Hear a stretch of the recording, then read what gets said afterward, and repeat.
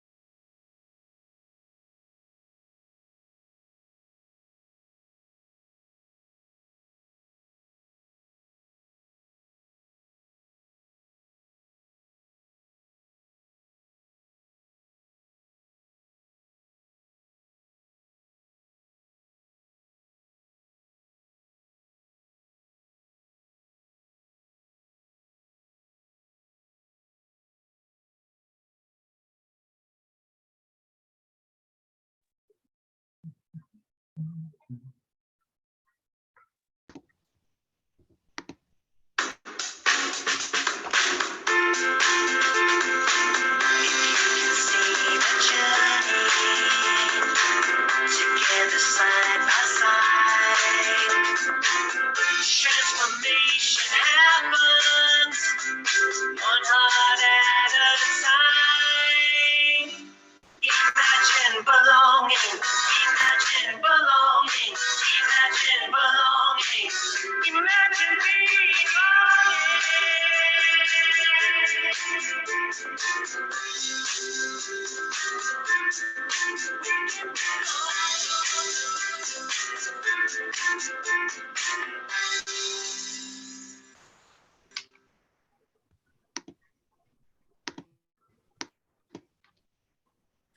Right. Hello and welcome, everyone. I am super, super excited that you're here and you are joining our live stream event today.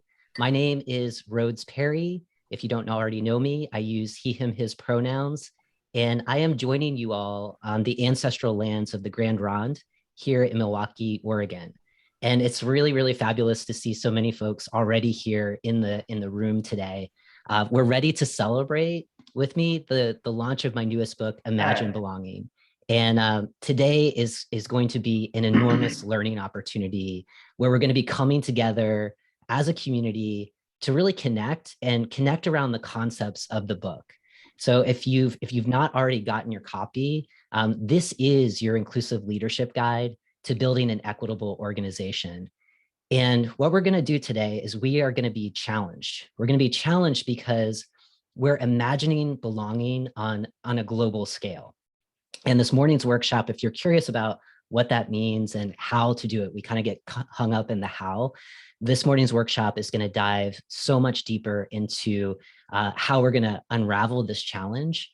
And our guests today, we have so many amazing guests who have said yes. You know, I'd love to talk about this idea of imagining belonging on a global scale.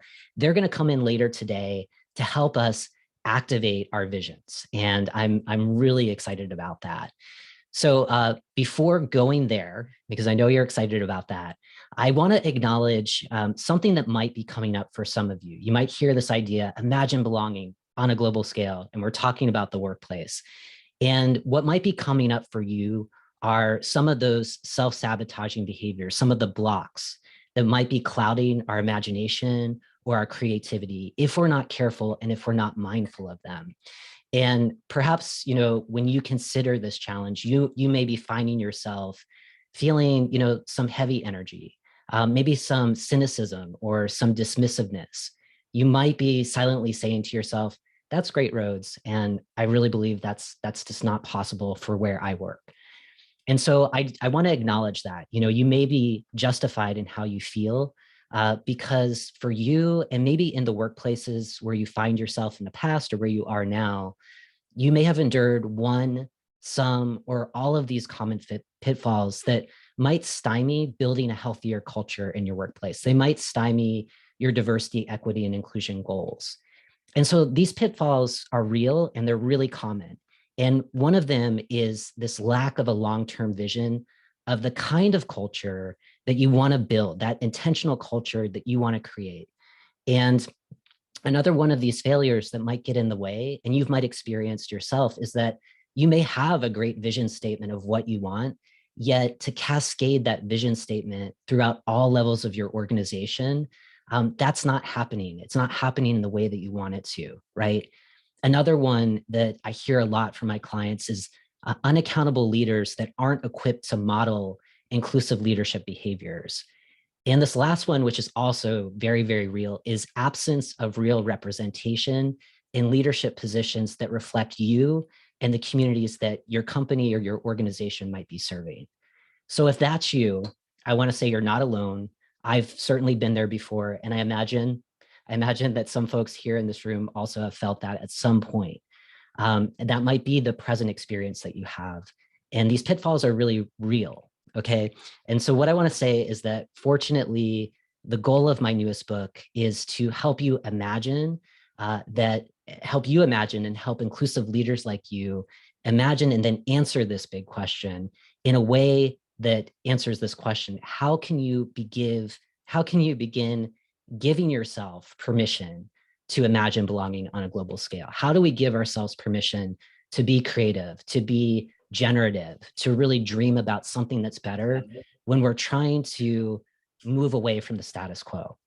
It's going to help you consider how to invite in other people as you do this as well, to help them kind of be mindful of some of those blocks that might be getting in the way, so that we can make transformation possible. And this is a transformation of building a belonging culture at work. And what I'm proud about is that it's going to empower you not only to establish this vision, but also to activate it. And it's going to encourage you to embrace this idea of culture transformation, not change. And I'll talk a little bit about what I mean by that in a second. So before we go into our workshop that we're going to do, I want to talk about 3 core concepts that are featured in the book. And the first is just, what do we mean by belonging? What do we mean by belonging at work? The second one is to really dive into the difference between change and transformation. And then the last piece that I just want to touch on is how we're going to give ourselves permission to imagine a world beyond the status quo. So the first piece, and probably the most important piece, is what does it mean to belong at work? And I think for all of us, intuitively, we know the feeling, right? We know when belonging is present, and we know that we're wired for it. You and me and everyone here today is wired for this. We long for it, we crave it, and we're worthy of it. And you know that also when it's present and also when it's not, you can feel it on a cellular level if you're enduring the sting of exclusion, right? And there's a couple of elements to what it means to belong at work. And this was some research that I was really proud to contribute to, and it was created by CoQual. And they came up with 4 elements that I think are really helpful for us just to assess for ourselves. Are we feeling this in the workplace, or is that not present, right? And the first piece is that you feel seen, right? You feel recognized for the knowledge, the expertise, the genius, the reason why someone said, yes, you are the one for the job. We believe in you, right?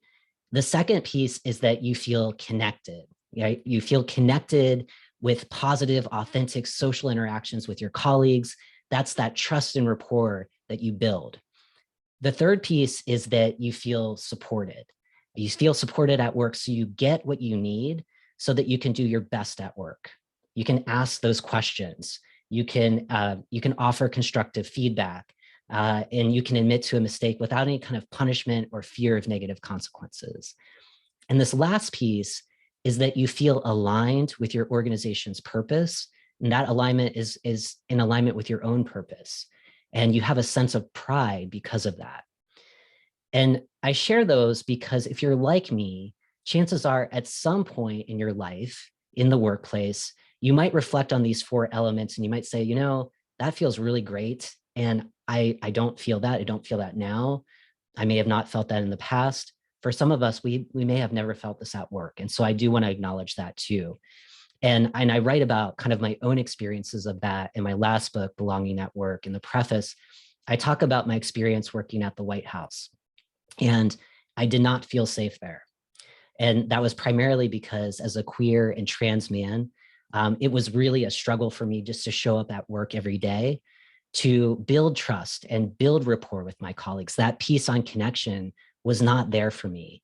And I really believed at that time when I worked there that if I shared the things that were most precious to me, things around my gender history, I would experience those negative consequences, that sting of exclusion that would allow me to miss out on those stretch opportunities, those promotions. And worse, in the back of my mind was thinking about, wow, like if I share anything about my family or who I am, I might get fired, right? And this is what I mean by the sting of social exclusion. So some of you might be really familiar with that. And again, I want to acknowledge it. And you are not alone. In fact, the majority of those of us in the workplace, 67% of us, feel some level of exclusion.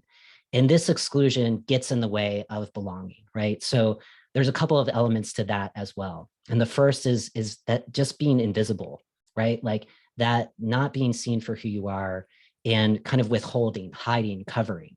And that's painful because we're brutally extracting the things that are most precious to us.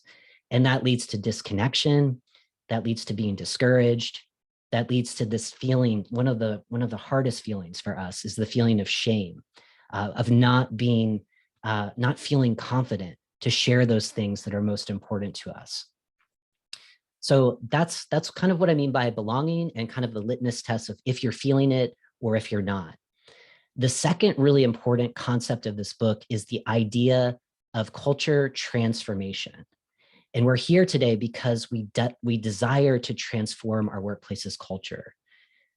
And to ensure our success with that, I want you to fully recognize what it means to transform your culture. And by culture, I really love this definition that Trabian Shorters shares, and it's really simple. So if you can remember one thing from today when we talk about culture, this might help you think about your own workplace culture. It is the transferable set of beliefs and behaviors that allows a group to survive. And now this topic of culture transformation, it's critically important today because businesses of every size are facing a once in a generation challenge. And that challenge is, how are they going to survive and ultimately thrive through a post-COVID-19 world? So if that's on your mind, you're in the right place. And remember, for a group to survive, right? We're not talking about thriving, but just to survive, they're going to be transferring a set of beliefs and behaviors. That is their culture. And this is your opportunity. So chances are, when it comes to your workplace culture, you likely desire something different from the status quo. You probably desire that because the status quo causes that tremendous harm that we just talked about. It causes that sting of exclusion where 67% of us are feeling it in some way, quite possibly on a daily basis when we show up in the workplace. And whether that workplace is virtual like this, or we're in person or some kind of hybrid form. So yeah, I think we all want to change the status quo. And this is the distinction. Do we really want to change it, or do we desire transforming it? So just think about that for a second. Or maybe if you're like me, just feel into that for a minute, right? So do we actually desire transforming our culture? So let's just take a deep breath into that. And just let it out. And breathe in again. And let's consider what change really means. So a change involves making something different, replacing something similar with something similar, right? And here's some practical examples of how change operates in our culture. And remember again that culture is the transferable set of beliefs and behaviors that allows a group to survive. So some changes that you may make every day, and you might be aware of it, you might not be. This is a big one. So hopefully you're aware of this one. You might change where you live. You might change what you read, what you watch or listen to. You may change the route that you take on a morning walk. Or change could be something as simple as just changing your mind. And in all of those examples that I just shared, here's what's true about change. If you changed where you live, you could always move back to the town or city that you moved from. If you changed what you read, watched, or listened to, you can always go back to consuming the old books, movies, or music that were once familiar to you. And if you change the route on your morning walk, well, you can change that back. And if you change your mind, it's really great. Our brains are pretty plastic. We can rewire them and change them back, right? So I hope that you're starting to recognize what I'm trying to get at here. Change is reversible. Change doesn't guarantee that what we're changing from is going to go right back. So in other words, to change something implies that even though something is made different or altered, that change can be reversed. Now, here's the key. When we're talking about a transformation involves a radical, dramatic, and permanent modification. And it involves a total and complete metamorphosis. So you're going from one thing into something that's completely different. And I think one of the best ways is if we just look at science, right? If we look at biology, if we look at physics. So in science, we see this all the time. So the caterpillar becomes the butterfly. The caterpillar is never coming back. When an element spontaneously combusts and becomes something completely different, that old element, it's not coming back. And for you and me, we experience this every 7 years. So our bodies transform on the cellular and psychological level. And so it's pretty easy to see the transformation that you have if you compare where you are today and you look back at pictures of when you're a newborn baby. That's a really dramatic, significant transformation, right? So we live it, we know it intuitively. And right now, I think you're getting my point, right? So I want to take it back to the workplace. So much like these examples, these kind of science examples of transformation, inclusive leaders like you and me, we have to recognize if we truly want to move away from the status quo, we don't simply want to change because we don't want to run the risk that our efforts won't be sustained over time. So rather, what you and I desire, we want to radically transform how we lead, how we build our teams, how we shape and how we influence our workplace culture. And that might even be radically thinking about the organization of our workplace. And that means that we're growing and evolving into what we've been destined to become. That's what I mean by culture transformation in the workplace. And that's what Imagine Belonging helps you accomplish. So this book gives you that permission and the courage to commit to building more belonging at work. And it invites you to activate your imagination. And it will help you transform your workplace culture into one that's not only more diverse, equitable, and inclusive, it's also going to help build more psychological safety, more trust and rapport with your colleagues, and more of a sense for you to feel seen, connected, supported, and feel pride in your work. That's belonging. And that's why we're here today. And we're centering our efforts around those in our workplace who are the least likely to feel safe on the job. So Imagine Belonging is a calling, it's an invitation, and it's inviting you to begin visualizing something different, something better for yourself, something better for the colleagues that you work with, and perhaps something better for your organization. And sometimes, when we're left with that blank canvas, if I were to give you, a pen and a blank piece of paper, and I asked you, tell me what your long-term vision of your workplace culture is, that can feel overwhelming, right? Sometimes we don't know what we want. We just know that we don't like what we're currently existing in. And so what this book can help you do is first start by naming those aspects of the status quo.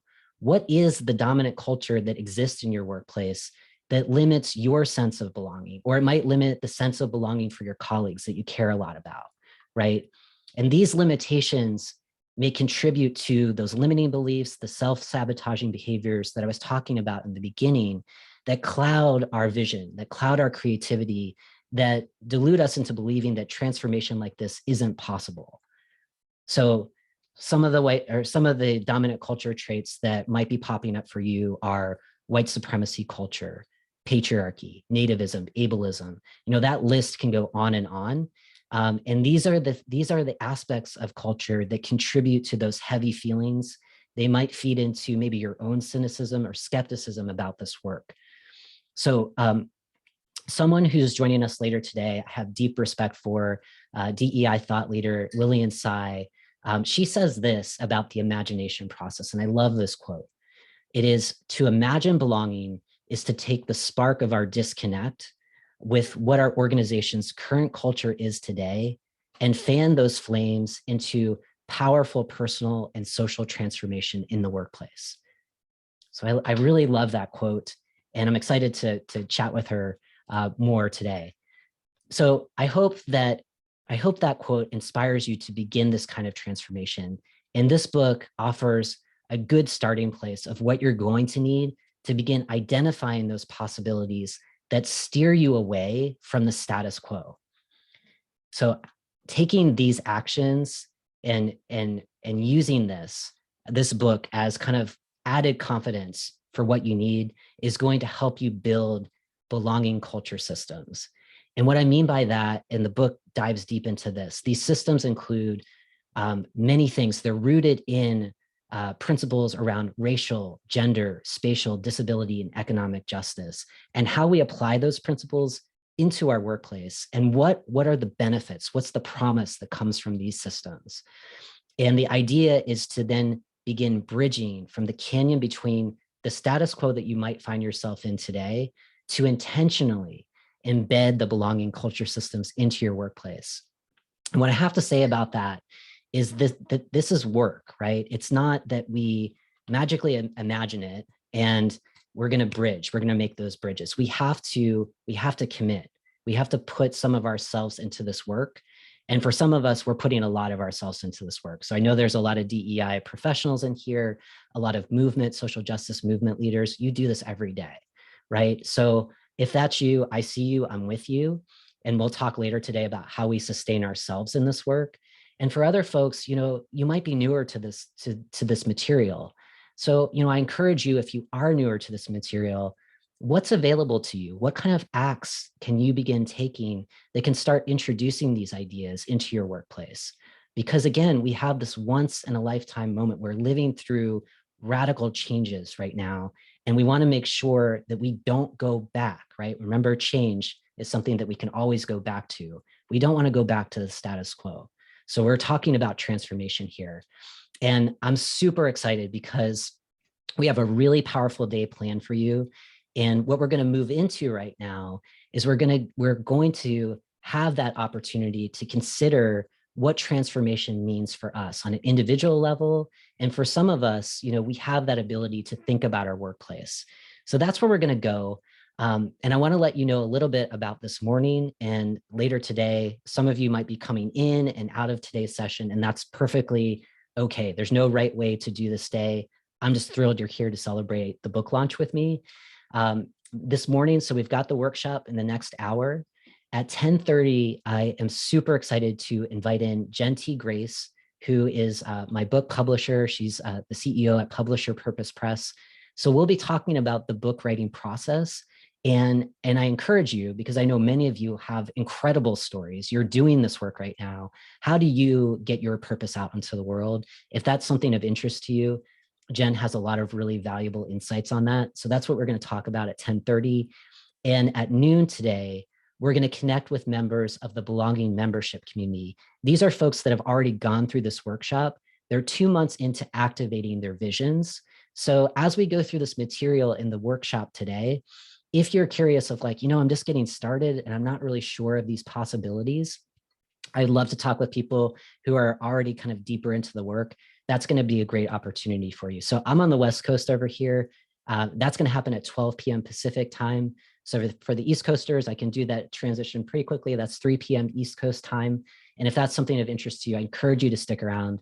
Later today, we've got a lot of incredible programming. So I know you've all registered. So I encourage you just to take a look at that Zoom agenda, and you'll have an opportunity just to kind of see, okay, I definitely want to hear Joel Brown talk today about transformation.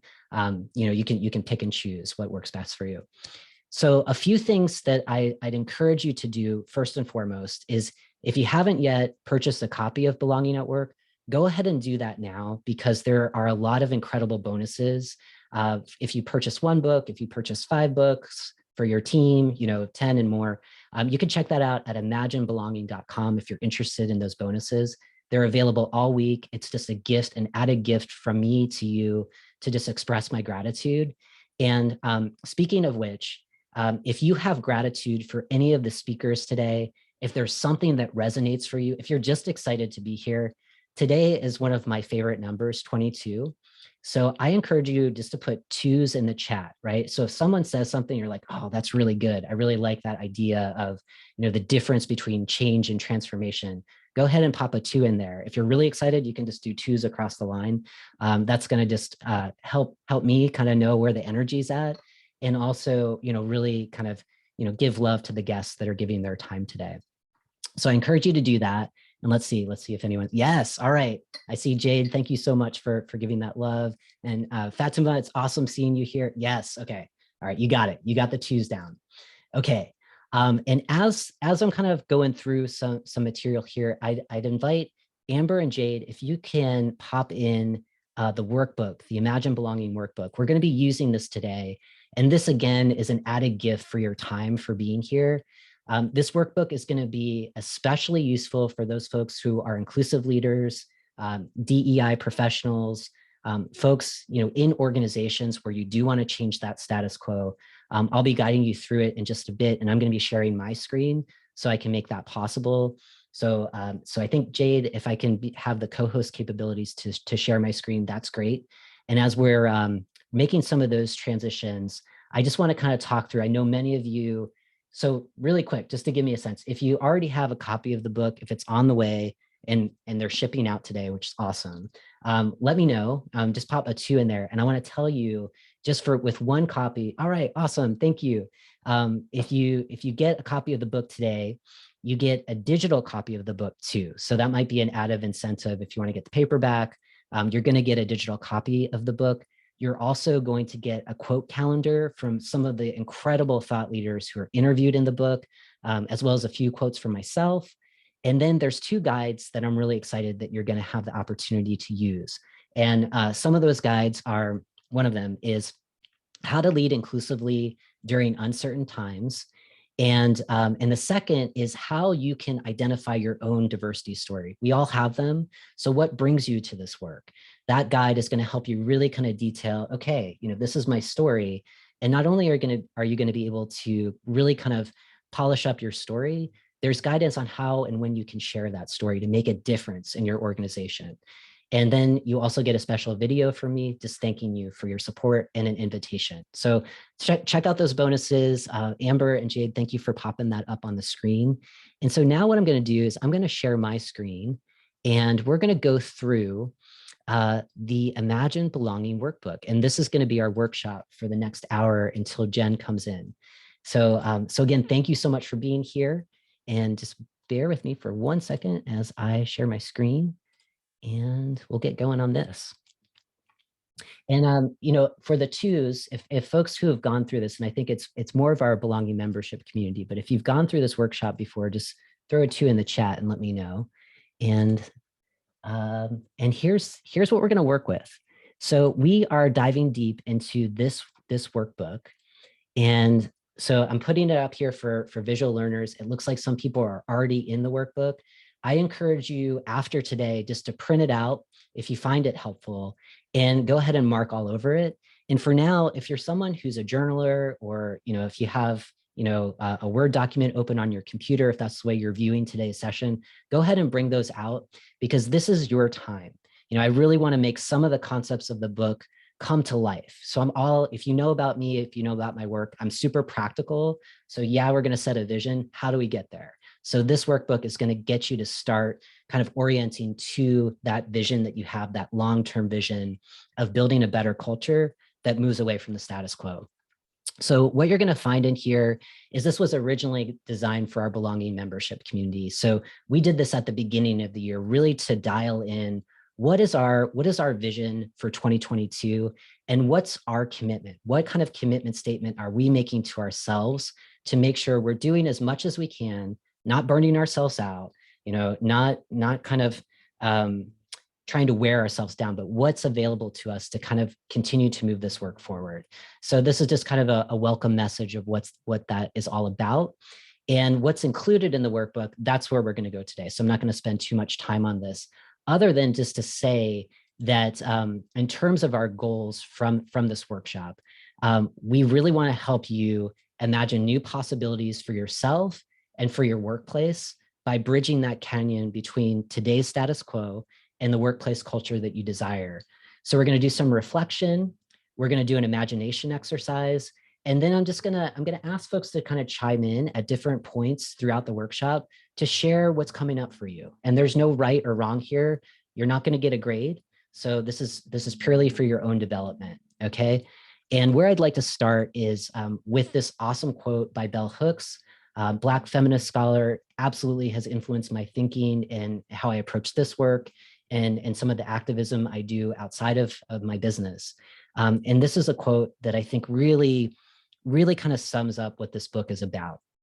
And this quote is, "To be truly visionary, we have to root our imagination in our concrete reality while simultaneously imagining possibilities beyond that reality," right? So I think many of us, we know what our reality is, and that's where we are today. And we want to be able to free ourselves from those limiting beliefs to imagine those new possibilities. And so that's where we're going to go. With this, and I want to really underscore, this is not work, right? You might be joining us, it might be your work day right now, you might be in your office. So what I'd like for you to do is try to shift your physical environment if that's possible to you. And what I mean by that is I'd love for you to surround yourself, if there's a picture of someone that you love available or something that you love or a place that you love, kind of pull that out if it's close by. If you're like me, I have some essential oils going on over here, got some lavender, right? Just to kind of light up different senses other than being here. We don't want to just be here in our thinking mind today. We really want to feel into what could be possible. What is that feeling of belonging? What could that look like? And how does our long-term vision bring that out? So maybe it is like wrapping some fabric around the phone that continues to kind of buzz at you. Maybe turn your phone off. Just be here now. This is your time. You decided to be here. And so I want to make this special for you. So go ahead and do that. And as you do that, there's a couple of other kind of guiding points that I have for you. So there might be, and this might be easier. So if you're like, I'm in the office, I don't have pictures available, Rhodes. If you want to quickly, look up a favorite quote or a song lyric or something like that, go ahead and do that. Like, we want to draw out what inspires you. And not now, but later on, when you really dive deep into this workbook, I'd love for you to kind of like identify some music. And we created a Spotify music list in our community of just things that remind us of why we do this work. So if you're struggling, or if you're looking for kind of new music to kind of diversify what you listen to, that's another gift for you right there. And then where we're going to go now is we're going to do some reflection questions. And these questions are just here for you to kind of look back on what you've accomplished over the last year when it relates to this work. It could be like, hey, I'm new to it. I picked up a book. It really jogged my memory, or it jogged me into being inspired to do something different in my workplace. If that's you, that's great. For some of you all leading DEI work in your organizations, or if you're like me, you have your own business and you're guiding organizations along, what's something that's a big accomplishment for you? That's what we're going to reflect on. And, these are questions, right? And you'll be writing. And for some of us, we're visual, and, writing out things isn't quite as helpful.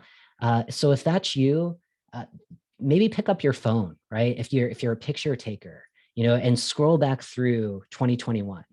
And maybe that's going to help you remember, oh yeah, I went to this event. It was really great. I connected with colleagues. I felt seen. I felt supported. Go ahead and do that. And as you're kind of preparing your space, we're going to go into a reflection activity here.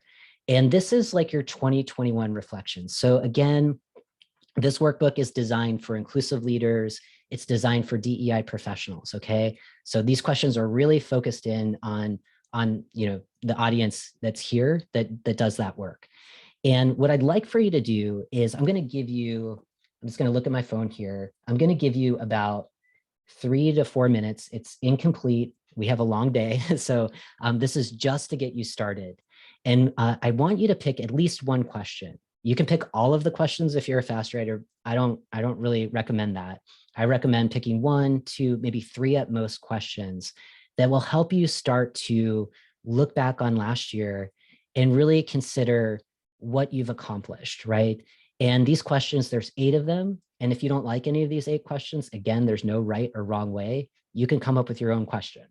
And these questions range from describe the biggest lesson that you've learned this past year related to your DEI work. Maybe you just discovered doing this work in your organization, and that's the biggest lesson, right? If 2021 was a chapter in the book, so here we go. If you were going to write your book, what would that chapter be called to describe last year? Is it a word? Is it a phrase? And the third question is describe your favorite professional moment of joy or bliss this past year when it comes to your DEI work. So what brought you joy? What allowed you to feel that sense of pride, right? When we think about those elements of belonging, where did you find alignment where it's like, yes, I'm in the right place, I'm doing this, and this professional moment really underscores the why.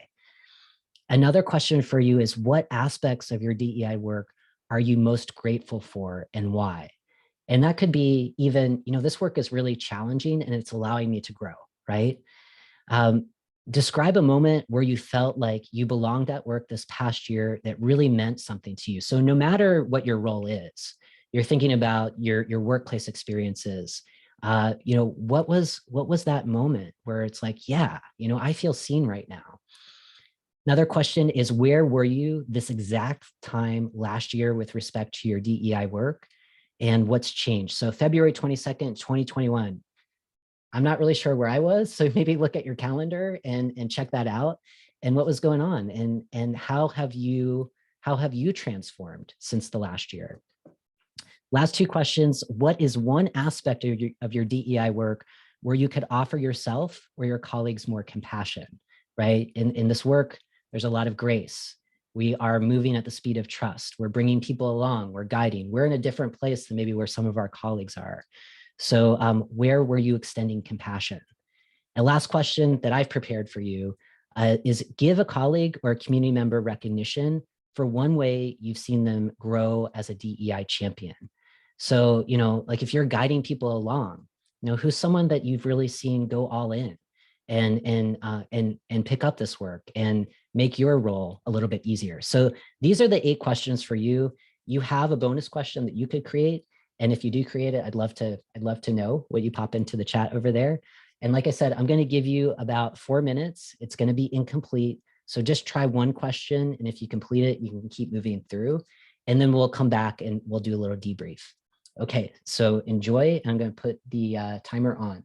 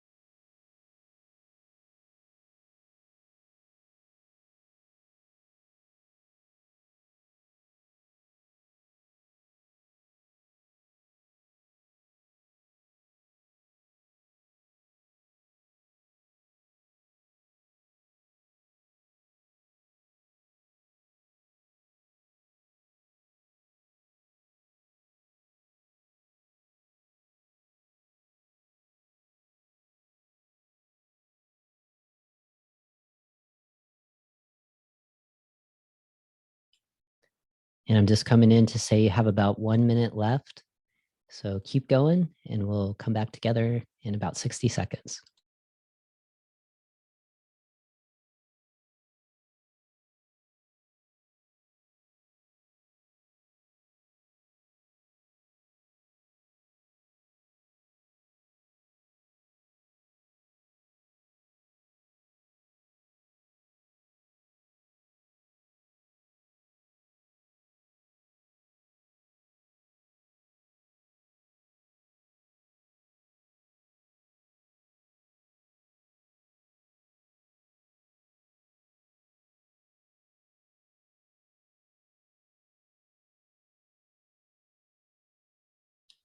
And as we're wrapping up, we have probably about 20 seconds left. Tom, thank you so much for sharing one of your reflections here. And for other folks, if you wanna pop in your reflections, that would be fantastic. We're gonna debrief and then move on to our next activity in just a bit.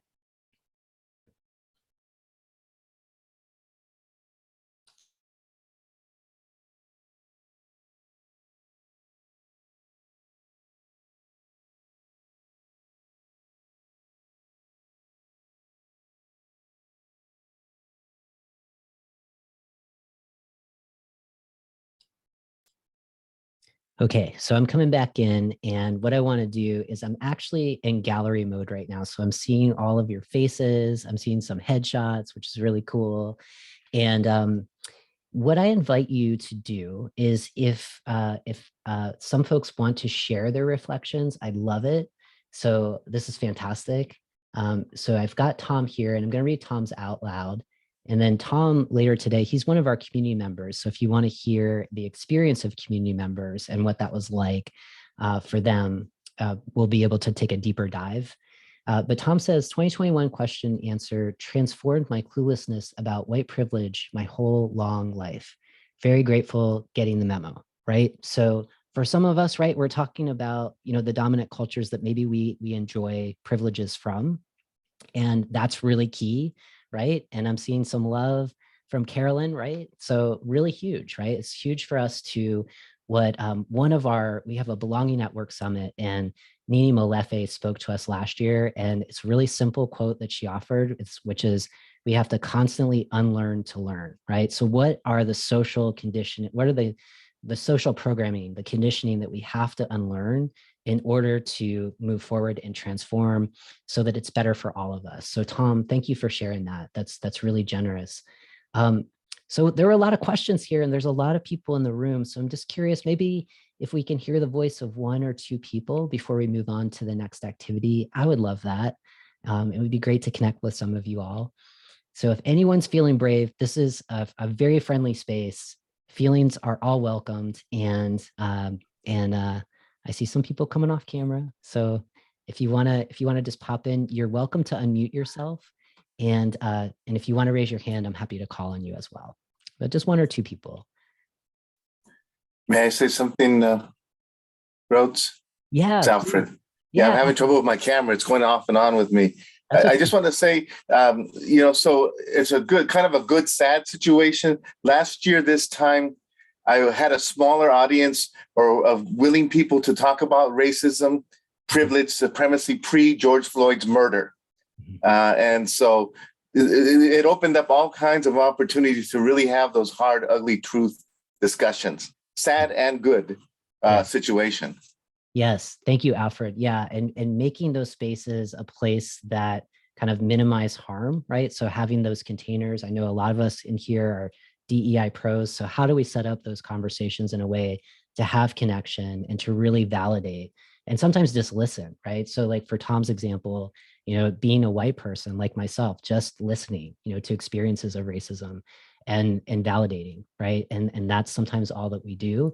And then with those stories, caring for those stories, what do we do to kind of engage in acts of allyship when it's possible? So I really appreciate that. And I'm curious about, Kelly, I see Kelly and Linda over here. So let me read these out. And Angie and Susie. Okay, so we've got some folks here. So we'll take one more person right now. So if you want to speak, you can raise your hand. And I'd love to read just through some reflections over here. So Susie says, biggest lesson in my DEI work is that the learning is never done. It is fluid. It requires being able to be both humble, curious, and comfortable being uncomfortable. Yes, yes, I'm seeing some head nods in here. That is the work, right? And we have to continue doing it. And we'll talk about how we sustain ourselves, how we maintain the stamina to continue being open to learning, because that's energy, that's effort, and that's the magic, in my opinion. Angie says, name of book chapter, trying to walk the talk, 3 steps forward, 6 steps back, right? And this is one of the themes that we're going to be talking about this year at our Belonging Summit, is just exploring, since the murder of George Floyd, the commitments, and especially the commitments around building anti-racist organizations, and kind of 2 years, almost 2 years out now, when are we starting to see backlash from leaders that are expecting kind of magically transforming their organization overnight? How do we manage those expectations? So 3 steps forward, 6 steps back could be a really good chapter name there. I would be interested in reading that. So Angie, if you want to publish that, definitely stick around for our conversation with Jen at 10:30 Pacific time. And Linda says, grateful for colleagues that share passion for DEI, not everyone. Nice to share the journey, move things forward, and learn from each other. Right on, right on. Yes. And Kelly says, I'm grateful for the leadership position within my organization that has allowed me to plan and facilitate fearless conversations at work on race and injustice, right? So the conversations are the starting piece, right? And we have to continue them. And at the same time, we're developing leaders, we're developing ourselves, we're also transforming systems, right? So there's a lot of, for a lot of us, we're juggling many, many things. And I'm seeing some head nods here for sure. And some love coming back at you, at you, Susie. All right, so Andrea, I see you. I'm going to read Andrea's, and then for the sake of time, I'm going to move forward. So Andrea says, 2021 highlight, getting an article published on the cost of doing DEI work and what to do about it, joining the Belonging at Work community, realizing the self-care and recovery time required for practitioners doing this work. So if you haven't checked out Andrea's article, Andrea, if you have the link to that, I think that could be so valuable to share in this space. We were able to have to use Andrea's work to feature it, lift it up, and actually talk in our community about how we kind of manage secondary stress, secondary traumatic stress. How do we avoid burnout? How do we avoid compassion fatigue as we continue doing this work? And that article is amazing. And I hope that it continues to get shared again and again. So please, if you can, I'd love it if you could pop that into the chat here. Okay, so I'm going to go back to sharing my screen so we can round out our workshop, which is going into the imagination part, right? So let me pop this back up. You all are doing really great work. In this guide too, there's some tips so that you can continue. If you felt like, I really, really wish that I had more time. I do too, because I think we could spend the whole day doing something like this. Here's just some tips on how to continue doing that reflection work after today. So I encourage you to read through that. And where we're going to go next is just something that I like to think about as we talk about transformation. Remember, like, transformation is becoming something completely different. So to transform means that we first have to grieve what we once were and then grow into what we're destined to become, right? So sometimes, and maybe that goes into the unlearning to learn. So maybe there's some things that we might have been attached to. We learn, we learn from people kind enough to offer feedback, gifts of feedback. And then that allows us to reconsider how we're showing up in the world to move into a better version of ourselves. So that's kind of what I mean by that. Okay, so what I'd like to do next is we are going to go into some deeper imagination work. So we're going to have about 10 minutes. And again, this is going to feel pretty incomplete. However, I think this is going to get you started on pulling together a really powerful commitment statement. So what we're about to do is we're going to look at 8 pillars of an organization. So again, this is really ideal for inclusive leaders, DEI professionals. And what we're going to be doing is writing statements about each of these pillars as if the transformation that we desire has already happened. And there's some brain science to this that I'm not going to bring into the conversation right now, but this is really, really key to activating our imagination. And you'll see why in just a bit. So we're going to write statements like, I am so grateful that my leadership team is all in on doing this work. I really appreciate that they recognize the value and the importance of doing it. They've resourced and staffed my team, whatever. You can go on and on, dream big, and then, just express your gratitude. And as you do this, it might seem silly, but if you can get as specific as possible, that's really, really key to kind of dialing in and clarifying your long-term vision. And then I want you to also kind of, if it's like, I'm not really sure, if you're starting to see glimmers, maybe it's words, maybe it's phrases, maybe you're writing a poem, maybe you draw a picture, whatever works for you. Again, there's no right or wrong way. And then the last piece is, after you go through each of these sections, I'm going to ask you, in your own time, just to kind of breathe into what you just wrote. And if there is one word that could describe a feeling, even if it's super simple, like I'm happy, I'm relieved, I'm grateful, like whatever it is, don't overthink it. Just kind of write that one word down. And I promise you, it's going to lead to something really magical. And these 8 sections include your leadership team. And in each one of these sections, when you're in the workbook, if you have it open, it's there's an example up there. So I'm so grateful, my executive team tied 20% of their compensation to my organization's DEI goals. And so then you would kind of down here, you would describe the feeling. So I feel proud, I feel relieved, whatever that might be. So you'll go through your leadership team, your DEI budget and team, DEI metrics. There's examples on all of this, so don't feel like you're lost here. People and relationships, learning and development, so training, coaching, things of that nature. The physical and virtual design of how you connect in your organization, ESG commitments, accountability, transparency. Those are the eight sections. And Amber and Jade, if you could pop in the workbook again, and I'll do that as well in the chat. I just want to make sure that if anyone just joined, you have access to what we're working in. So I will pop that in here right now. And for those folks that already have the workbook, I encourage you to start. And again, just get super specific. So it is, let's just imagine the date that you're writing your statements. It's December 31st, 2022. So what has happened? What transformation has already taken root in your organization? And thank you, Amber, for that. So we are going to go into this. I'm going to give you about 10 minutes.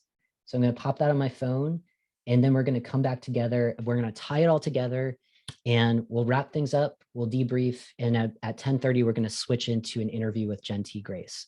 All right. So good luck. And I will see you in 10 minutes.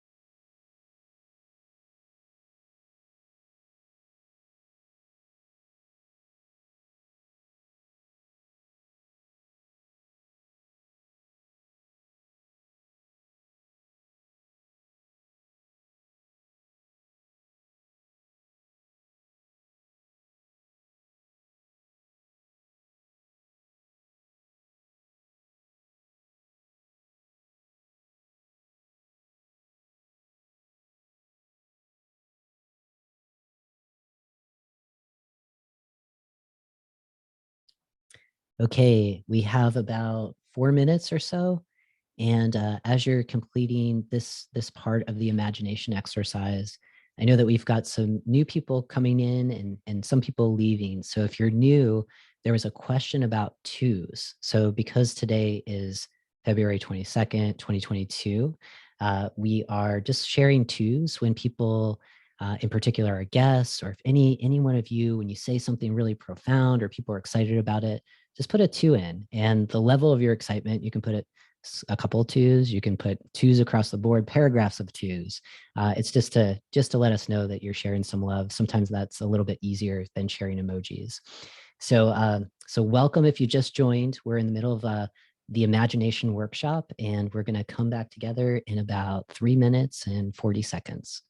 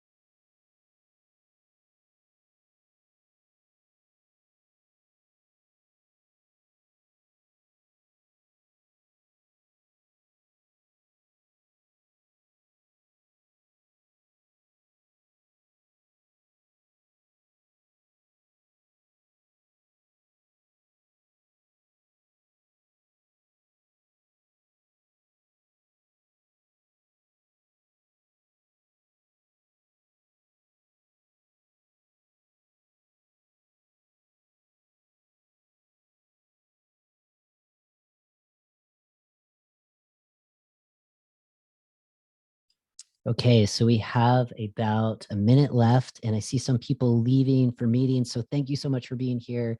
Come back in later today if you can make it. We're going to be here for a couple more hours, which is awesome.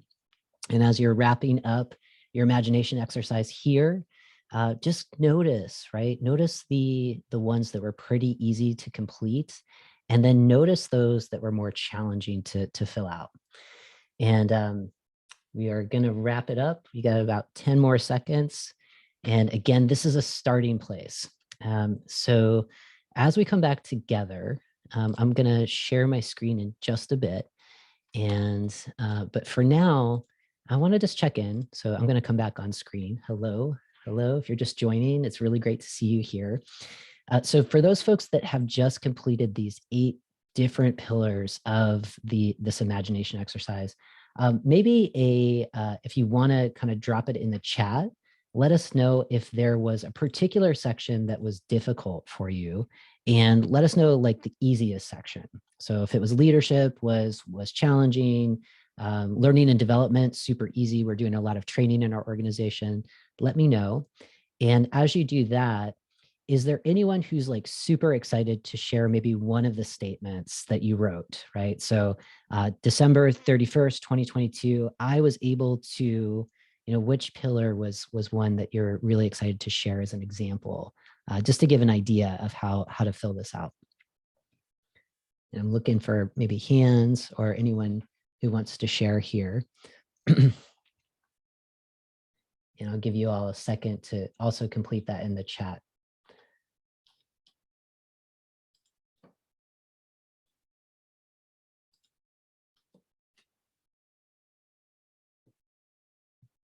Okay.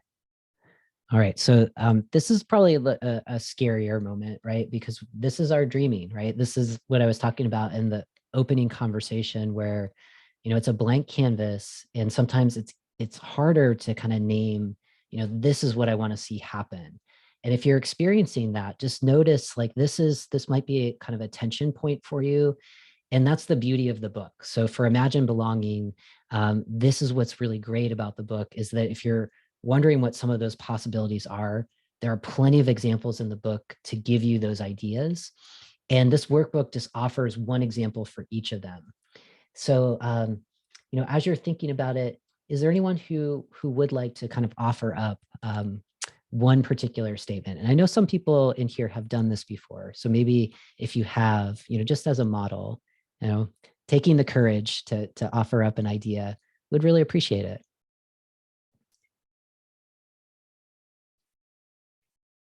All right, I'm not getting any takers on this. So there's big thinking here. It looks like some people are writing maybe in the chat, so I'll let you do that. And just, if this is challenging for you, what I'd like to do is just kind of go through a couple of these examples here. And I will kind of bring my screen back up so you can see it. But we've got here, accountability and transparency. This one might be hard for some people. This is usually one when I work with leadership teams in particular. It's really great to kind of say, all right, we're doing training, we've created our strategic plan. And then I ask, leadership teams, all right, so how are we going to hold ourselves accountable to driving this work forward? What are we going to invest of ourselves to make sure that we reach success? And so, on the leadership team, I shared that example of tying, executive bonuses or executive pay, a percentage of that to making sure that aspects of building a better culture are held, as a part of being evaluated. And another piece on accountability and transparency is, in annual reports, are you sharing this with important stakeholders in your organization? And if so, you can say something like, it's December 31st, 2022. I am so thankful that we reported our DEI progress and areas of opportunities in our 2022 annual report to our shareholders. So that's big, and if you can get that to happen this year, that would be incredible. And if you were, maybe in that blue box down below, maybe the feeling that you would add is, wow, I'm relieved. That was a big step for my organization to do.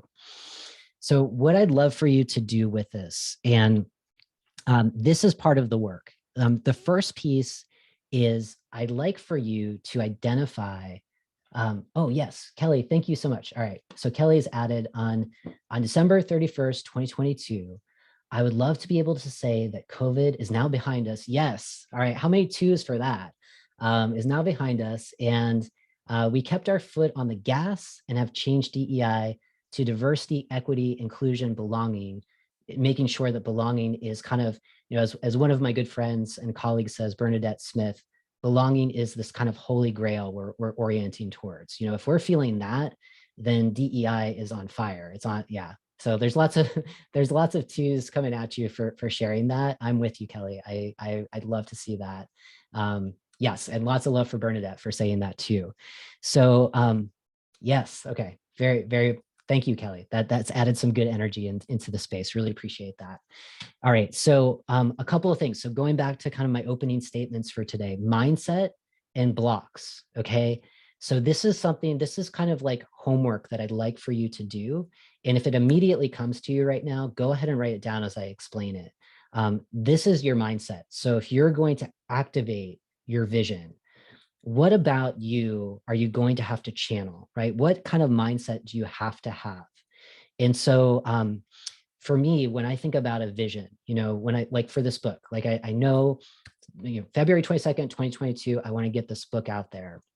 The mindset that I cultivated, and I've got a bunch of pictures over here, but it's a picture of a mountain, right? And there's lots of pictures of mountains, but I try to channel mountain energy. So, and what I mean by that for me is it's about steadiness. It's about courage. It's about strength, no matter what, right? So if you look at a mountain, the mountain, and where I live, I see Mount Hood every day, right? So Mount Hood, there could be a blizzard on top. There could be an avalanche happening. The mountain is still there, just as much as if it's a sunny day and the flowers are blooming and the bees are all around, right? So that's the kind of energy I think, in terms of this work, it just makes it easy for me, when things are challenging. Okay, just remember the mountain. I can get through this. So what is it for you? If it's a physical thing like a mountain, if it's a mentor that you've remembered, someone who's had an impact on you, that helps you kind of get into that kind of mindset, what would that be? And if something immediately comes to mind, definitely pop that into our chat here. I'd love to kind of see what shows up for you, if there is something. And again, it may be words, it doesn't have to be a thing, or it could be something totally different, whatever kind of works for you. So think about that. What is that mindset you have to channel to make your vision happen? So as you're thinking about that one, you can go ahead and write it down. The next piece is then to name the blocks. So what kind of will get in the way of this? And I'm going to read what Rika offered here. So I like this. So I'm thankful that I have had an opportunity to expand my impact in serving the community. Okay, so this is kind of like channeling at the end of this year. My relationships have become more authentic and meaningful.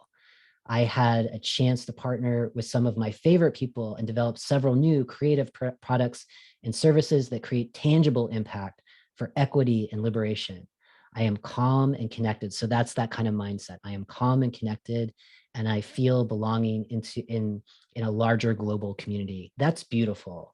That, and Rika, you're getting twos from Susie. So if you feel what Rika just shared, I'm going to pop in some twos there, because that's a beautiful long-term vision that's specific too. So it's specific. There's things in that are orienting you towards where you're going to be at the end of the year. And thank you everybody for sharing some love there. So that's so Rika, you're ahead of the class. You've got to the commitment statement, and we're almost there. So the other piece, and it's interesting, we're at this piece, and it's like, I haven't had a chance to talk about it, but these are the blocks, right? So this is what you know about yourself when you're looking in the mirror, and you're looking at how beautiful you are, the things that maybe we fixate on that are coming back to us. What are some of those blocks that might get in the way? So when I go back to the mountain analogy for myself, the things that often get in the way for me is usually like righteous anger, frustration, or disappointment, right? So we're in the space. So many of you all, you're here because you get it and you know what's possible. And maybe you're frustrated because why isn't this happening? Why aren't more people understanding how important this is? That definitely pops up for me.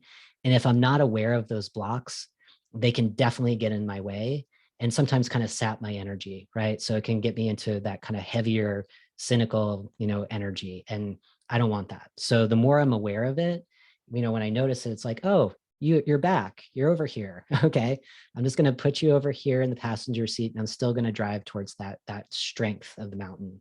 So if you can be honest with yourself, and you don't have to share this in the chat, but be honest with yourself as you write it down.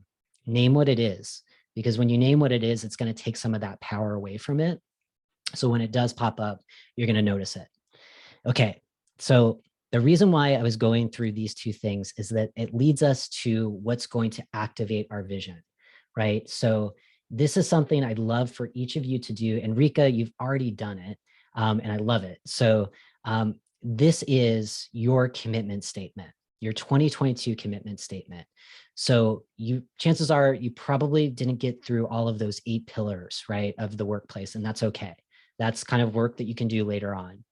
What you're going to do with that is you're going to go back through all 8 of those pillars, and you're going to identify the feeling. So not all the specifics, but the feeling, right? So if your leadership team says, yeah, I am all in and I'm going to tie my executive pay to this work, what is that feeling for you, right? So that's what you would say, Rhodes Perry, I put an example of what a commitment statement could sound like. And this is very kind of, there's no right or wrong way. So, but the commitment statement that I did is you put your name, Rhodes Perry, call upon the mindset, right? So you're going to what is that energy that I'm going to need to see my goal happen? So my mindset is that mountain energy of strength, courage, and steadiness to transform myself and believing that I can transform my workplace. And I'm going to liberate myself from that self-sabotaging, the blocks, the limitations. So I call it the lava explosion of anger, frustration, and disappointment, so that I can feel, okay? And that's where you plug in all of those feelings that you did. There's 8 feelings. So with your leadership team, so I can feel, what did I have for the leadership team? So that I can feel confidence in my leadership team, excitement with my DEI budget and team. What can I do if I actually had a budget to do this work well, right? Motivated with my metrics. So I know I've got that long-term vision and I've got some metrics along the way to know, am I steering in that direction or do I have to course correct, right? So, so there's motivation there, support in my relationships, right? So when you think about the people and like what Rika was saying in her statement, feeling that connection, feeling that trust, that rapport, empowered with my learning and development strategy, right? So that's you're empowered, right? Because you're training, you're coaching, you're bringing other people in and equipping them so that they can do this work really well. Proud with our physical and virtual design, right? So you're creating a universal design that's more accessible to people, whether it is virtual like this or in the physical space. And inspired by our environmental, social, and governance commitments, right? Giving back to the communities that we have presence in, that we impact, and relieved that we're enhancing our transparency and accountability commitments. So that's the statement, okay? It's a big statement. It's specific, and it's rooted in our feelings about this work. And at the end of the statement, you say this, and you can say it out loud right now and see how it sounds. You kind of want to get your mouth used to saying these words and your ears used to hearing them so you can feel them kind of vibrate through your body. So this is my commitment. I am clear with my vision. I am confident in my approach. I'm ready to act, right? Because it's not going to happen if we just write it down. We have to act. And I deserve this transformation because you do, right? And then you sign it and you date it. And here's what you do with it. And this is really, really important. So when you come through, you write your statement, you don't even have to print out this book. You can just write it in a journal. You can put it in a Word document. But I do want you to have something physical wherever you work. It could be at a desk. It could be in your home, wherever you tend to do the most work, and just put it up on the wall. And for me, I like following the moon cycles. So kind of every new moon, I take a look at it. So it's every month. Like, okay, when's the new moon? The next new moon is March 2nd. Okay. And I just look at it and I say, does this statement still ring true to me? Or is there something that I need to alter that would be more, when I say it, I'm going to feel it and I'm going to feel that it's real for me. And sometimes, if it's month to month, there's not much change. But I redid my statement with the belonging community at the beginning of this year. And already, there's already been a couple of changes that I've made. And so, it's not static, so don't feel like, oh, I have to get this right. And if I don't get it right, it's not going to happen. We ebb and we flow. So what's going to alter it to make it more real? And this has a lot of power, right? So I really, really would love for you to give this the time and the attention that it deserves. And I'm going to kind of go through and to see what's kind of popping up for people over here. And I saw that Andrea had this about mindset, right? So when we look up here, you're going to say your name and you're calling upon the mindset. And this is what Andrea offers. Renewed hope. Barriers can be moved. Energy that the community of transformation is growing for a global shift. Courage to carry on. I love that. I love that, right?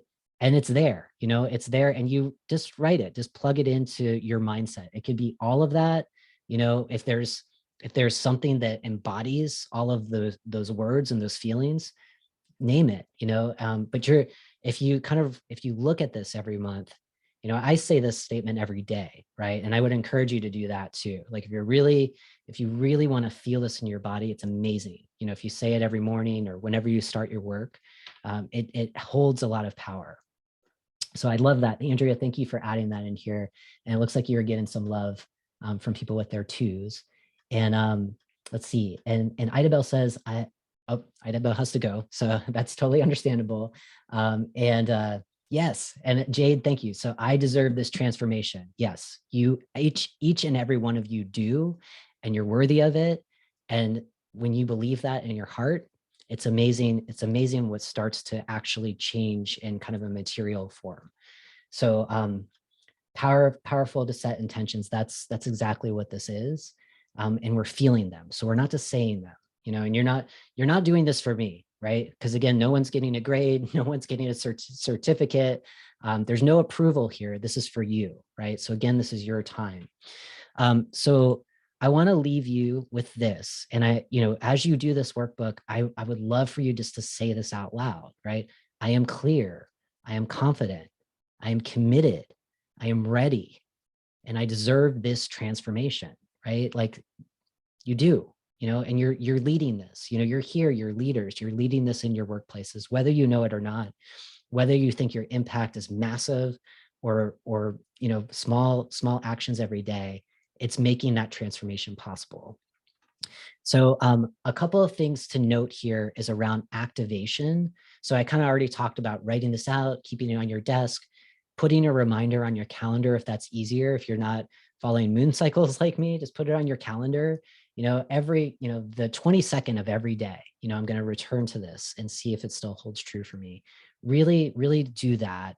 And consider sharing this, right? So consider sharing this with someone, a close friend, maybe someone in your family, get used to sharing it with someone else so that, like with Andrea's mindset, right? Just reading that out loud. I mean, I was feeling, I have like goosebumps on my arms, right?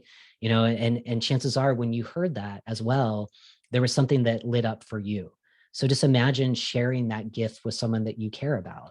And if it's possible, right? If you are in a workplace where you have a trusted colleague or a group of people, maybe you're on a DEI committee, try to share this with your DEI committee. This is a really powerful exercise that will help you start to think about what is our long-term vision. Because if you remember in my opening remarks, I think this is one of the biggest things that stymies DEI goals is that there isn't a long-term vision. There might be a DEI statement, right? But what's your theory of change? How is that going to change for each individual for your organization? And the more that you can get clear about that, the easier it will be to then set those milestones of like, are we moving towards that or are we not? And if we're not, what do we need to change? That's really key. And I see that missing with clients that I first start working with. And there's a lot of activity happening, where it's like, we're training over here, we're coaching over here. And I'm like, for what? What is it for? What is that long-term impact? And that's where it's almost like that blank canvas and people get really quiet because they're not sure. And this is an activity that can start us to get more focused. So I'm just being mindful of the time here. So a couple of things that I want to leave you with is, if this is helpful, I know we've got some members in the belonging community here. Thank you for being here. I'm excited that you're here. If you want a space with working with other people, this is a great community for you. There's information in this guide if you want to check it out and learn more about it. And a couple of other things just for you to note to continue these conversations. Certainly today, we've got some amazing guests lined up. I'm going to stop sharing my screen now so I can see you all. We've got some amazing guests lined up who the early morning hours after we talk with Jen about publishing your purpose, we're going to be talking about imagining belonging at work on a global scale. And so we're talking with someone who works in a global organization. So if you're someone who does work in a global organization, how do you do DEI work that might be rooted in the United States, or it might be rooted in France, right? But what does that look like when you have offices on completely different continents than where you're at? So we'll be talking with Swati Masur at, I believe it is 11 o'clock. And then Kelly Houston, we are talking with Lily and Sai and James Green, all about imagining belonging on a global level. And then after our lunchtime roundtable, we'll be talking about how we activate this vision. And we'll have Lisa Watson, Joel Brown, and a couple of really incredible people just talking about, these are people that really think about, vision setting and activation. So they have a lot to say about this. And it's going to happen really quickly. It's a 15-minute sprint. So just little bits, and you'll definitely learn where to find these folks if they really inspire you just to continue that work. Okay, so with that, we've got about 5 minutes until we connect with Jen, and I see that she's in the space now. So welcome, Jen. It's so good to see you. We're going to get started in just a little bit. So a few reminders, just because there are some people that are just coming into the space. Some people are leaving. And again, there's no right or wrong way to do this live stream event today. The important thing, though, especially when Jen starts talking, she's going to get fired up. And chances are you're going to get super excited about what she has to share. So when you're starting to feel excitement, you might be looking through the chat right now and saying, what are all these twos about? Well, 22 is my favorite number. Today is February 22nd, 2022. So that's the purpose of the twos. It's just to kind of show your excitement. So you can put 1, 2 up to like paragraphs of twos, just to let us know like how excited you are about today's events. And with that, I just want to go back to the chat and see if there's any kind of questions that people had about the workshop. Lots of excitement. So thank you so much for adding that in here. Laura, I agree with you. Lillian Sai is amazing. So she's coming in at 11:30 Pacific time, 2:30 Eastern. That's as fast as I can translate time for you. And let's see. And yes, we do. There was a question if we do have transcripts. So we do have a live transcript going right now, and we're also recording this. So everybody who's registered for the event, you're going to get a thank you message with the recording and also the transcripts. So you have those available to you. And let's see. All right, cool. And Jen's got the twos down as well. So a couple of things before we talk about publishing your purpose, and that is about our bonuses. So we do have some special bonuses today, and there's a bunch of different tiers that you might have noticed, right? And we've got up here, we've got just like when you order one copy of the book, you get some really exciting things. You can see those on the screen.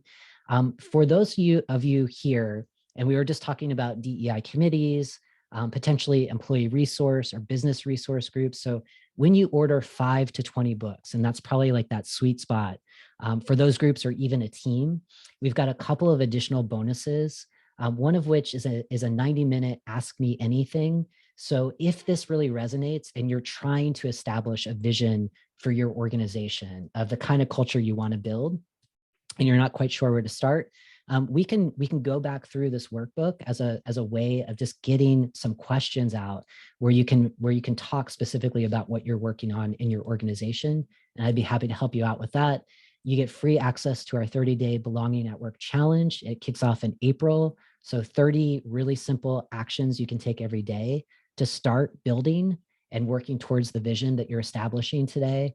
And we have a few other bonuses that are available with that, which includes a customized workbook of what you just worked through right now. So that is available to you. I'm super, super excited to share these additional gifts as just an appreciation for you being here today and supporting the book. All right, so with that, I am really, really honored and thrilled to welcome Jen T. Grace to today's live stream. So she is a friend, she is a colleague, she is a savvy publishing strategist, And she is also the CEO of Publisher Purpose Press, which is the publisher of my book, Belonging at Work. And her company is an acclaimed hybrid publishing company that gives authors the secrets of getting their books written and into the hands, and I would say hearts and minds of an eager audience, all while making their mark on the publishing world. So Jen, thank you for being here. I know you're busy. I know you're working with a lot of authors. So welcome. And I'm so happy you got the twos down. That was kind of a fun. Of course. Yeah. I'm so happy that it's launch day. I feel like this has been a long time in the making, and I'm honored that you have included me in your programming today. Oh my gosh. Well, that's the theme of the day, is including like the entire like team. I wouldn't even say team. It's like, I don't know, a family of people making this book possible. And I worked with you on Belonging at Work, and that was an enormous learning journey. And I was like, oh, we're going to do this again. I think I remember everything. And it's amazing like how much you forget because there's so much to kind of putting a message out into the world. And you're just such a sage guide. So I want to kind of just express my gratitude first and foremost. And one of the things, what I wanted to talk with you is kind of connecting what your company does and what many of us are doing today. So we talked about like 4 kind of key things that challenge DEI goals from really taking root. And one of them is the absence of real representation in leadership positions that fully reflects us, and then perhaps the communities that our businesses serve. And one of the things that I love about Publisher Purpose Press is that you all amplify those powerful stories of people like me, historically groups of people that there's barriers, to getting our stories out in the world. And so that we can share our truth and positively impact the communities that we want to. And so I'm wondering, what are some of those parallels that the publishing world shares with the business world when it comes to representation? What are you seeing in your work, and how has that motivated you to really build a business that does things a little bit different? Yeah, I appreciate the phrasing of doing things a little bit different, because the publishing industry has been so stagnant for so long, and it's very similar to any corporation, right? Where you have this big boat that just takes a long time it's the cruise ship, right? It takes a long time to kind of catch up with what's going on. Yeah. But, it wasn't until even just a couple of years ago that some of these publishers were thinking about, maybe we should have a chief diversity officer within our organization, or any type of diversity officer in the organization. And I found that to be just really just tragic when you think about it, because they employ lots of people, and they're the ones that are the gatekeepers of content that makes it out into the world. And so without diversity initiatives in these organizations, there's whether the inherent bias, the overt bias, whatever it might be, it's all it all shakes out in this entire industry. And so what I find to be really impactful is that when I started Publisher Purpose back in 2015, I didn't know what I was doing. I happened to have been an author and wrote a bunch of books, and everyone was asking me how I did it, but I didn't realize that there was this space in the middle for people to be able to get their thought leadership out into the world, to get their stories out into the world without having to go through the gatekeepers of the traditional publishing industry. And so it seems to be, if you kind of look at just how things are shifting, that middle space is really what's growing the most. And I think it's just because traditional publishing, again, it's like this giant cruise ship that's just not moving fast enough, and it's not moving with the demands of people. So you have that as one kind of business issue unto itself. And then you have the lack of representation on top of that. And so, when I started this, our goal, and still remains true, is to work with people who are coming from some underrepresented vantage point, and regardless of what that might look like. Because if other people don't see themselves reflected in the books being published, it's a little cliche, but you have to see it to be it. It's the same thing with books. And so, there's so much power in just kind of uplifting all voices, not just a certain percentage of the population, which unfortunately is still where a lot of those traditional publishing deals come from. It's the people who have giant platforms. And that's, the thing that is like the biggest decision-making factor now is like, do you have 1 million followers on social media, or do you have 25 million followers on social media? That is such a terrible way to decide what voices are heard and what voices are not heard. And so that is irrelevant to the conversation. We can find a way to help an author succeed regardless of what their audience size is. And so to me, it's just all about just getting the right voices out there into the table. Yes, yes. And, one thing that was really surprising to me about the publishing world, which I knew nothing about until I met you, which was, with book advances. I always thought, if you're working with a major publisher, you get a book advance, I don't know, it could be $20,000, $50,000, whatever it is. That sounds like a lot of money on the table. And it is, and then, learning, you're not seeing royalties until you make all of that money back in sales. And unless you're like a Michelle Obama, a celebrity status person, there's no marketing that's being put into that effort on your part. And that was really, eye-opening, in many ways, and there are lots of benefits that come with traditional publishing, or maybe not, I'm not sure. What are some of those benefits that come with traditional publishing? Are they what they are cracked up to be? I mean, from your perspective. Listen, this is my own personal perspective, so take it at that. But, once upon a time, traditional publishing came with such a benefit. It gave you access. Like, that was the big thing. It gave you access to getting your book into the hands of people. Whereas now that has been completely equalized, partially through Amazon, partially through other self-publishing platforms, but you don't need the traditional publisher anymore. And what's really interesting is if you look, there's a lot of people who have been traditionally published in the past who are like, oh, why am I doing this? I'm giving all of my rights up. I'm giving all of my money up when I can just do it myself. Yeah. And so to even see some of the big name authors making those types of moves, I think speaks to the lack of innovation that exists within the current publishing industry. And, to me, it's kind of hard pressed to find a good, valid reason why you would want to go the traditional path. A lot of times it comes down to economics, where someone would rather, make 40 cents on a book sold versus $10 on a book sold, because they don't want to pay money up front. Because there is kind of a misconception and misperception of what it means to publish your book. So, there's kind of a number of variables in that direction. But going to the point you mentioned about advances, if anyone wants to go down a fun little rabbit hole on Twitter, I suggest looking up the hashtag publishing paid me.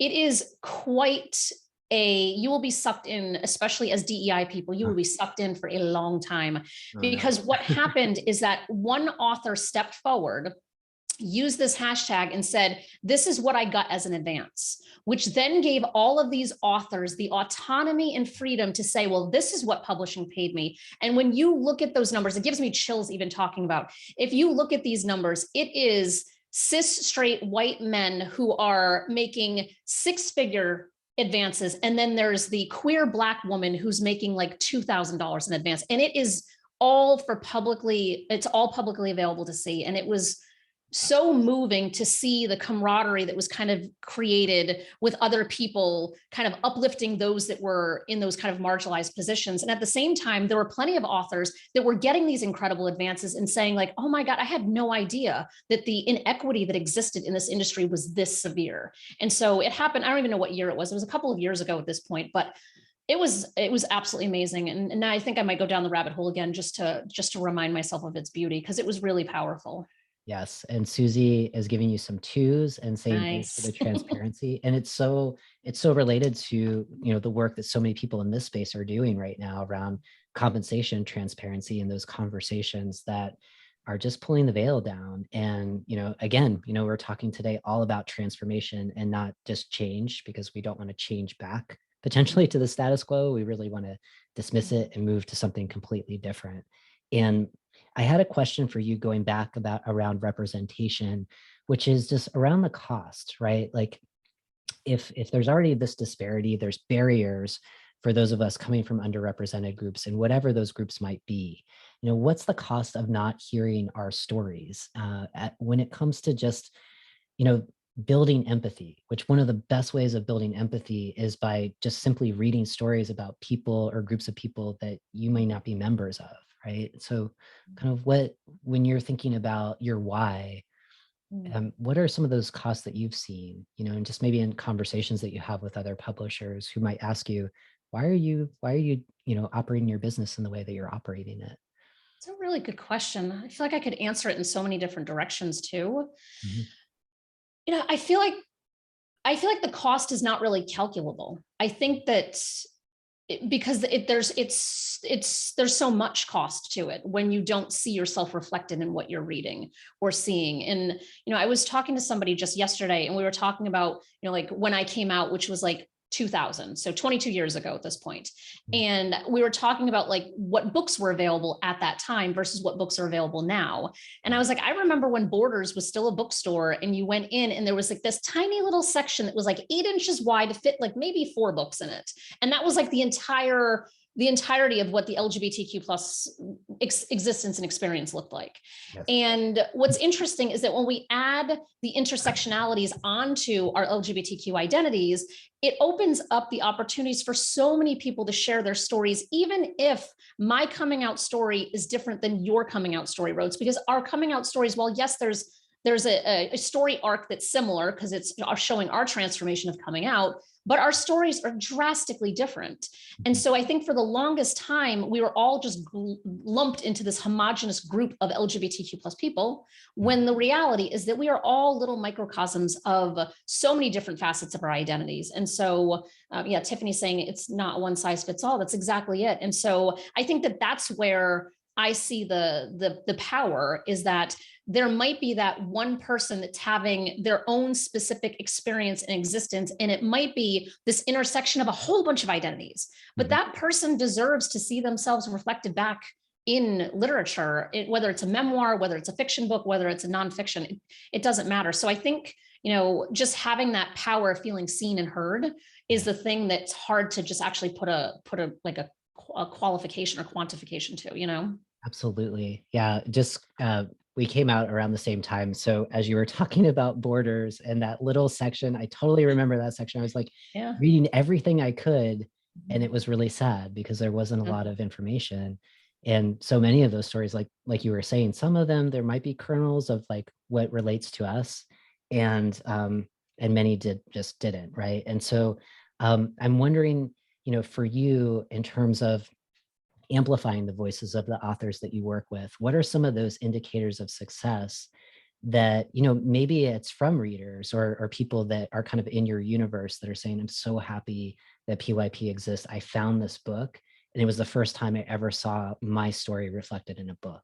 Like what's popping up for you? Like when you just kind of feel like, oh, I am, we've talked earlier today about kind of elements of belonging. And one of those elements is this feeling of pride and purpose, where you're really standing in alignment with your values. So just curious what comes to mind. Yeah. As you were saying that, I was thinking of my own memoir, which I published in the end of 2020. Yeah. And while yes, being LGBTQ is a piece of it because that's who I am, it's not really the focus of it. And I remember, and it came out in September, and my goal going into it, which is not typically the advice I would provide to others, but my goal going into it, because I've already written 5 nonfiction books. This was my first memoir. And with my nonfiction books, I had very clear goals. I knew exactly what I wanted. I knew exactly who I was trying to reach and what outcomes I was looking for. But with the memoir, I was like, I'm just going to go into this and I'm going to let the book tell me what it wants me to do. I'm not going to tell the book what I want it to do. And I just kind of like left it very open and casual, which again, Rhodes, you know me well, you know that that's not typically my style. Yeah. And so I was just like, we'll just kind of see what happens. But the goal that I had set was, I just want one family who's going through what I'm going through to read this and feel seen. That was my only goal. And I got a phone call in November, and it was a friend of mine who had told another friend, like, you should really read Jen's book. And we set up a time to talk. It was like a Saturday afternoon. And we were on the phone for a solid hour and a half. The first 45 minutes was her crying, saying for the very first time, she felt seen in a book. And I get chills just thinking about it because it was so powerful, because I was like, my book doesn't have to sell another single copy. Like I set out what I set out, like I accomplished what I set out to do. And I think when authors have those types of goals around it, that's who I see have the most success, because we have plenty of authors that we work with, and I love them all dearly, but they'll say, like, I want to sell 1 million copies of my book. I'm like, that's a great goal. However, we need to be a little more realistic. But when I have authors who come and say, I just need to impact the lives of one person, 2 people, a community of people, inevitably, and I could probably actually run numbers that will directly correlate with what I'm saying, they are the ones that sell significantly more books than the person that's coming from an ego standpoint and saying, I need to sell all of these copies. I need to be a New York Times bestseller. I need. It's the person who's coming from a place of giving versus coming from a place of receiving that absolutely has a huge, huge impact on success of books. Yes. Yes. I love that. And that's the connection, right? Because you often talk about when you're working with authors, really have in mind one person, like almost like the avatar, right? So who would be that person? Like, you were so fortunate to have someone call you up and say, your story, I feel so much, like just being seen in that way. So really kind of honing in on who are you serving, right? And why are you writing it? I also like what you're talking about, and this is probably more about the writing process, but just kind of being open with it, where, you might have a structure, and as you're kind of flowing, you're allowing that story you're channeling the story. That's, I think, for fellow kind of writers that are here today, just that part of the process, I think, is really interesting. We have a question from Tiffany, and she says, Jen, what about ebooks or digital books with built-in videos for more interactive engagement? How difficult or easy is it as opposed to traditional books, right? So kind of like, I've seen these now too, and I don't know, it's probably a new feature that Amazon will roll out soon. Yeah, it definitely it will become the norm at some point in the future. It's just a matter of how long it's going to take for everyone to adapt to this, but it won't replace a physical print book. And that's the key to remember. So it always comes back to thinking about who your audience is and who you're serving. Because if you're writing, and my area of expertise is not fiction, but if you were writing fiction, for example, producing it in just an ebook would be perfectly fine, because fiction readers are so voracious, they can't get enough content. And once they find an author, they will wipe through your entire catalog of books real quick. So for fiction books, you could easily just put it out in ebook and be done with it. But when it comes to nonfiction books or memoirs, you have to be thinking about who your audience is. You have to be thinking about age ranges, or, even going back to like access, right? So thinking about socioeconomic access. Someone might not be able to afford a $20 print book, but they can certainly afford a 99-cent ebook, or they can get access to your ebook when you give it away for free. And so, I think that the kind of the 3-dimensional nature of how ebooks are going to continue, I think that's absolutely going to just keep growing. And there's like some beta testing that's happening right now of what that looks like. But it also provides more access too, because now you're taking that ebook that you're just reading, and maybe someone needs a screen reader support for that, or you have somebody who now can pop up that video and now they can hear it audibly as well. And so I think from an accessibility standpoint, it's going to get really interesting too, to see how this can actually help a lot more people as well. Yes. And Tiffany responded back, nothing like a book and no replacement, please. And then when you incorporate videos in your ebooks, you will provide more accessibility to deaf audience. And I think with screen readers, right? Like, I feel like we had a few readers from the last book who reached out to you to put screen readers on the ebook, and we were able to do that with some success. Yeah, which I so appreciate that connection, because you kind of had forwarded that along to me to say, hey, we have some interest in making sure that my book is accessible. And so I, of course, took that a step further, because that's how I operate. And I was like, all right, how do we take our entire catalog and make sure that our entire catalog of books is accessible for everybody? So we're working on that agreement right now, and they're willing to kind of just do the conversion for all of our books. And, for me, it's like, why wouldn't we want all of our authors' books to be as accessible as possible? So I'm thrilled that you were able to make that connection for us. Yes. And thank you for adding that, Tiffany. And I want to go back to something that Rika said, which I love, which is just the power of a personal story, building authentic connection with others by serving others. And I think you really underscored that well, Jen. And let's see, any other kind of questions coming in? I encourage, and Jade, I second this, lots of 2s. So if there are specific questions you have for Jen, we've got some time to go through them. I have a few more over here.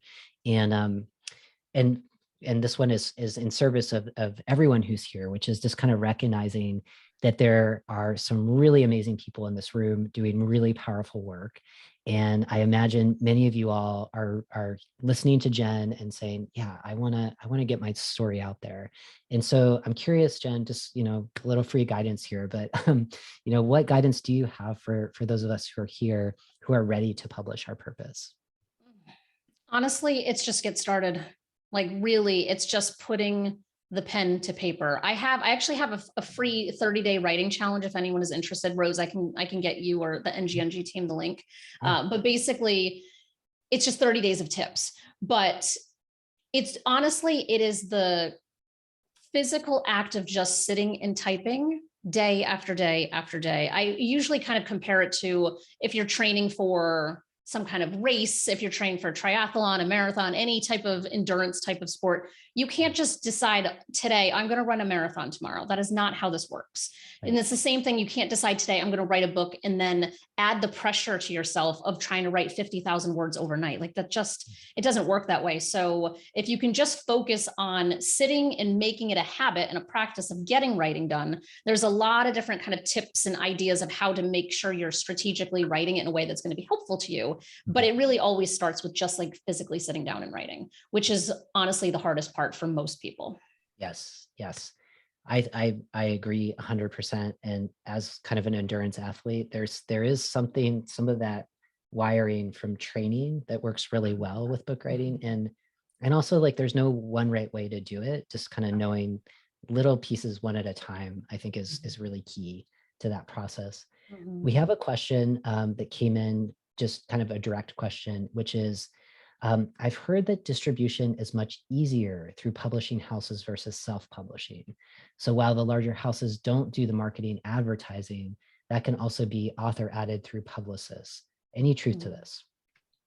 So what it used to look like is that as a traditionally published author, you had all sorts of access to things that nobody else would have access to. That was just kind of like, this is the benefit of going with us. And, and at the end of the day, you're kind of putting your dream in someone else's hands, which seems like just not a great way to approach it. But, that's kind of how it used to be. And then you had self-publishing kind of pop up.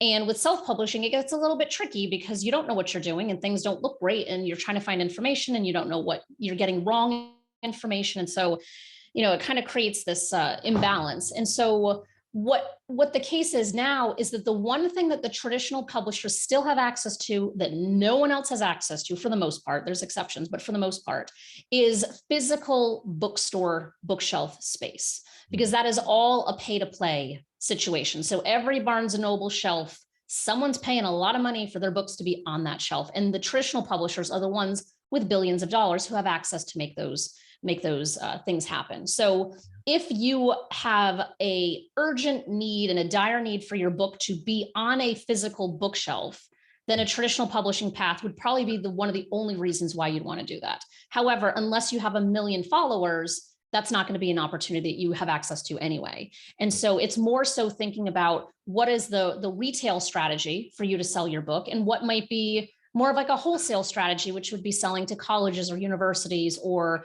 you can reach out to independent bookstores and ask them to carry your books. And sometimes they'll say yes. There's a whole kind of strategy to doing that too.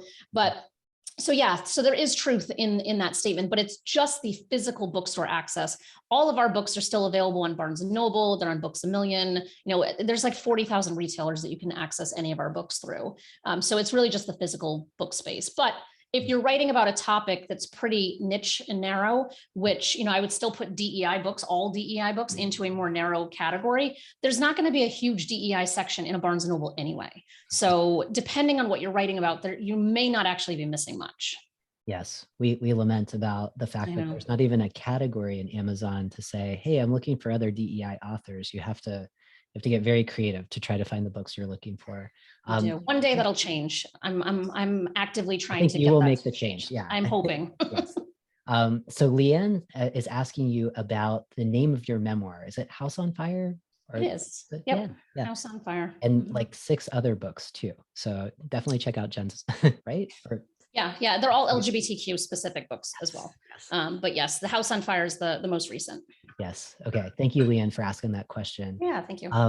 Let's see. And keep the questions coming. You know, like if you're thinking about sharing your story, writing books, just wanting to understand the process, we've got like one of the best experts here. So which is really fantastic.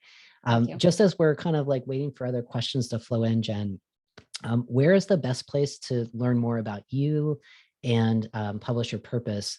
You know, just because we've mentioned your books, you know, is there like a good place to find all of them online? Yeah, you can go to publishyourpurpose.com, and that's where kind of all of the things live.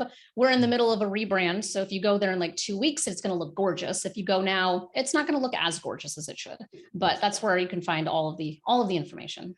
Yes. Yeah. Well, definitely check that out, everyone. And, you know, I definitely, you know, if there's anyone who has a question, you're like, I just don't want to type it in.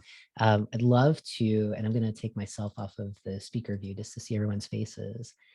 If there's anyone who has a question, go ahead and unmute yourself, and we'd love to hear like another voice in the space. Yeah. Alfred, I see your question, so let's give everyone just a second. All right. People are either multitasking, shy, or all of that is okay. There's no one right way to do this, and I love it. So Alfred says, and Alfred, thank you for your question.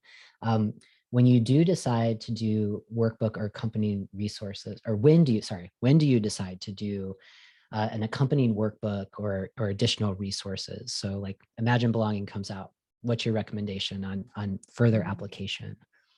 Typically, that's a conversation that should be happening while the book is in production. So you don't want to, and it's not to say that it can't, because there's plenty of times where a book might be out for a year or two and everyone's asking you the same question over and over again. And you're like, oh, wow, I could just solve this problem by putting it into a workbook. Yes. But if it's done strategically, which is what our focus is on business strategy and marketing strategy. We want to be thinking about, and Rhodes, you do this so well with your, with your online programming that you have, with your summit, with all of the resources that you have, and then Belonging at Work, kind of, being match made with Imagine Belonging, because we did go back and update Belonging at Work. So that way they kind of cross-pollinate with each other. And so, you want to make sure that everything is designed so it's the rising tide floats all boats. If you have a reader who has picked up something of your work, you want it to be clear to that reader how they further engage with you down the line, whether that is a workbook or some kind of additional resource. It could be a podcast, it could be a summit, it could be an online program.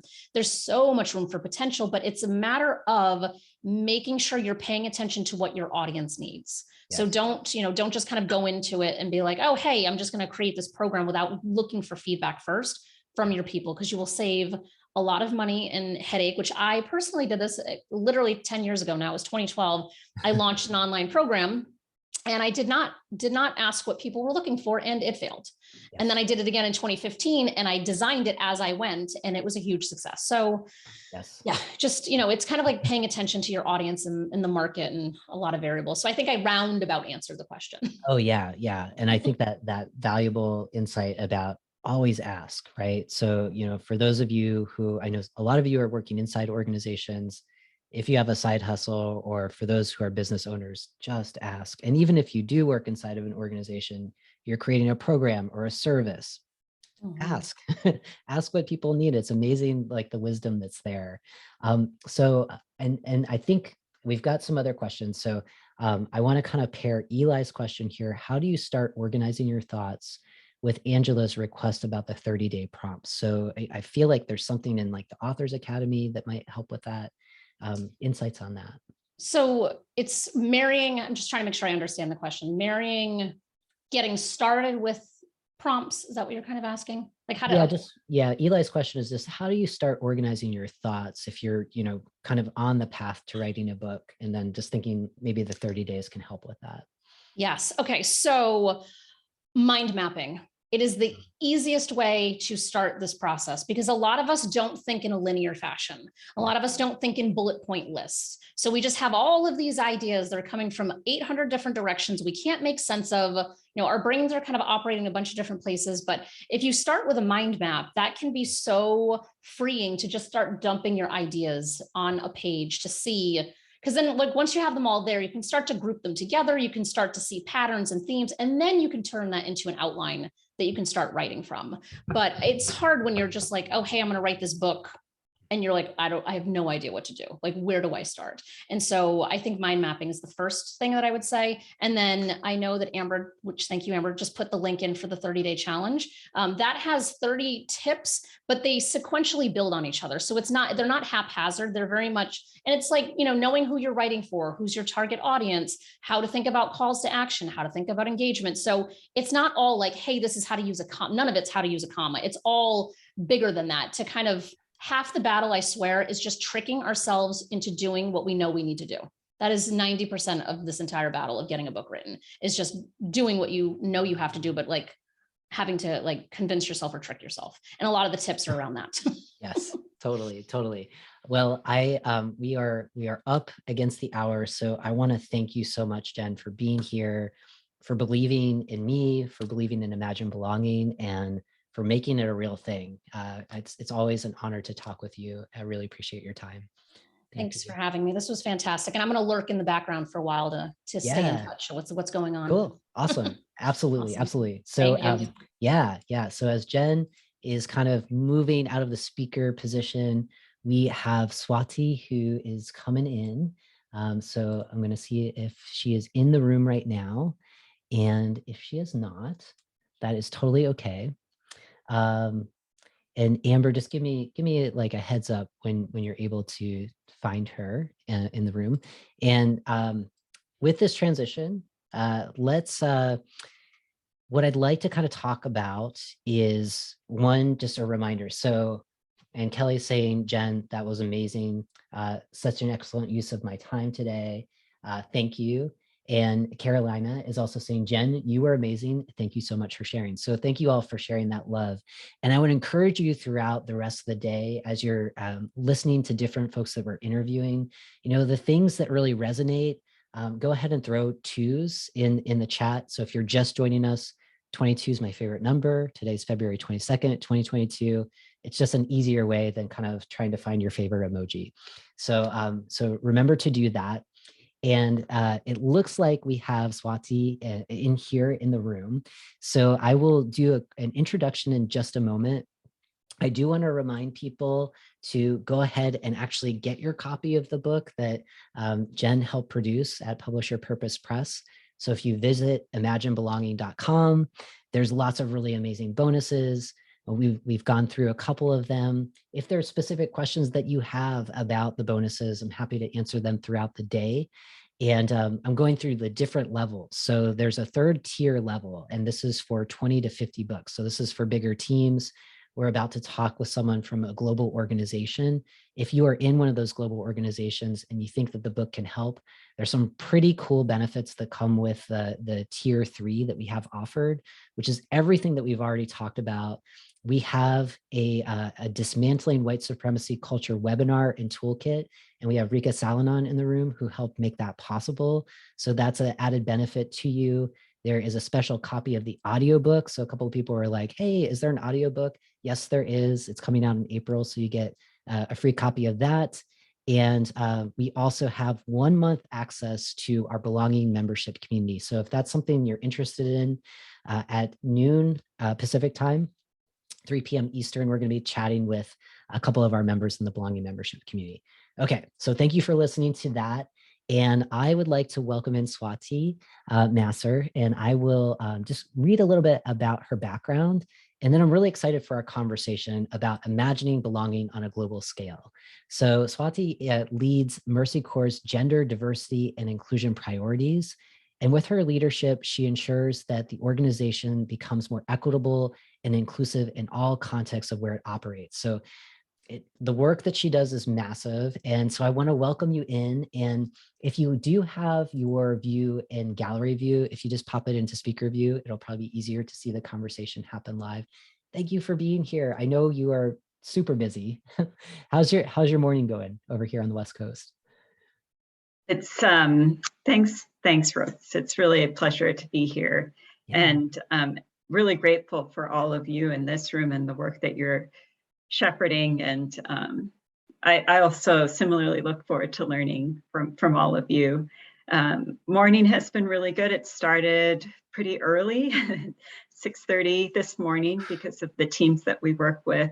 Yes.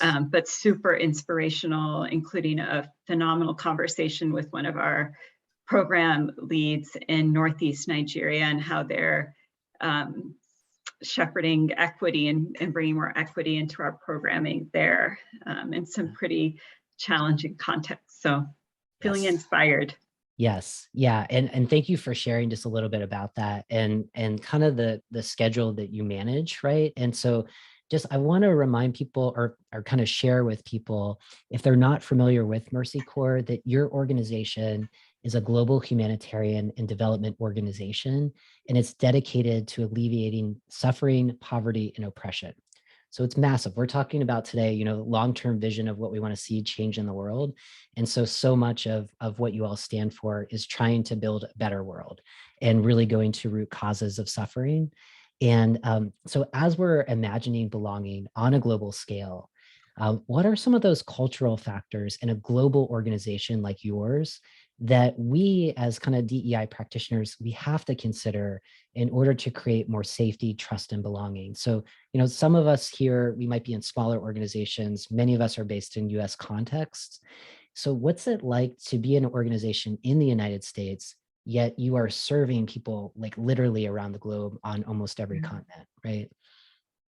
Yeah, I think that's a really important question. And I think my thought on that, and I don't have all the answers there, I'm still learning every day, but I think one of the most important things that we all share, regardless of the context, is really being aware of our own power dynamics, the ones that we all hold as individuals, and then power dynamics that play out in the way that our organizations or whoever we're working with, that shows up and gets reflected in whatever context, communities, the country level, sector level.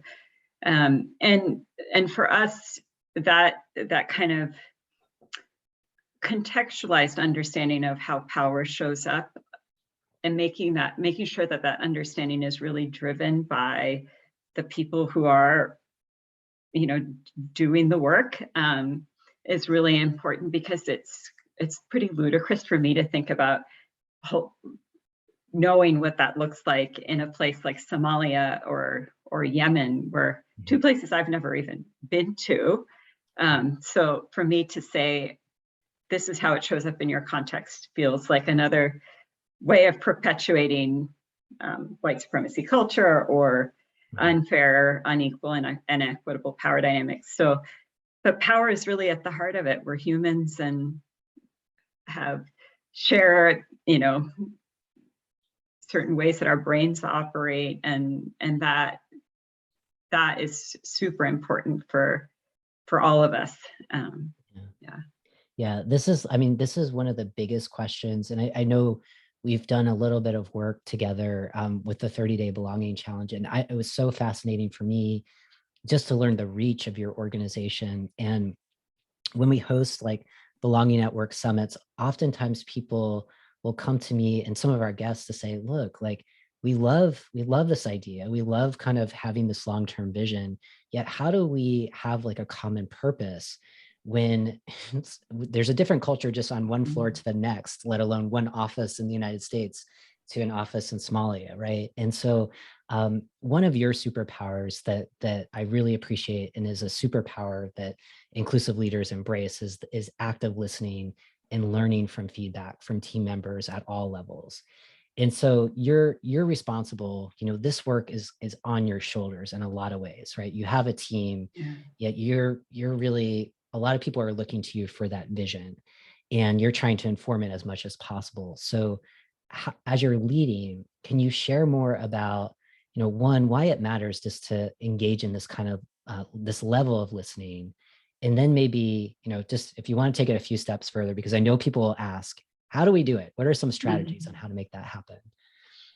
Yeah, it's so interesting because I think this point around listening is something I've really learned from people I've worked with in communities and in Nepal to this wonderful program manager in Northeast Nigeria, they've often said the key to really successful development and humanitarian outcomes is our own ability as practitioners to listen and make sure people who are impacted by our work feel valued, respected, and heard.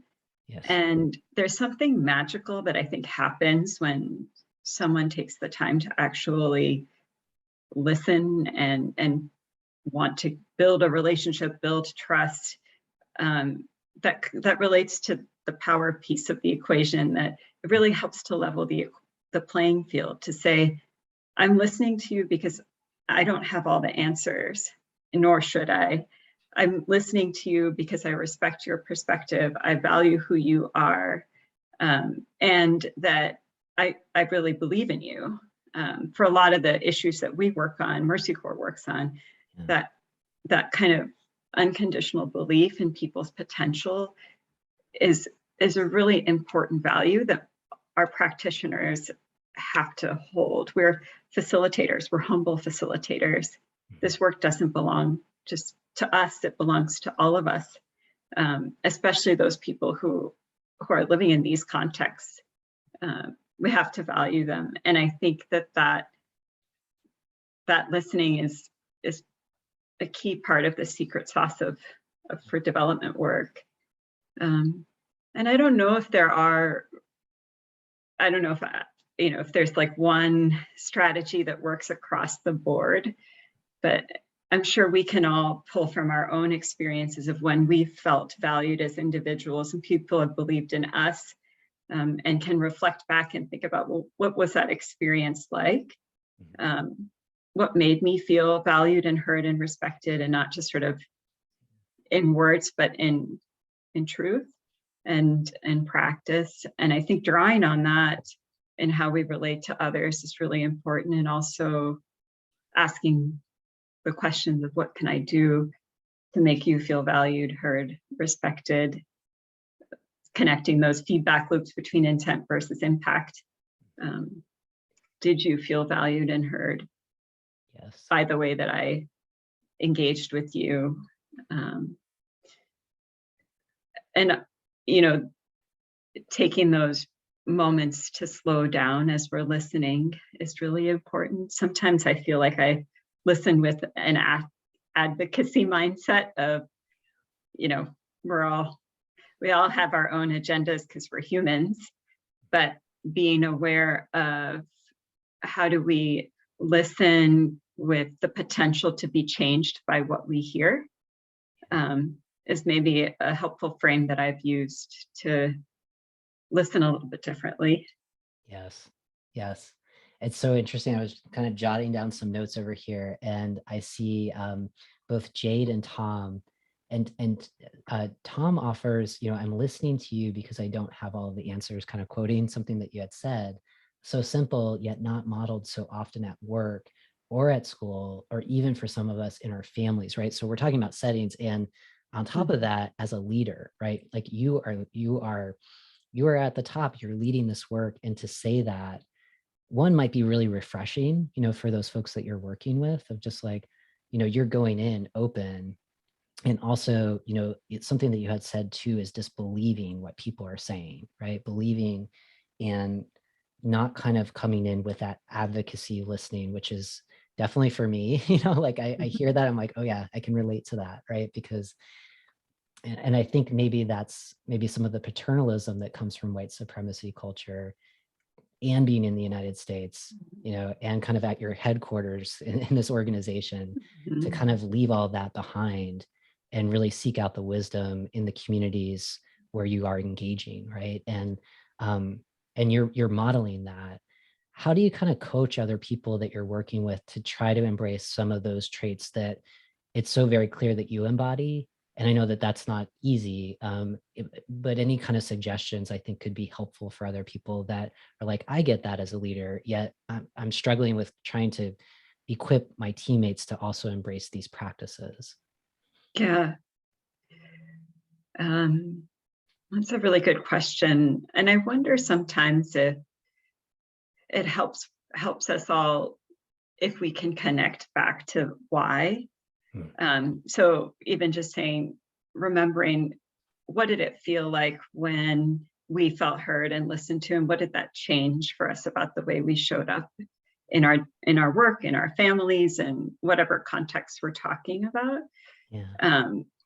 To help people understand this, it has to happen at that level first, at that very individual level. And if you can help people realize what that experience looks like from their own context, or maybe even asking the flip side of the question, what did it feel like when you didn't feel heard, when people didn't believe you, when they didn't believe in your potential, to help them connect with, like, why are we even doing this? It's not a tick the box exercise. Right. That these practices have to be grounded in something that's genuine and authentic. It feels, like sometimes that's a tactic that's helped me.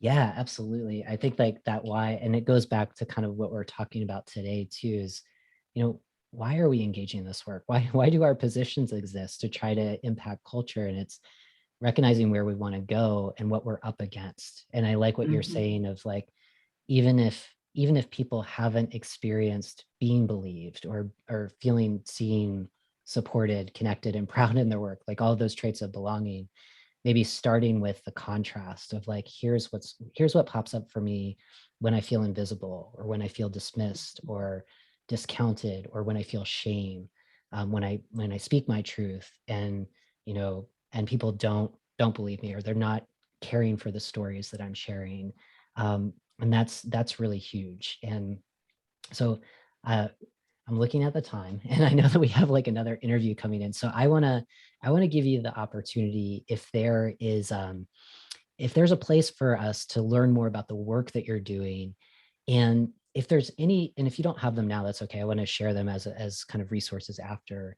But if there's any guidance or books that you have read that have been helpful for you to do DEI work in a global context, I feel like that's one of the stickiest, hardest challenges that's popping up for some of the clients I'm serving. And I know of a few books, but I'm just curious, like if there's a person, even if there's not a book, that you look to for some thought leadership to guide us on this kind of bigger journey of doing this work on a global scale. Yeah, I mean, I think in terms of that's a big question in my mind too. And I wonder if so much of this is even in our ability to understand that the people who are most impacted by whatever work that we're trying to do have so much of the answers. Yes. And I think some of it is, it's how do we apply some of the thinking, even from Western practitioners or practitioners from other contexts?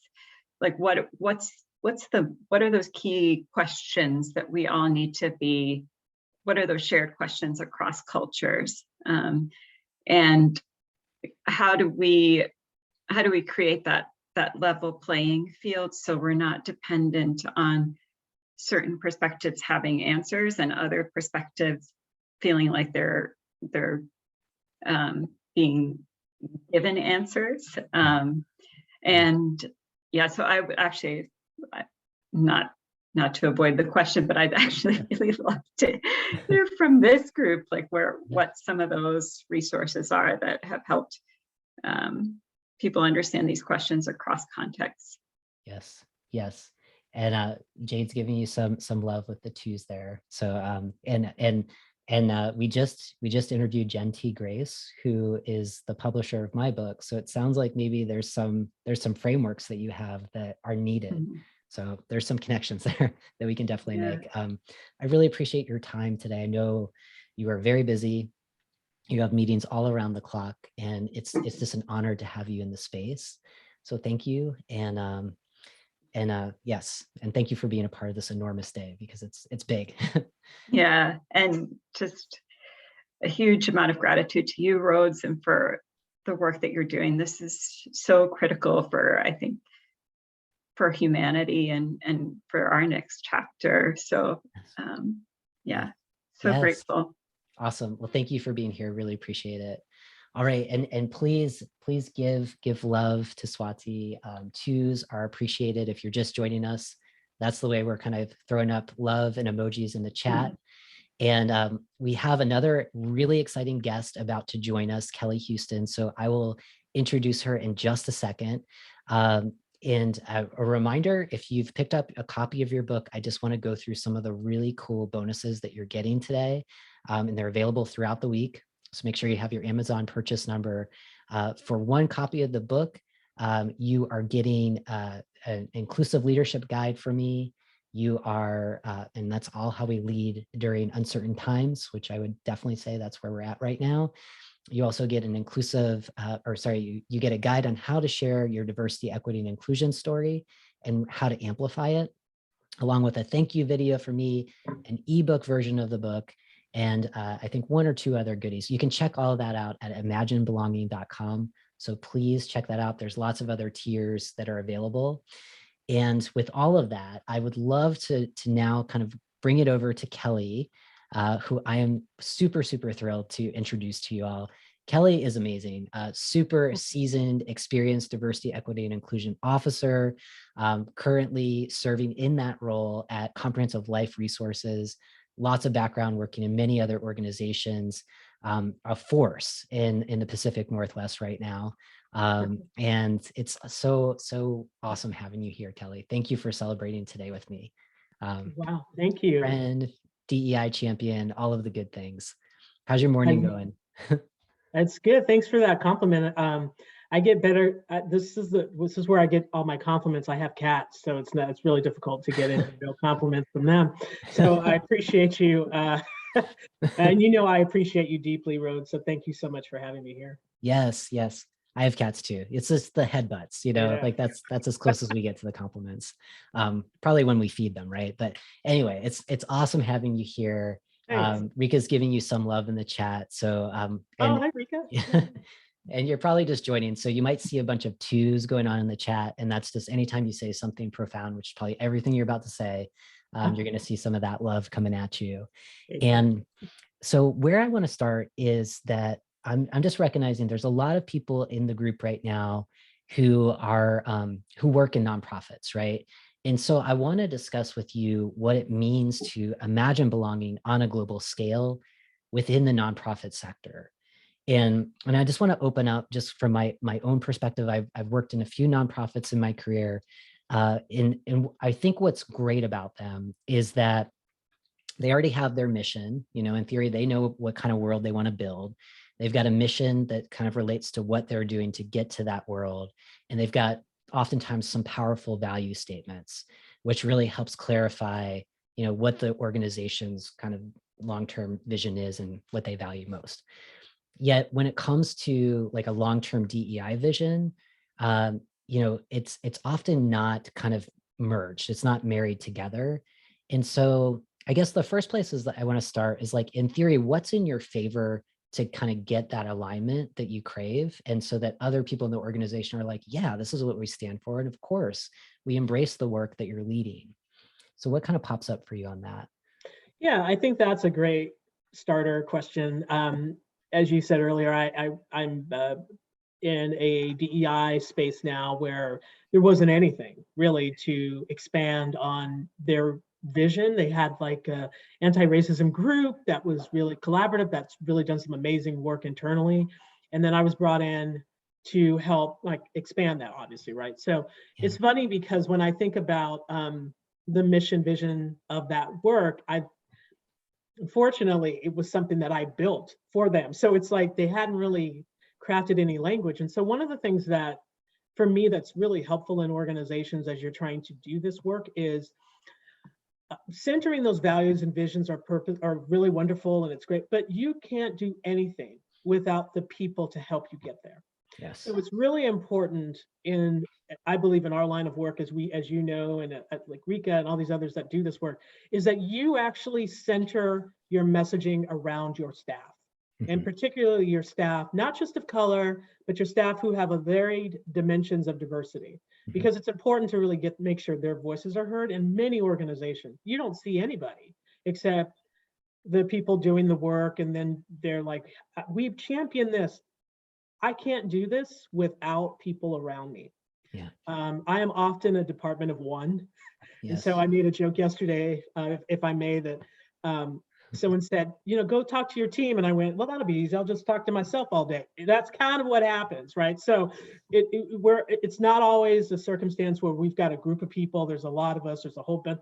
It's really us doing this work individually. So when I think about the mission and vision and values, I think about how are we going to actually step into creating an opportunity to rectify, to reconcile, dismantle, and do it purposefully, anti-racism, any isms that occur in our organization.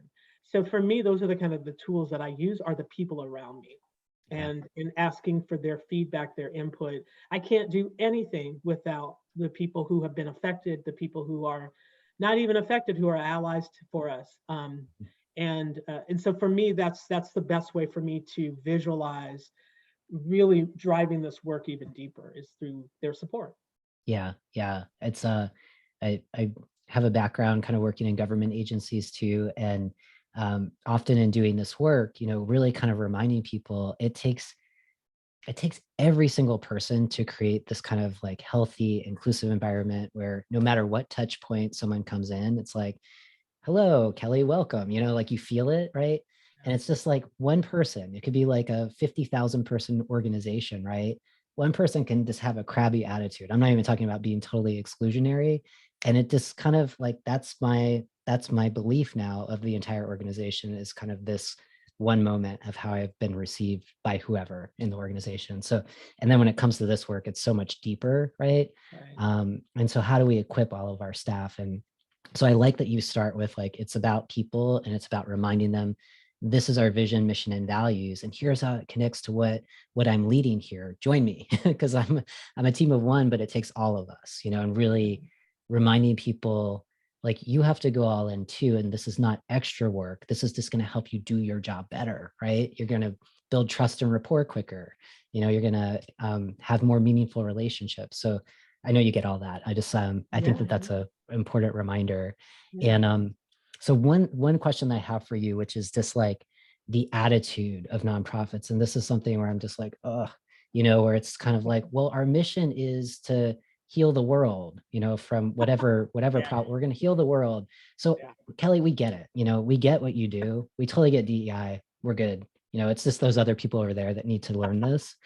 And so I'm wondering if you also experience that attitude, and if so, how do you respectfully have some boundaries and disagree, right? So just kind of going to, we're talking later about traits of white supremacy culture and that fear of open conflict. So okay, thank you for sharing that. I respectfully disagree.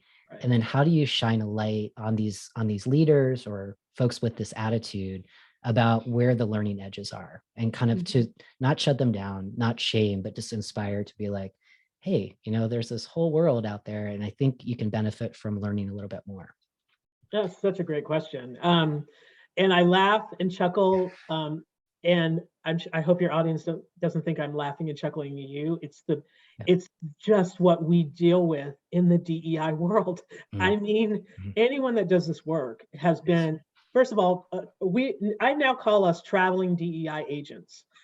We all go from like 50 jobs. We're in, everybody wants us. I've never been so in demand in my entire career. So when I worked in the hospital, they were like, oh, that's just another person. Now I'm like the biggest person in the world. And so it's a lot of it is based in misconception. So when I do trainings, or I just finished just so you know, and your audience knows, I'm actually launching, because there's always, now it's the anti-racism talk, right? We want to be anti-racist. We can't wait to start. When do we get to be anti-racist? That's the biggest tagline now that's happening. And so how I step into these conversations is I really try to meet people where they're at. I mean, that's what we say in this work. We're supposed to meet people where they're at. I have had a lot of great coaches who have helped me center that belief strongly, where I try to hear your point of view. DEI is about listening deeply. It's about being intentional about how we want to do this work, but also that it's not only on me to do this work, it's on all of us to do it. And so I step into rooms with deep, meaningful intentionality. The wonderful thing is that people want it so bad. It's so incredible how much people are desperate to be this, but then I think about like your desperation of being this has a lot to do with you personally, more than it does as an organization. So a lot of this work is about centering your own belief system, understanding what your belief system is about, because I can't make you anti-racist. I can put 1,000 policies in place, but I cannot get you there. Yes. You have to get there. Yes. And so that's generally how I show up, is I want them to understand and recognize their own pathway to this work, not the organization's pathway, because we could falter. And I'm not, here's the thing is I appreciate your accolades at the top of the call, but there's so many of us that are doing even more things that I'm doing. But what I appreciate about how I'm trying to show up is I am trying to show up to meet you where you're at. And so if you're not absolutely in line with knowing or understanding what a DEI officer is, and you're like, why did we spend money on hiring these people? That's where I'm going to meet you at and go, okay, so tell me more about how this work matters to you. Because again, it's not about me. And the other thing that we always are doing is we're constantly using and utilizing the resources and brain power of our people of color, our Black and brown groups, because we think, well, they're going to tell us they know everything about. No, I don't know everything. And I also have intersectionality of how I show up in the world. And I'm very proud to say I'm a gay Black woman. So I have like these 3 levels that people can't really wrap their head around. So to me, it's important to step into boardrooms, groupings, really understanding your audience. Know your audience. I used to do stand-up, as you know, and yes. When I learned about doing stand-up was I have to know which jokes are going to land and which aren't. Yep. I don't use humor in my place of work like that, in that sense. I use it as a sensibility to get you to soften your edges a little bit. Yeah. Yep. And so when you do that, using things in a purposeful manner, you start to create an opportunity for people to think outside the box when you're not pointing your finger at them and telling them you're this and you're that. But when we actually get them to thinking thoughtfully about how this work affects your family, how this work affects the people that you live and work around. I also bring up a lot of the point that diversity isn't just always about race. We want to make it so deep. It starts with that. Race matters. It starts with that 1/5 of a second we recognize who a person is, or we think we do, based on their race and what we perceive their gender to be, what we perceive their age sometimes. And so we sometimes have to think broadly. You have to take yourself out of the equation when you're doing this work and go, okay, if I were in that position where I think that way, how would I want to hear this message? That's how I have to stand up and show up in this work. So a lot of times I really do come into the meeting and just go, where are you at? Yep. What are you doing? Yes. How are you driving this work with me? And how can you help me to do this work even better? And I certainly don't believe that we should soften the edges of how we do the work. I think we need to forcefully get in there and drive it. But I also think we need to recognize who our audiences are that are helping us to get there. Yes. And many times I'm told no, or I don't understand, or we're already doing this and we've been doing this. And then I go, if you've been doing this, why did you hire a chief diversity officer? You, just for show, or to have a really nice person with a picture in the front so you could have some color in your background? What was the exact reason why you did this? And I ask those questions. And many times they're like, because we know that you can do it, this work. And it really does come down to that. Sometimes we have to really think as an organization, what do we really want to get out of this? What's our actual end game to having a chief DEI officer, to having people that do this work? What are we trying to do purposefully? Yes. And so helping places and organizations understand that is really kind of been the crux of, not the crux, but the basis of my consultation and the basis of me going into many of these organizations. Yes, yes, this is so good. And I know when we talk together, usually we're like, oh, we'll talk for 30 minutes. And then it's like 2 hours later. And when I was scheduling these interviews, I was like, 15 minutes is going to go by so fast. And it did. And so one thing is people want to know where to find your stand-up. So if you can hang in the chat and maybe offer it, there's a few requests there. We've got our next guest here, Lillian Tsai. So Kelly, this is a sprint and incomplete conversation. So it's just another motivation maybe to bring you into the Belonging Network Summit to talk more about this, because I think it's huge. Yeah. And there were a couple of questions that folks had. So I will get to them, and I'll bring Kelly back in some way so we can have a deeper conversation. So thank you for that. Thank you. Thank you so much. Thank you. I have really a appreciate great session, and congratulations, Rhodes. Yes, thank you. Thank you. Okay. So Lillian, thank you so much for your patience. I am so excited that you're here. I'm going to jump right into the introduction of our next guest, who is a friend, a fellow DEI strategist, DEI thought leader, amazing person, Lillian Tsai. Lillian is a seasoned diversity, equity, inclusion, and belonging intercultural communications coach, consultant, and facilitator, and she widely consults with law enforcement, healthcare, and government agencies, among many other groups, and has transformed individuals and systems for over the past 15 years. So Lillian, thank you for being here. It's great to see you. I love your background. Thank you. It's my New Year background with the bamboo for new beginnings and new growth. And thank you so much. By the way, congratulations on the new book. I'm so excited. Can't wait to read it. And as always, it's an honor to be a guest on any of your podcasts and shows. So I actually just came off 3 hours of training the police. We're doing 13 sessions, 5 days a week, 3 hours a day. And we just got done 7 sessions. So forgive me if my voice is breaking. I'm giving you a heart because that is the work. Yeah. And I can imagine that it's a lot to be here in the space. So I really value your time. And one of the things we're doing in the space is because it's February 22nd, I'm asking people to do twos whenever you say something profound, which will be almost every word you say. So you're getting some love already for the work that you're doing with law enforcement. And that's where I want to start. When we talked about this interview, I had said, hey, we're going to talk about imagining belonging at work on a global scale. And you were kind of off to the races. You're like, yes, I'm gonna focus in on this. And then you told me a little bit more about the work you were doing with law enforcement. I was like, whoa, this is something bigger. So if you will, if you're not tired of talking about that after 3 hours, I want to first recognize that this is probably one of the most challenging systems to work in. And we talked about Resmaa McKinnon's work with My Grandmother's Hands, and just there's some interesting approaches to doing the work. And so I want you, if it's available to you, if you could please talk a little bit about why it's important for these agencies to also clarify what their long-term vision is that moves away from the status quo.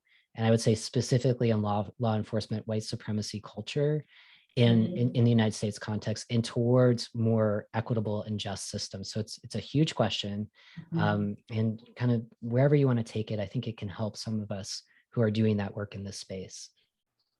Okay. Well, let me just set the context for the work that I do. So it's not just about law enforcement. I've also trained at the prison, a corrections facility here in Oregon. Yeah. I also work with small to large for-profit, nonprofit organizations that have about 20 staff, and some of them are maybe less than 20 years old, but some of them are huge, like cities and municipalities that have hundreds of employees. Now, what they all have in common is a desire to do DEI work due to many times external pressure from the clients. They say, well, our clients keep asking us whether or not we're doing DEI work. And actually, honestly, it's a lot about the younger employees, right? The millennials and the Gen Zs who are calling them to the table, calling them on, well, why aren't you doing this? Or why aren't you calling people out or calling people in?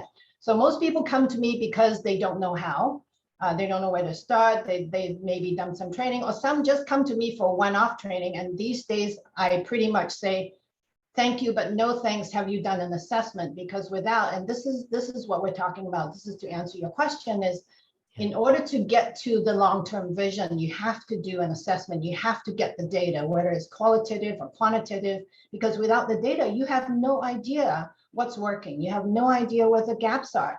And so these assessments that I've been doing actually consistently for the last 5 years gives folks some of the information and the data that they need in order to move forward, in order to create that DEI action plan. And that's what we do. So I call my work soup to nuts, I think is how you say it here in America. Sorry. Yep, totally.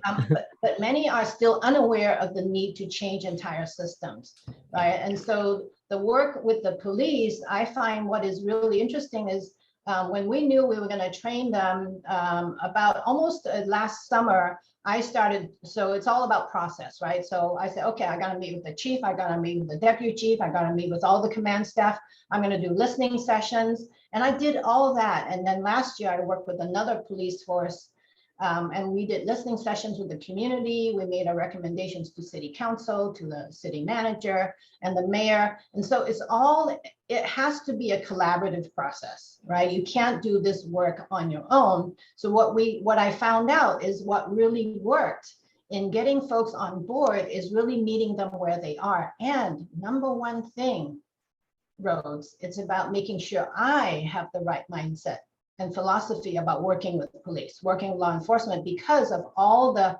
horrible stereotypes that are out there, right? So my philosophy in working with law enforcement is, let's find the humanity behind the uniform. Yeah. Let's not judge them, because as every single one, I've worked with 3 different police forces now, and they all tell me we are different, we are different. And so don't judge us based on that. And so I needed to find out, well, what's different from you? So that's the work, is meet them where they are, as Kelly just said, and to structure the work to be more of an internal focus. So how are you as a police department working internally, and actually a captain said to us today, we start by being equitable and inclusive in our own workplace, and then we are more equipped to do that with the rest of the city, and then the community at large. Yes. And so like we were talking earlier today, in the next hour, we're going to talk a little bit more about that mindset. So I'm really grateful that you brought that up, about the mindset that you need to embrace to see the humanity, despite, the harm, very, very real harms to many communities that are in this space right now, and your own community, my own community. Right. And so it's my question for you is, another thing that we talked about this morning, which is the limiting beliefs, the blocks, the self-sabotaging behaviors that can get in our own way.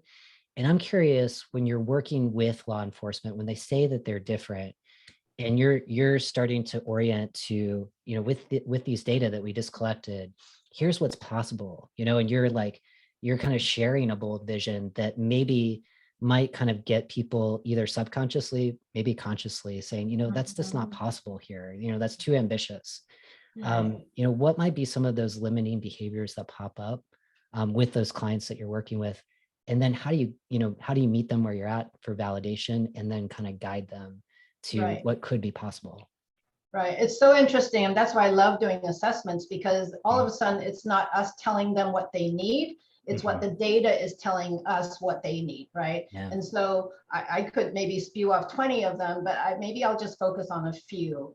One of them, especially in the COVID era, especially in the last 2 years, are the lack of good onboarding practices. So many employees, because of the great resignation, and actually I heard a new term, great retirement, because a lot of boomers, and another way of calling baby boomers is now called perennials. Just don't confuse us with flowers. So anyway, I just say we're forever blooming, right? And so these poor onboarding practices during COVID means that somebody may never have seen the office. They've never met their colleagues in person. All of a sudden they're shoved into a Zoom room or a Teams room or WebEx or whatever it is. And there's no relationship building. And a lot of organizations don't even think about that. And a lot about my philosophy about my work is really, you've got to get to know people. It's the contact theory, right? The contact hypothesis of Gordon Allport is, the more you have contact across cultures, across difference, the more you're going to reduce those biases, those judgments, and those stereotypes and those prejudices. And so if you've never seen somebody, you feel very isolated, you feel very alone, and we've heard this. And then there are also clicks, right? There are clicks everywhere in every organization. So, and because of how our brain works, the reptilian brain is that we tend to stick with people that we like. And so that poor new person doesn't know who to go to. Now, some organizations do it better. They assign them a buddy, but a lot of them don't. So that's number one. Do you want me to just go down the list, or? There's no right or wrong way here. Okay. Whatever you want to share. Yeah. All right. Then the second thing I think is a lack of transparency, which is a huge self-sabotaging block, because especially I would say today, employees want to know why a decision is made, how it was made. And actually we talked about it in the session with the police today. Why do we make this decision? And maybe it's not something that you like, you know, you want some shift changes, but I'm sorry, because maybe we don't have enough people on this shift. We can't allow you to have that. And they want frequent communications about the change before the changes are implemented, and also before they hear it from somebody else, especially externally. So for example, I was working with a law firm, and one of the senior partners and the co-owner was actually retiring at the end of the year. And employees didn't even know until December 31st came around. They didn't know who was going to take over. And so, you know, they counted on they were relying on rumors, and there were no confirmations. So, you know, people just don't like uncertainty. Yes. And let me go to a couple more before I stop talking. There's also senior leadership, executive leadership. There's the lack of self-awareness in something I love called other awareness, which is, for example, let me give you an example. We were working with a very large global company, and we still are. And the project leader decides to crash our Zoom call when we were in an interview with one of the leaders in a different country. So she crashes in without us knowing ahead of time, and it's a confidential interview. So my immediate reaction was, why are you in here? How is it going to affect how the interviewee is going to react and what they're going to say or not? And when I asked her politely on chat, I said, oh, I didn't know you were joining us. And she said, well, I'm just here to observe. So, you know, that's what I mean by the lack of self-awareness and other awareness. And also, this is also goes back to what I said about lack of transparency. Yes. So, I'll just stop there. And I knew when we would talk, it was almost like with Kelly's too, where it's like, we're at 15 minutes, it's so fast. So maybe like, if there's one strategy that you're using that's helping kind of create an opening from those self-sabotaging behaviors, like what's one thing that's really effective, or at least that's starting to kind of move, and in particular, the law enforcement clients that you're working with in the direction that the data are kind of pointing what could be possible? Right. I think the first thing that we also realize with senior executives, and this includes the chief and the deputy chief and the command staff, is most people, when we present the findings and our recommendations, they get defensive. Yeah. Oh, well, that's not going on here. How many people actually said that? You know, that's not true. We don't have any sexism here. We don't have any ageism there. And we said, you know, it's not us telling you what's going on. It's the data. It's what your employees are saying. We hold focus groups. We have one-on-one interviews. We have affinity groups. We have an online survey that's, you know, 45 to 50 plus questions, sometimes gauging them on their racial equity status. And so, and the culture mostly. So what is the culture really telling us? What is the data telling us? And so when people decide that no, this is not happening, then we already know, okay, we don't think we can work with you any further. So you decide what you want to do. In fact, and this is, I don't know how many of you are DEI consultants or DEI officers here, but I have been let go before. I have been fired. And a lot of my colleagues will say, well, if I haven't been fired, I haven't done my job. Yeah. And so we do our job by telling the truth. We tell the truth. And I'm telling you, now that I'm in my 60s, I'm not afraid to speak up because I've been silent for too long. So I'm now speaking up. I'm telling you how it is. Not that I'm going to be rude, but I'm going to be very direct with you. And so being direct is one thing. The second thing I found that is very effective, law enforcement or not, any organization, for-profit, nonprofit, is that you've got to work with the top level execs to get buy-in. Yes. Otherwise, you're dead on arrival. Otherwise, and the other thing that I've done, which is also effective, is building the business case for DEI. And I add B now because of you. I've been influenced by adding the belonging. So now is, what is the business case for DEI be? What are some of the opportunities and also threats if you're not inclusive, if you don't have the sense of belonging? Yeah. And so once you have this process, and it's process work, once you have this process about getting buy-in from the chief, from the executive director, from the CEO, from the managing partners, then others will follow. And especially in the law enforcement paramilitary organization, they are used to following direction. So at the beginning of the training about 10 days ago, we were hesitant in calling people to speak up, right? And then when we did debriefs every single time with the command staff, they said, it's okay, you can call on people. So we start calling on people and they really don't mind. So it's really also about customizing our approach in every single organization. And I'm going to repeat myself, as Kelly said, meeting people where they are. It's understanding how they're structured, what's going on. And we also had done this huge assessment of the entire organization last year. So now, we're coming into training. So getting buy-in, collaborating with them. I mean, we have 13 different PowerPoint decks, PowerPoint revisions, because we keep adjusting, because we want to get it right. We're going to get it right. Now, is it ever going to be perfect? No, can't please everybody. However, we've gotten to a point for the last week that every single time people are saying they like the training. Yes. And that, I think, is a huge win. Yes, that's a huge win. I mean, I think, that's just kind of the proof point to kind of keep moving forward. Lillian, we're at the end of our time. It goes by fast, and you have been dropping, there's been so much kind of like affirmation in the chat that I would encourage you just to hang back to see how people are responding to what you're sharing. You're speaking to a lot of the work that I think at least several people in this room are doing right now and leading. And there's something that you said about defensiveness and beliefs. And so I just want to remind people, if you didn't hear the opening comments that I shared this morning, when talking about culture, I shared a definition from Trabian Shorter's, which is culture is the transferable set of beliefs and behaviors that will allow a group to survive, right? And so if we're trying to orient to something new, a different kind of culture, we have to examine the beliefs and behaviors that might be passed on, from leaders to staff or from leaders to leaders, and to be mindful, right? Like defensiveness is kind of one of those behaviors we have to be mindful of. So when we want to understand, okay, where are the opportunities to change our culture, that when someone like Lillian is coming in to be a truth teller and is saying, here, like it's a gift, it's the gifts of feedback, and not to kind of go into that defensive posture, but we're different and we're X, Y, and Z, just be open to it and maybe just take it in, and kind of like what Swati was sharing earlier, just listening without listening to respond, right? And so these are some of the culture traits, when I talk about belonging culture traits that are outlined in the book. That's what we're trying to build. We're not trying to change people, right? But just saying, like, there's a different way that we can be operating together in an organization. And I think that just kind of hanging on to that strand of defensiveness, I wanted to pull that further.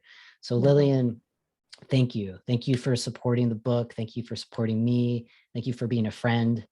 I hope we get to go walking at some point when COVID is behind us. Someone said COVID will be a thing of the past by December 31st, 2022. So I'm like, all right, I love that vision. So that's where we're going to go. So I really appreciate your time, and thank you for being here. You're very welcome. Thank you, everybody, for the wonderful comments. I'm going to stay for a few minutes and read them. I've also put my email in the chat so that you can all have it. Feel free to reach out. Oh, let me give you my website. Excellent. Feel free to go there. Thank you so much, Rhodes. Thank you. And enjoy the rest of the day. Yes, thank you. Thank you so much. Whew. Okay, so I want to let you know where we're going to go. So we have our last interview before our noontime Pacific time to go into a roundtable with belonging community members to talk about that vision that many of us got to establish this morning. So that's where we're going to go. We're next going to talk with Jameson Green. I'm going to introduce him in just a minute. He's agreed to stick around for a little while longer. He's also a member of our belonging community. I'm super grateful. So James, thank you so much. before formally introducing him, wanted to remind you, you know where to get the book, imaginebelonging.com. If there's one thing that you can do today to really support the book, aside from getting your own copy, is consider sharing it with someone that you're working with, right? So if we're trying to change our culture and we want to orient to something different, we have to bring more people along, as Kelly Houston was saying. So if there's someone that you think could really benefit from the message, please forward the imaginebelonging.com to them. It will make a huge difference to make sure that the book lands in the hands, the hearts, and the minds of people who can benefit the most from it. So thank you for that. So I now want to introduce Dr. Jameson Green to the session. So a little background about Dr. Green. So he's one of my mentors. He's a friend. He's a legendary transgender advocate and scholar. He is the author of a number of books. He's an educator, a policy consultant, and a legislative provocateur with 30 years of corporate publications and management experience. He is a seasoned activist in the transgender community who was the architect of trans-affirming healthcare benefits, which we're talking about later. We've got a whole panel of folks later today to talk about some of the work built off of what Jameson established. And he is the past president of the World Professional Association for Transgender Health. So please throw in some twos for a warm welcome. We can't hear your applause, but please welcome in Dr. Green. Jameson, it is wonderful having you here. Thank you for your patience with what I imagine will be another really informative interview that might run a little bit over. So thank you for the patience with the day. It's great having you here. How's your morning? It's still a little bit of a morning. How's that going for you? It's been really busy, Rhodes, and I just got into Lillian's talk and just was really excited to hear the things she had to say, and yeah, things are really cooking for me. It's really intense right now, but I am so glad to be here with you. Thank you. And because I so much am invested in and believe in your vision of belonging community. So yes, thanks for inviting me today. Absolutely. So so there's a little bit of a spoiler alert. So so Jameson is the author of the foreword of the book. And I'm so grateful that you took the time to write that. And so I want to share with the audience just, something that you wrote in the book that I think is a good place for us to start, which is you say, and this is when you're reflecting back on your career history, and you state that everywhere that you've worked, you've looked for ways that would encourage more belonging and breaking down the silos and the patterns, those beliefs and behaviors, right, that created needless hierarchies that served egos instead of the common good. And so, just for us to kind of understand this, because I mean, I feel it and I get it, and I can imagine maybe for some people they're feeling it too. If you could provide maybe an example or two of what some of these silos were that you experienced and the hierarchies that actually compromised, the collective vision for positively building a better workplace, or at minimum, the collective vision for like the team goal or like the purpose of the organization. What might be an example that comes to mind for you?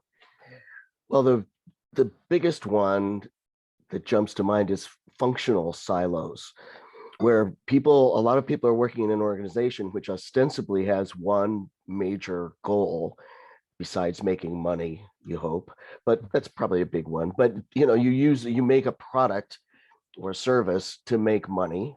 So you're all engaged in the making of the product or creating of the service or delivery of the service. And if you have silos that keep you from knowing what's going on throughout the company, that keep you from recognizing opportunities, to keep you from sharing ideas, to keep you from noticing improvements that could be made in an adjacent function, for example, because it impacts your work, but nobody recognizes that because they're not in charge of you. So, and you're not given the opportunity to give feedback to them. And you have to go through a channel, through some manager who's going to hold on to control really tightly. That's one of the biggest problems that I see as functional silos that you can have a functional silo and still have communication. You can have functional silos and still offer opportunities. Yeah. I think people just get too rigid about things very frequently. Mhm, mhm, So that's the biggest one. And then the other thing, of course, is those egos. mhm. People want power, and people have power over other people in corporations and even nonprofits, which are also corporations, that because they have control over your paycheck. Mhm. And so that creates a power imbalance that is, there's always going to be that power imbalance, but it doesn't have to be a mean one. It doesn't have to be vicious. It doesn't have to be oppressive. And what's the bit? So in the book, I write about in the last part, kind of for us to reimagine the way we structure our work to make it more equitable. And I talk about the management process of a holacracy, which is, it is kind of looking at alternatives to flatten out hierarchies that aren't necessary, as you said. And I'm curious, you've led a lot of teams inside bigger organizations. And so what's the benefit if you can localize more power in decision making for the technicians, for people who are like doing the day-to-day, where it's like, I don't know, you're a programmer, like how to program better than the CEO of your company, yet to make some decisions, you have to kind of float up the potential decision to the CEO, which kind of, like you were saying, supports egos and power, yet it compromises like maybe efficiency, and also for that person who knows best of what kind of programming they're doing that could benefit the organization. So, what's the promise of maybe flattening out an organization, and how might that help us build more equitable systems, like just from your perspective of maybe what not to do and what could be possible? I think open door policies are really important, that people should be able to talk to anybody that they need to talk to, because they're all working for the same goal. And that people shouldn't shield themselves behind authority in order to, if they want to get things done. I think, trust is probably to me, the most important value.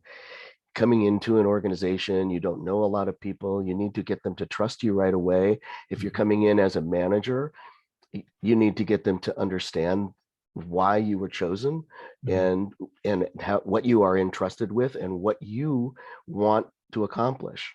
Yeah. And I think if you share your goals with people and what you are intending to do, and gain their trust and their buy-in, then you can accomplish a lot. I think it's just,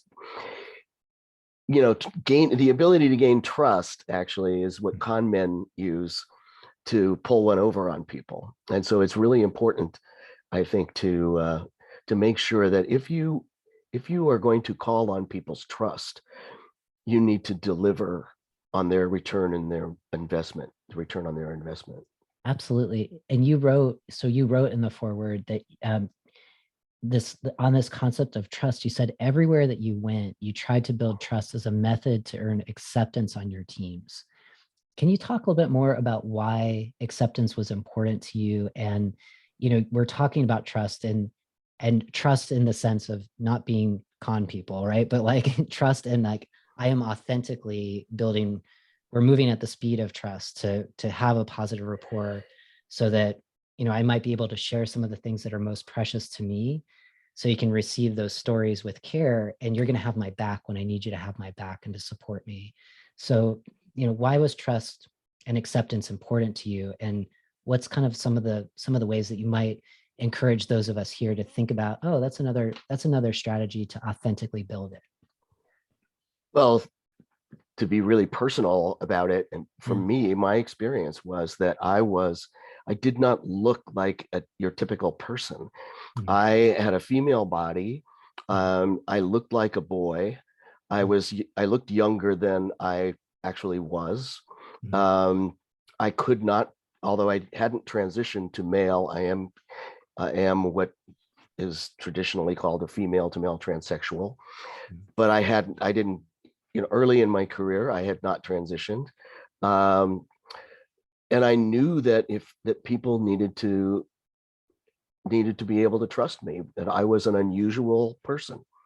And being an unusual person doesn't always gain you a lot of friends or trust. So being able to gain people's trust was really important, because I needed to depend on them in many situations. And especially in one of my earliest jobs was in construction. And, you really need to have people. I mean, you're risking your life every day. And sometimes you need help with lifting something. And I'm very small. I mean, prior to my transition, I weighed less than 120 pounds. So it's just, I had to gain people's trust and confidence right away. A question on that. So trust, when we talk about belonging, and I've mentioned Bernadette Smith, who calls this kind of the holy grail in the organization. If those of us who are least likely to feel safe, if we're starting to feel it on a consistent basis, and maybe, just maybe, our long-term vision for our diversity, equity, and inclusion goals are taking root. And so when you're talking about building trust, it still requires some level of risk, right? You have to feel some kind of safety with at least a colleague, right? To share something that's most precious to you. And in this instance, you're talking about, sharing aspects of your gender history, and really saying, this is who I am. And, and trying to almost like buffer yourself from some of the transphobia that might have been present in the organization. So how did you know, like, what were some of the signs of other colleagues where you felt that sense of safety, where you could take that risk and share a little bit more? And what was the impact on building trusting relationships? Because I think there's something that, even for those of us who are not trans, I'm trans, but for people that aren't, there's something in this, there's a universal truth for us on something that we might be hiding or covering in the workplace as well. And I'm just curious for you, James, what, there's probably a lot that you can say on this, but what's coming to mind? Well, I don't know if this is actually going to answer your question or not, but what's really coming to mind right now is when I actually transitioned, I was an engineering group manager at Sun Microsystems, and I was brand new to the company. It was just a matter of timing when I got accepted to the sex reassignment program at Stanford, and when I got this new position. So I was new to the company. I was about to be transitioning, and so I hadn't really had an opportunity to build trust at all with a lot of people. And so I just chose to talk to first my manager, and then the 12 people who reported directly to me, and then a few other managers on my level who I knew I was going to have ongoing working relationships with because of functional responsibilities. And that was where I started. And the interesting thing was, what I found, I approached each person individually. I said, I have something, apart from a little chat ahead of time to warm up the room. I have something kind of personal that I need to tell you about, and I just hope that you'll feel free to ask me any questions. But I'm going to be a candidate for surgical sex reassignment, and I mean, I just come right out. People were amazing. They were really, really responsive and very, very supportive. One guy said, "Are you going to be any more confident when you start taking testosterone? Is that going to boost what you already got?" I mean, that's scary. But what I found, what really, really blew me away was, over the next few weeks, virtually everyone that I had spoken with came directly to me in my office and told me something deeply important to them that they had never told anyone before. or at least never told anyone at work before. Yeah. And that I found that was a tremendous statement of trust in me and of acceptance. It was phenomenal. And this was, mind you, this was 1988. Wow. So this was, trans was not something on anybody's radar. Right. Yep. Yep. And that's huge. That's like, I mean, you took an enormous risk where the fear of negative consequences was probably kind of firing in your brain. And for those people who then took a step towards you after you moved towards them, they moved towards you. Right. And you were a safe person then. Like, you were the first person to kind of say, I can be that safe person, yet the risk that you took was enormous. And folks cared for the story, that you shared. And that's the connection piece, right? And I think when we talk about this work, especially when we talk about inclusive leadership traits, we talk about vulnerability still. I think dominant culture looks at vulnerability of like, this is a weakness, I'm not going to do it. And, it's for soft people, like whatever it is. And that is the power, right? If you want to build a connection, and then you want creativity and innovation and business success and industry breakthroughs and all of that stuff, it starts with modeling it. And and that story, I think, is really super powerful for us just to kind of, internalize for ourselves and think of those times, maybe where you yourself took that risk of sharing something that was most precious to you. Or, you bore witness to someone else doing that. And then that created safety for you, right? So it's risky. And sometimes, I mean, there's many of examples that I'm sure you, James, and myself and other people can offer where we did take that risk, and ouch, there was punishment that came with it. And then that's the sting of exclusion that we're trying to move away from. And so I think that what you offer here is super, super powerful. And Laura says it starts with modeling. It starts with modeling it. Absolutely. And I think we can be talking for a long time. You've been very generous with your time. I said it was a 15-minute interview. So we're going to have to close this interview now. And I know that you might be sticking around for the belonging community conversation. Yeah. And that's what's coming up next.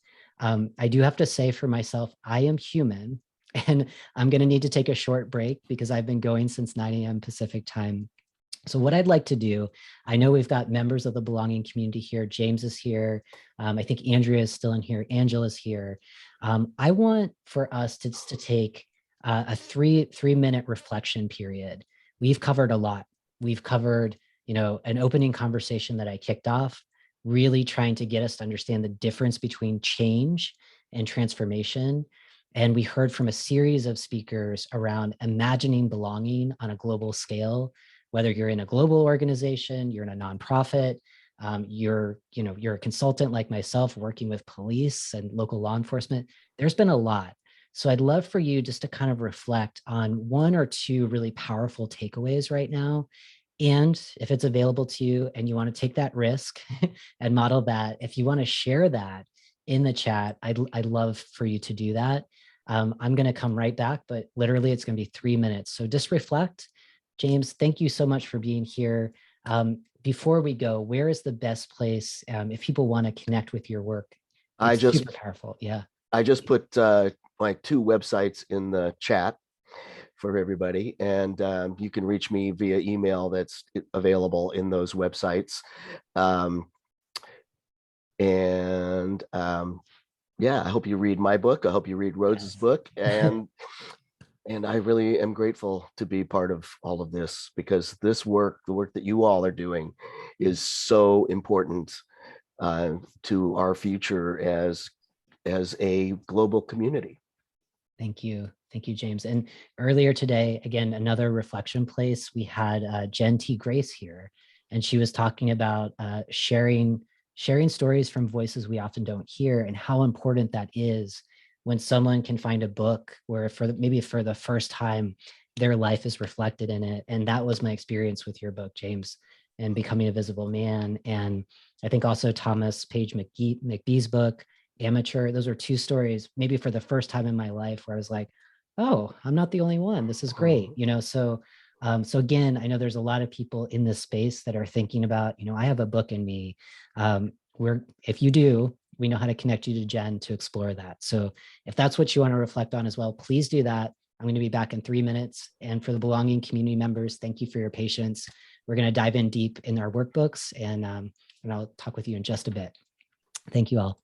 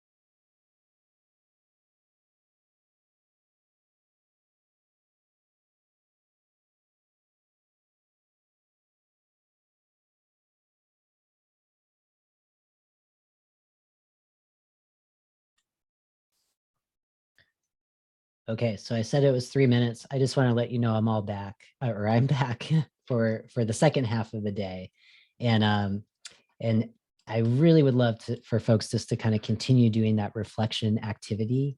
If you have just jumped into the space, I want to let you know that there's a couple of things happening today, aside from this book called Imagine Belonging that just got released, which is we've got some incredible speakers that are lined up earlier today that have already spoken, as well as later this afternoon, several other DEI thought leaders and social justice movement leaders that are going to be joining us. I'm super excited about it. We've got, in just a bit, we're going to be connecting with the Belonging membership community. We've got about 6 members here. They're going to reflect on what we did earlier today, which was a workbook exercise to help us clarify our long-term vision to build a belonging culture, to move away from the status quo and move into a new future that allows more of us to bring our full selves to work, as what we just talked about with James. So please, if there have been any insights already, just to catch up other people that are just joining us now, go ahead and pop those in the chat. They don't have to be Shakespeare at all, but just kind of like a simple takeaways, a couple of quotes, phrases, words. If there's a feeling that you're feeling right now too, I love that. So go ahead and add that into the chat. And I'm seeing Laura saying that really speaks to your personal character. Oh, she's talking about James, who just spoke right now. I'm catching up on the chat clearly. And Amber's just popped in where you can find the book. So if you've purchased a copy of the book, thank you. One of my requests is just to kind of pass that on to a friend or a colleague who can benefit from the book as well. And as we continue throughout the day, I was sharing earlier, my favorite number is 22.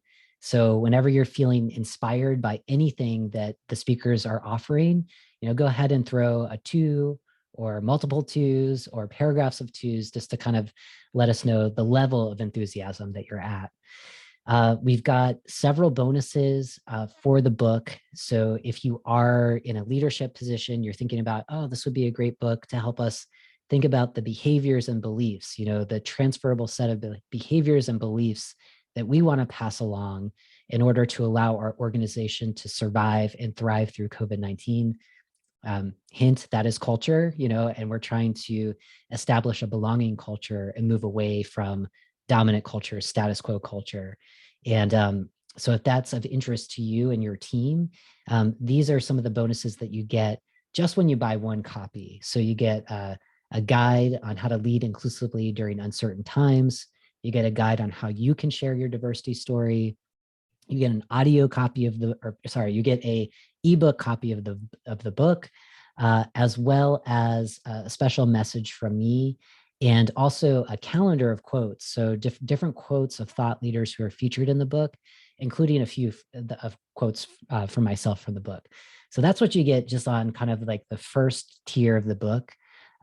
There's also a number of other tiers. So for 20 to 50 books, so this is for bigger teams, we've got a toolkit and a webinar of dismantling white supremacy culture, an audiobook that's coming out in April that you get for free, and then 1 month access to the Belonging membership community. And I'm mentioning this now because you're going to get the opportunity to meet a few members from the Belonging community as we reflect back on the workbook that we just completed this morning. So what's really cool about this is that our Belonging members have had 2 months now, almost 2 months, of really thinking about those commitment statements that we've made and just seeing how much of those commitment statements still hold true and what's shifted, what's changed. And so I've got some questions for the group. And I think that the folks that are here right now, we've got Jameson Green, who just spoke. We've got Daniela Hunter, Angela Tyson, Rachel Kuhl, Tom Huntington, and Angela Kremer. So I think maybe some of the folks are here. And also I think Alfred is a member of the group too. So we've got a good portion of people from the membership community. And as I've kind of just set up that group, I'm seeing some people pop in their thoughts. So I just want to kind of read those right now. So lots of twos. I see Lindsay just giving thanks to Jameson. And then Amber's offering, I'm feeling so inspired just being in this room with so many amazing thought leaders. Yes, I'm there with you. Laura's got tons of twos. Tom is saying, really appreciate your 3 minutes reflection time. Sorry, I cut that short, Tom. Just taking a little bit of a break there. And just previously, and how rare that is in meetings. So thank you for another way of role modeling, for being a team leader, learning twos. Thank you, Tom. And then Amanda says, wow, these bonuses are awesome. Thank you. Yeah. We put a lot of thought into the bonuses.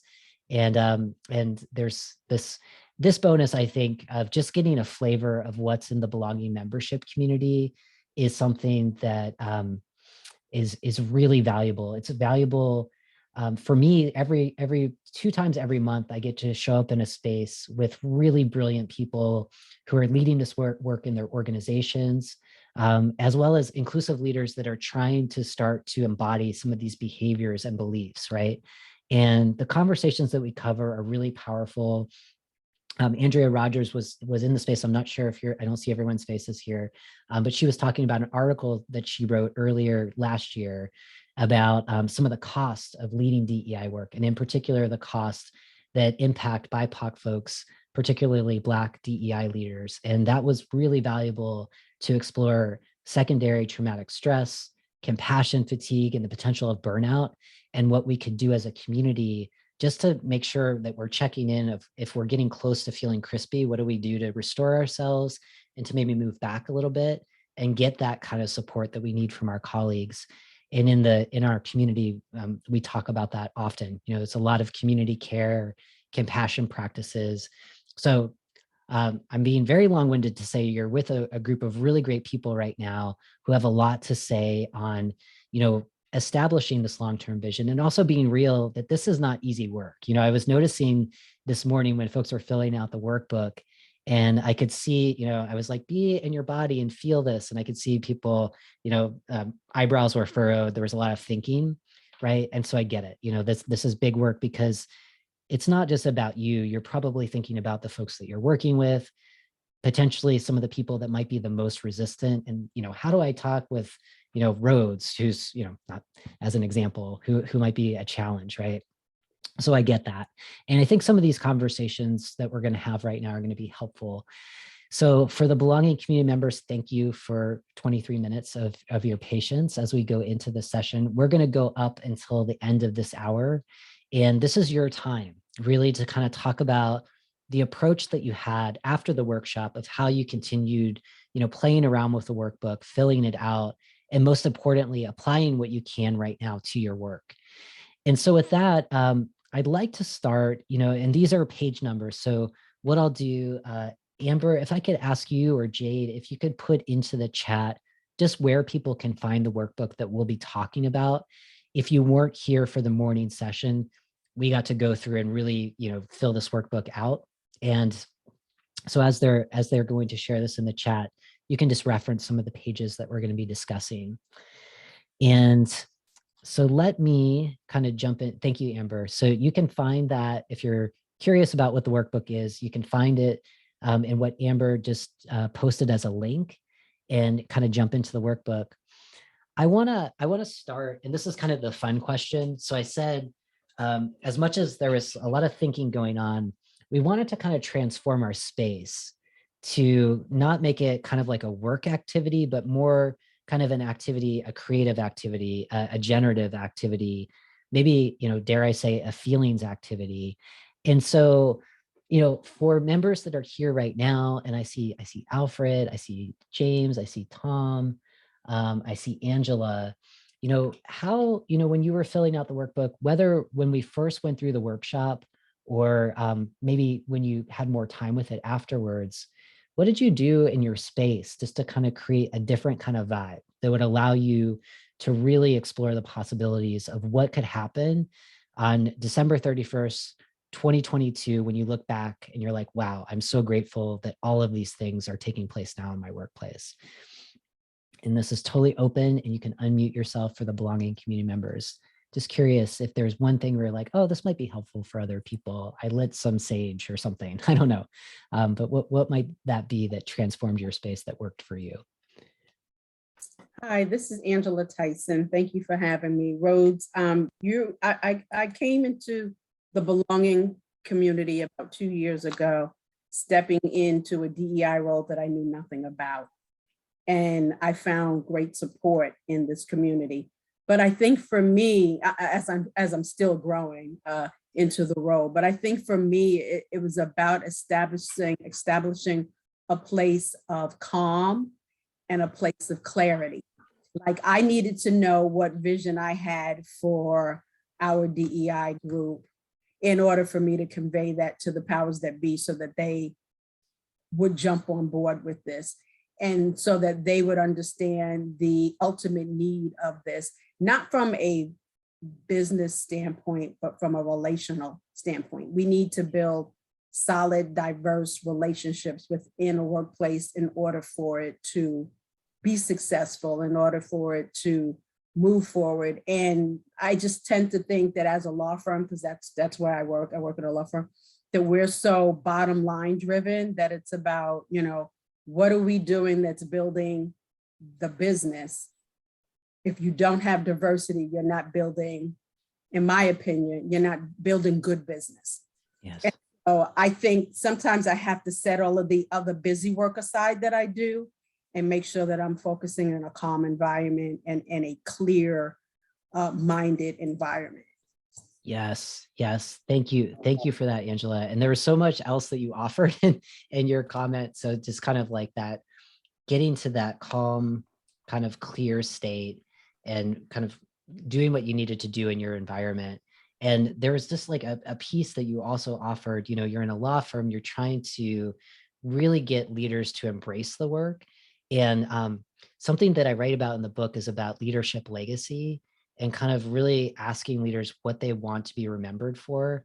And so, yeah, when you do this work, the data, I mean, you can't argue against the data. doing this work is good for the bottom line. And what you're getting at, from the relational perspective is it's so much more, being remembered for doing the right thing, and building that kind of trust that we just talked about, where people actually want to stay in your organization, especially in this moment where we're talking about the great resignation, or as Lillian Tsai just referred to it, the great retirement or the great recruitment. So I really appreciate what you offered there. In addition to just kind of like, how are you setting the stage to actually do this imagination work? So a really, really rich response, and I appreciate that.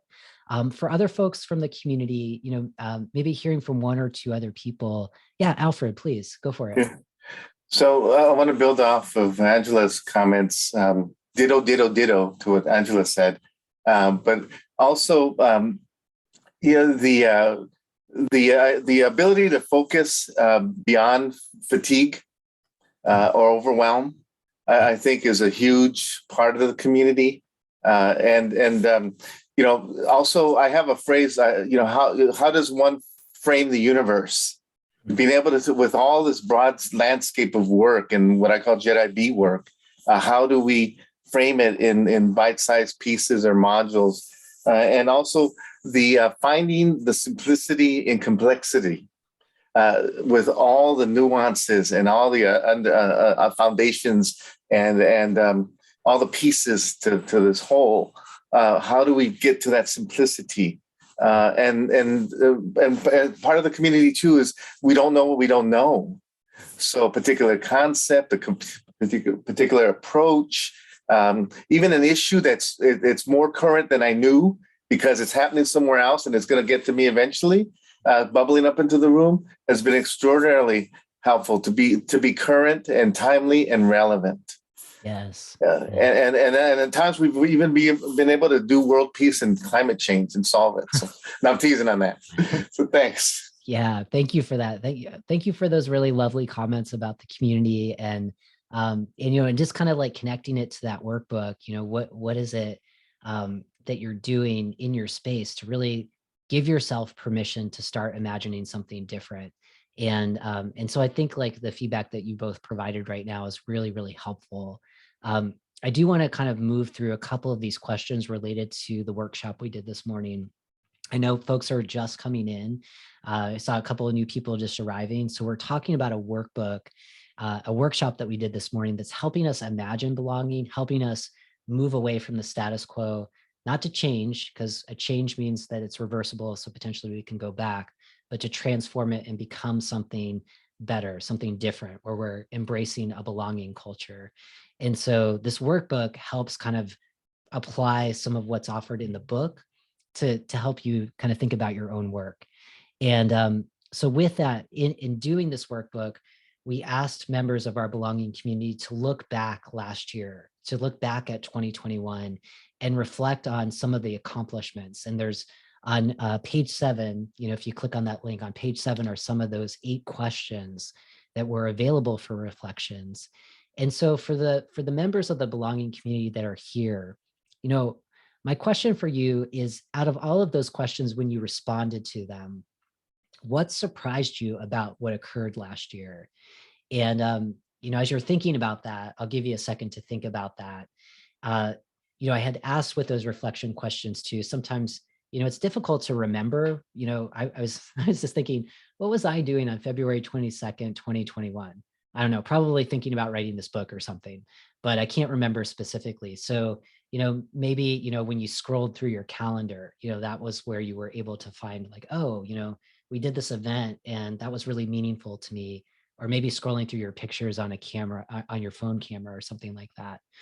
So, as I kind of set the frame for this question for belonging community members, what surprised you last year, when you were reflecting on DEI accomplishments, even if it was just for yourself, like what Alfred was saying, kind of learning about new topics that might have not been bubbling up in your organization, but just being ready for it. That's an example. But what popped up for you?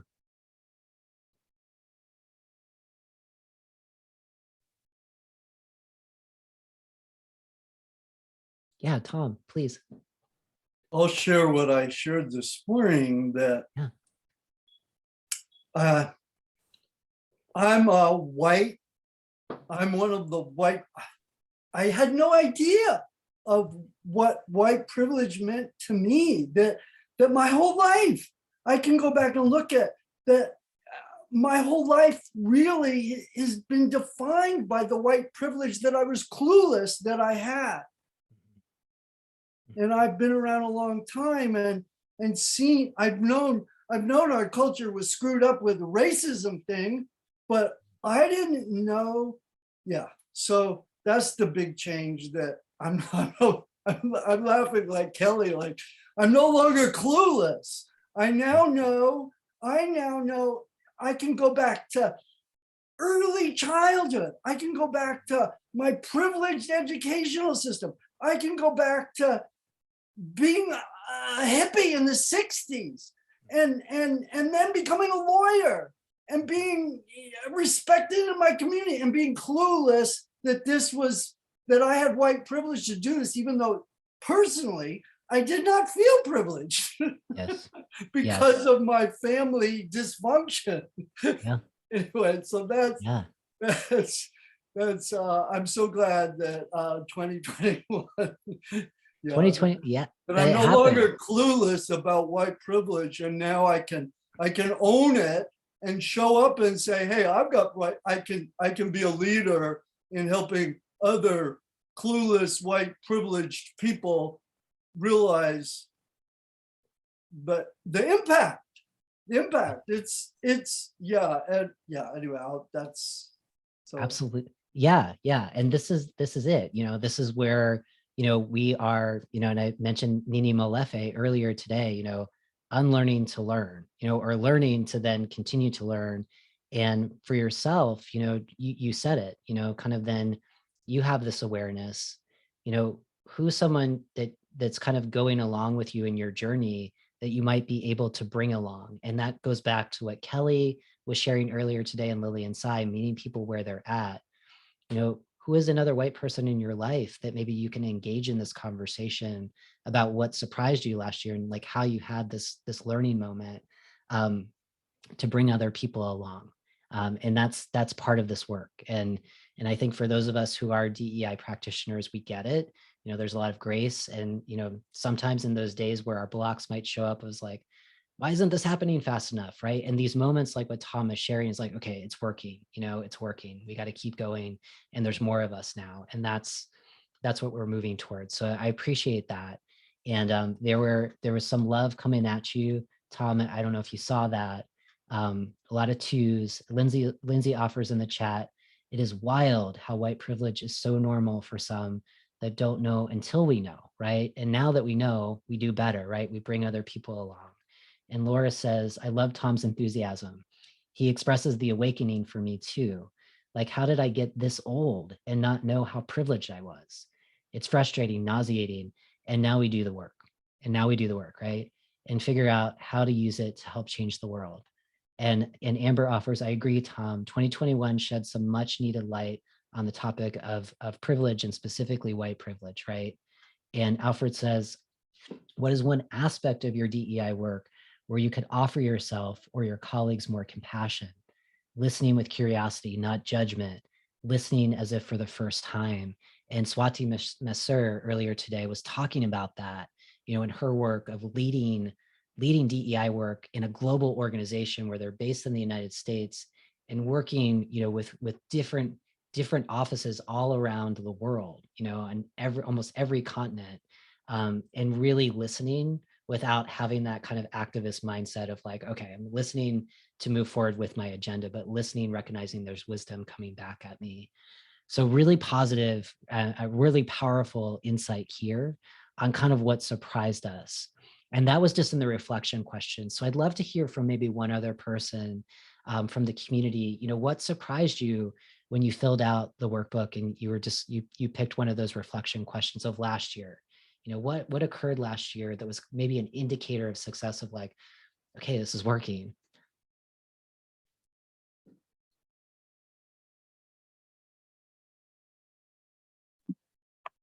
Hi, Rhodes, if I could contribute. Yes. Please. Hi, Hello. everyone. Great to be in community with you. I shared something early, and I appreciate you, Rhodes, in lifting up the article. That was a big step for me in terms of talking about the cost of doing DEI work. And something else is being in community, both for folks who are lifting up this work, practitioners, to have external communities where they can just be. Yeah. And be in solidarity with one another, whether it's, the wins or some of the challenges and barriers in doing this work. And particularly that article for me spoke as a Black woman, cisgendered woman, understanding the privileges I have, but also kind of the hope it takes to do this work. Yeah. Because I think about that question, what if nothing changes? Mm-hmm. What is the cost if nothing changes? And I think 15 years ago, I would have been too angry to want to be in discussion with this because it can be triggering some days, some months, some weeks. But, it's like feeling like the more of us who can lean into being willing to having these conversations and knowing that sometimes you have to step away from it. And I think that's what I've learned, that I wrote that article, but it doesn't mean I've come up with a solution on what does self-care look like for some weeks. Sometimes I have to, like, where I can, because I have clients, but just step away or ask some of my colleagues to take the lead, to really kind of show allying actions. I don't need someone to necessarily be an ally, but I need folks to have allying behavior and action so that it's never falling on one person. 100%, Andrea. And Amber's giving you some love in the chat. And I had mentioned earlier today, I don't know if you shared the article. If it's handy, I think it's so powerful. And especially, with what we're creating in this community, which is really like community care practices, which is much like what you just shared, right? Like, when, definitely for me, when I have the energy, I'm ready to engage in the conversations. And also, your article and kind of doing the research for one of the sessions that we did, how do I know when there's signs where I'm starting to feel a little crispy? Like I'm getting close to that edge of burnout or compassion fatigue. And when I'm feeling that, knowing that spaces like this exist, I mean, there's many different communities that are out there, right? Knowing that I can kind of lean on, the support network that I'm slowly trying to build, right? And it's kind of ongoing, but there's other people that are going to have my back, or at least someone knowing that, I just saw someone come into the room who's going to be talking in the next hour, Jess Pettit. I can always call someone like Jess Pettit to say, hey, have you encountered this? I'm not really sure what to do. I help, and sometimes that's the hardest thing to do, right? For any of us, chances are we're helpers. And sometimes the biggest block for us is asking for help when we need it. So I really appreciate what you offered there. I think it's really, really powerful. And yes, you've offered the article. So if you're looking in the chat, if you're wondering what is Andrea and Rhodes talking about, this article is super powerful. Andrea wrote it, and it's the cost of doing DEI work, particularly for BIPOC folks, particularly for Black DEI practitioners. And it's super powerful. There's a lot of application. And I would say, even if you're not a DEI professional, you're in some kind of helping practice, this is spot on. This might be something that can support you in the work that you're leading. So I'm going to kind of move forward. This was kind of the reflections of what surprised us. And I want to go in the workbook. So again, I hope everyone has access to that workbook right now. It's on page 8. And I want to ask members of the community, did you have, and well, I guess it's still on reflections, but did you have a chance to share a reflection? And one of those questions was just honoring, right? Like going to what Tom brought up, honoring a colleague who's on the path now, right? They're now like, Andrea, thank you so much for sharing about the cost of doing this work. How can I have your back? Like, is there any one person that you were able to honor when you did this reflection exercise? And if so, what was that conversation like, if it happened? And I recognize maybe that wasn't the question that you engaged with, but if someone has an example here, I would love just to kind of know what that felt like, for someone to come to you to say, I was resistant to this work. I wanted to stick my head in the sand. I wanted to run the other way when I saw you. And then I recognized, that was my own stuff. And now I know it better, and I'm ready to kind of join in doing what I can do. Because I think that builds off of, Andrea, what you were just sharing on hope. So anyone have any one of those stories from the community that might be helpful for us to know about the hope?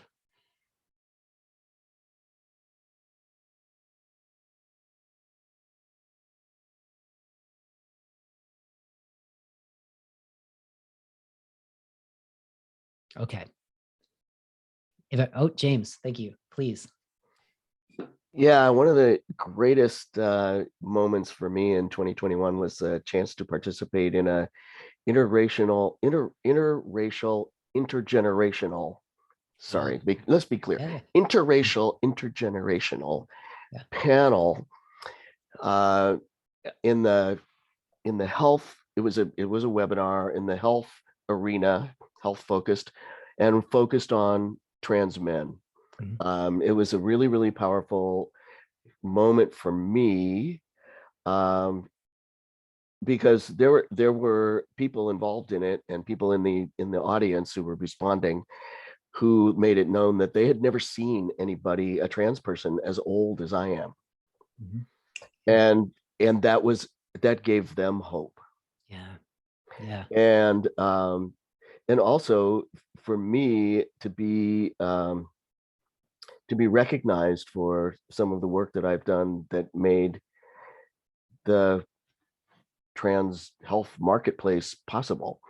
So that was really amazing, but also to see the young people, and especially some of the young artists of color who are doing such amazing work in communications, in just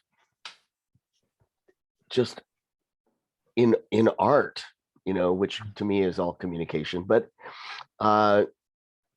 moving the issues forward with their own very creative, very powerful voices, very exciting.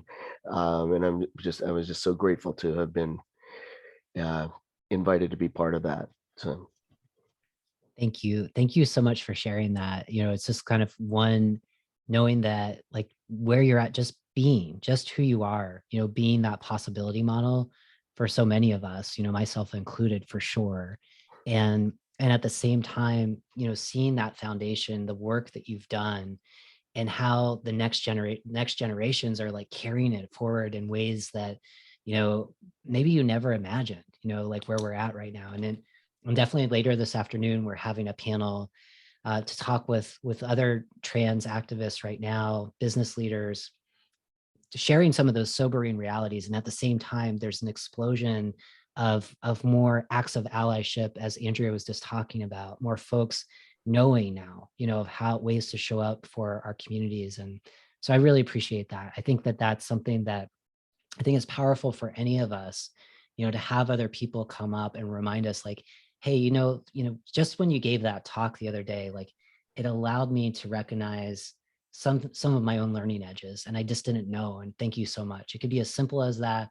It could be something much bigger, in terms of some of the what you just shared, James. So I really, really appreciate that, and that's giving me hope. So I hope that feeling is kind of contagious right now. And let's see. I am gonna. Well, there was a question about bonuses for the book, so I'm going to get to that later. But I want to kind of, so the person who asked that question, I will get to that at the end of this hour. I do want to go to what's on page 9, and there's a quote that I talk about transformation, right? And so to transform means that we must first grieve what we once were before we grow into what we're destined to become, right? And so it's kind of like recognizing where we once were, everything that we didn't know up until this point.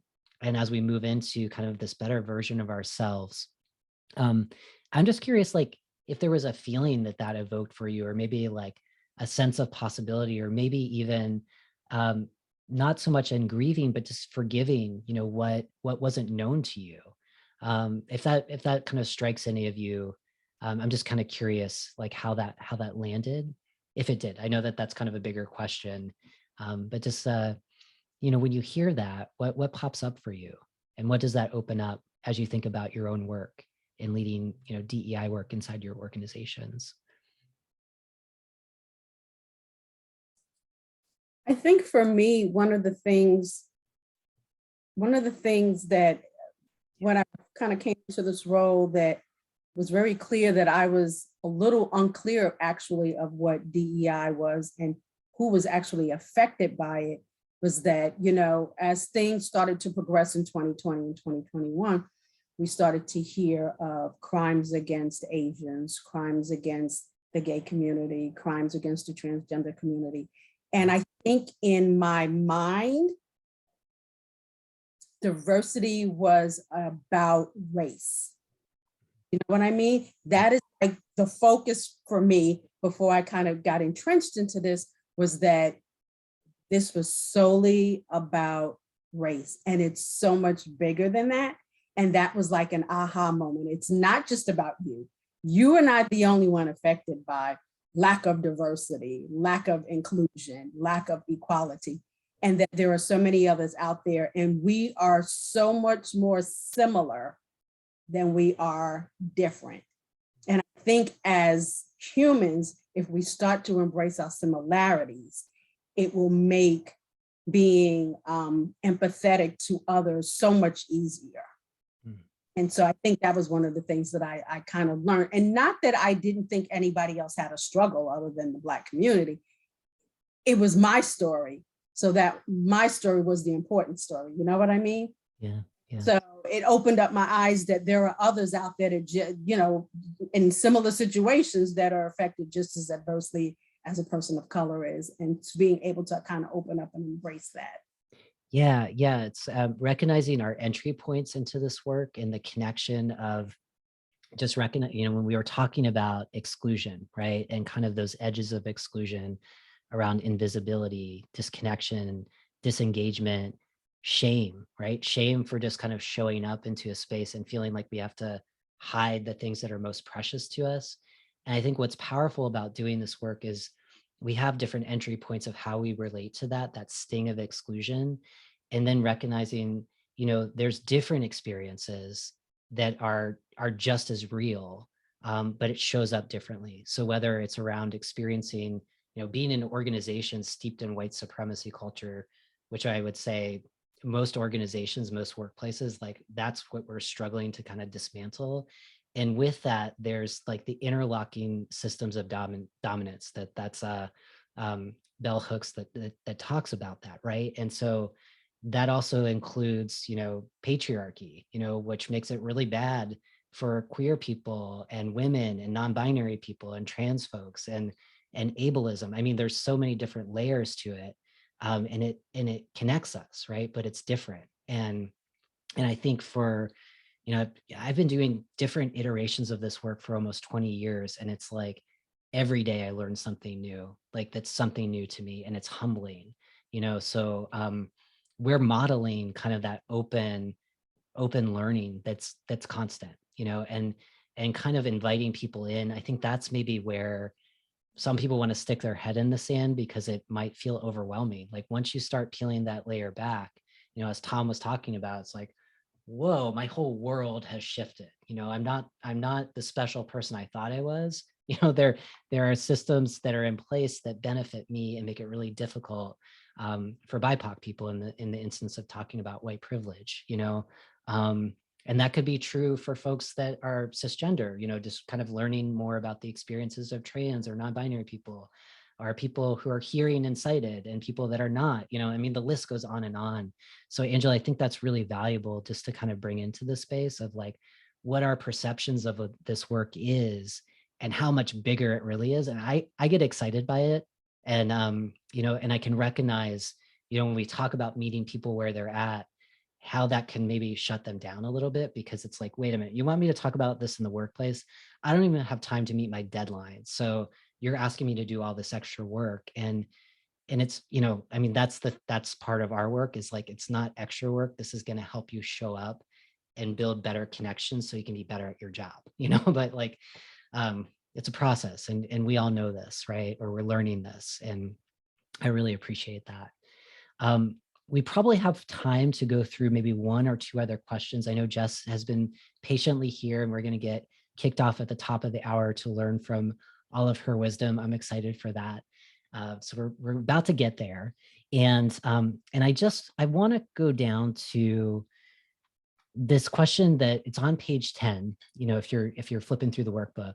And this is, when we're imagining all that, we can accomplish in 2022. So the idea of the workbook is we're looking back from December 31st, 2022, and we're kind of writing these statements as if they've already happened. And we're kind of imbuing a feeling behind them. What did it feel like to give yourself permission just to do that, to write those declarative statements, even if it's not happening right now? My leadership is my leadership team is 100% on board, and they've tied their executive pay to owning some aspect of this work. I feel totally supported, whatever that is. How did it, when you really gave yourself permission, or was it difficult to give yourself permission? Let's kind of talk about what it takes to give ourselves permission to get into that imagination space. And again, I know these are deep questions, but that's what you get when you come here. A lot of provocative thinking and feeling, right? So anything that kind of pops up for you on the permission piece, or just the act of writing those declarative statements.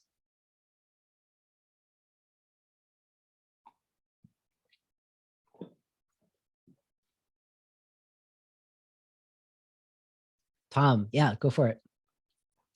I really liked doing it again. And today when you led it, you said something about be as specific as you can. So I'm following your direction. And I got really specific, a specific workshop that I want to propose. And then like, oh, by December 31st, 2022, story skills for inclusion and exclusion stories from people from Akimbo who've taken the story skills workshop. And then you gave us more time, and I got, oh, I even have the dream team that I want to invite to do this with. So yes. I got that specific. Yes. Yeah. And that's the thing too, right? Like if we're just kind of vague about, well, I want to feel more belonging at work. Well, how, right? And a part of that shift is, what part of me am I going to invest in doing this work, that commitment piece? And that's sometimes where kind of our good intentions or our big goals kind of just fizzle out, because we're not really in it. We haven't really given ourselves permission to dream it in full technicolor, or, like your whatever sense is the sense that you like to kind of sense the most, like being in that space and maybe getting out of the headspace that's telling you, your manager is not going to support this idea, or X, Y, and Z. You kind of put that aside, and that specificity can help, right? And it's a balance, because you also don't want to get overwhelmed with it. For other people, anything that popped up about giving yourself permission. And Alfred, I see what you've written in the chat, so I will read that out. But just if anyone wants to speak out anything, or if you'd like to as well, Alfred, you're welcome to. Well, good, sure, I will. Yeah. So I put it in the chat. I think one learning is and it's been an important conversation for me the last year or so, is the notion of intersectionality, our unique characteristics, and how we're viewed, and how we view others, and how much there is so much more there is to the obvious, and that pain point for we would like to be known for so many other things than what people take us to be. Yes. And that opens up a whole conversation and appreciation to have a deeper dialogue.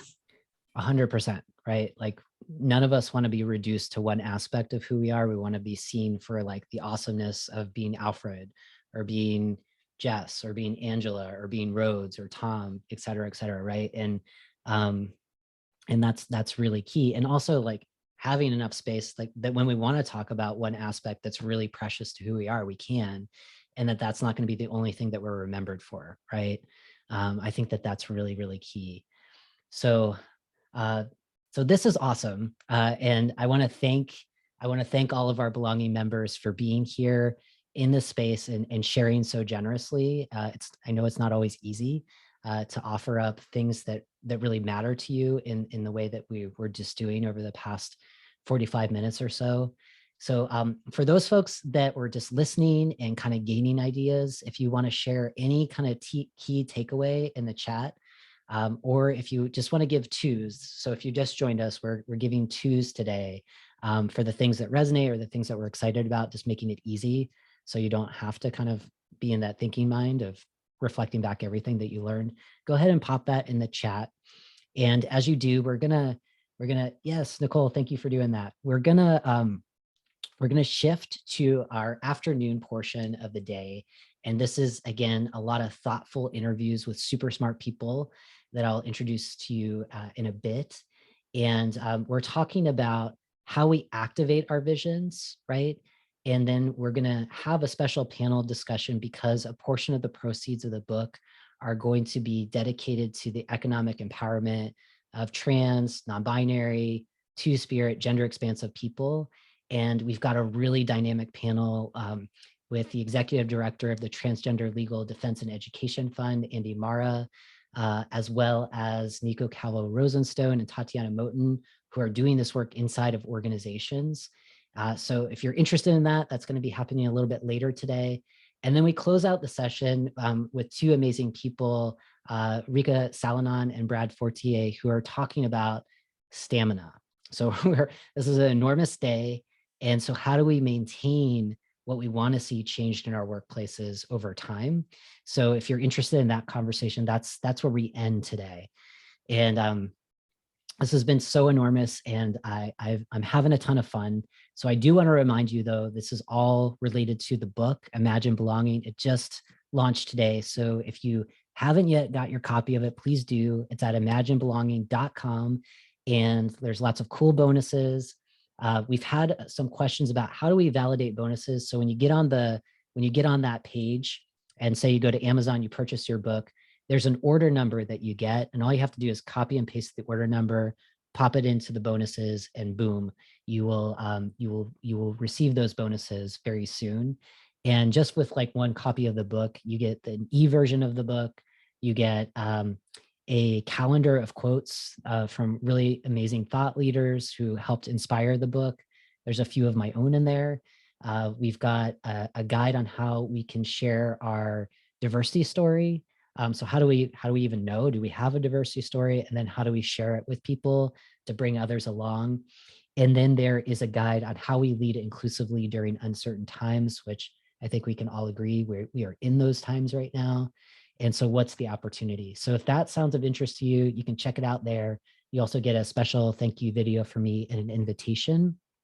And with that, I am super, super excited to be introducing I have a longtime mentor, a longtime friend, someone I deeply admire, who's been leading in this space, social justice space, DEI space, bringing inclusive leaders along and using humor along the way in doing that. And that is Jess Pettit, who is just incredible, a delight, and hilarious. So we had a former stand-up comic, Kelly Houston, in the space earlier today. And a couple of people were like, where do we find your work, Kelly? And so I'm going to say that Jess is also a former stand-up. I don't know if you're still doing it, but people are going to want to know where to find all of that good stuff. So do you have a website for that? It's everything I do is relatively funny. That's true. Do you need me to like watch the children and you go like refill a beverage or go to the bathroom? Speaking of stamina. Thank you. No, I did that. I'm good right now. We will take some short breaks and reflection time. I promise the group, but I'm good for now. I appreciate you. And I know you can just leave it to the Southerner to be like, honey, you've been doing this all day. Good job. Welcome and congratulations on the book. Thank you, Jess. Thank you. It's awesome to have you here. And, we're talking about imagining belonging at work on a global scale. So it's pretty big. And I was thinking about, this afternoon, we've got a couple of speakers lined up for this hour talking about how do we activate that vision. And so I want to start with like executive teams, right? And kind of like one of the biggest blocks that I find with working with executive teams is how they can activate these long-term visions of building a better culture while managing kind of what pops up, which is the fear of loss, which, you know me, I'm a nerd. I'm kind of an economist by trade. So it's like, when it comes to money, the fear of losing money is 2 times more powerful than the pleasure of gaining it. And so I feel like with this work too, there's so many benefits that come with it, right? And yet the fear of losing power, right, is something that pops up with leaders. And so I know that you work with a lot of executive teams, and I'm curious how you help them realize the leadership legacy that they can gain when they move away from the status quo and they start building a workplace that works better for all of us, especially those of us who are the least likely to feel safe.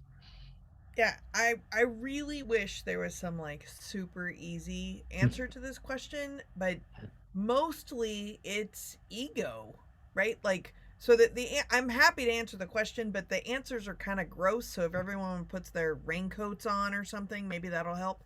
But frankly, I don't think actually profits is as motivating in a DEI kind of space as those of us in the DEI space would think it is, because people have been pointing out profit loss, how expensive it is to bring in new people, how expensive it is to not do recognition or retention activities. They've been doing that for decades, and here we are. I have job security. So I think that what I liked about the wording of your question, because you're a genius, of course, is what do I do when I am in that room to make people do something, which ultimately I can't even make myself do something. So what transpires here? And I actually Lee Cook Jr. is a new speaker person to me, not new to in the business, but new to me. And I was watching something of his recently, and power and privilege is often part of the conversation. And what I realized is prestige is rarely part of the conversation, but I think that's been kind of the tipping point in these conversations, that I'm like utterly delightful and funny, and everybody, oh, you're so great, we love having you in the C-suite, it's great. Until eventually I'm like, how is this actually working for you being behind?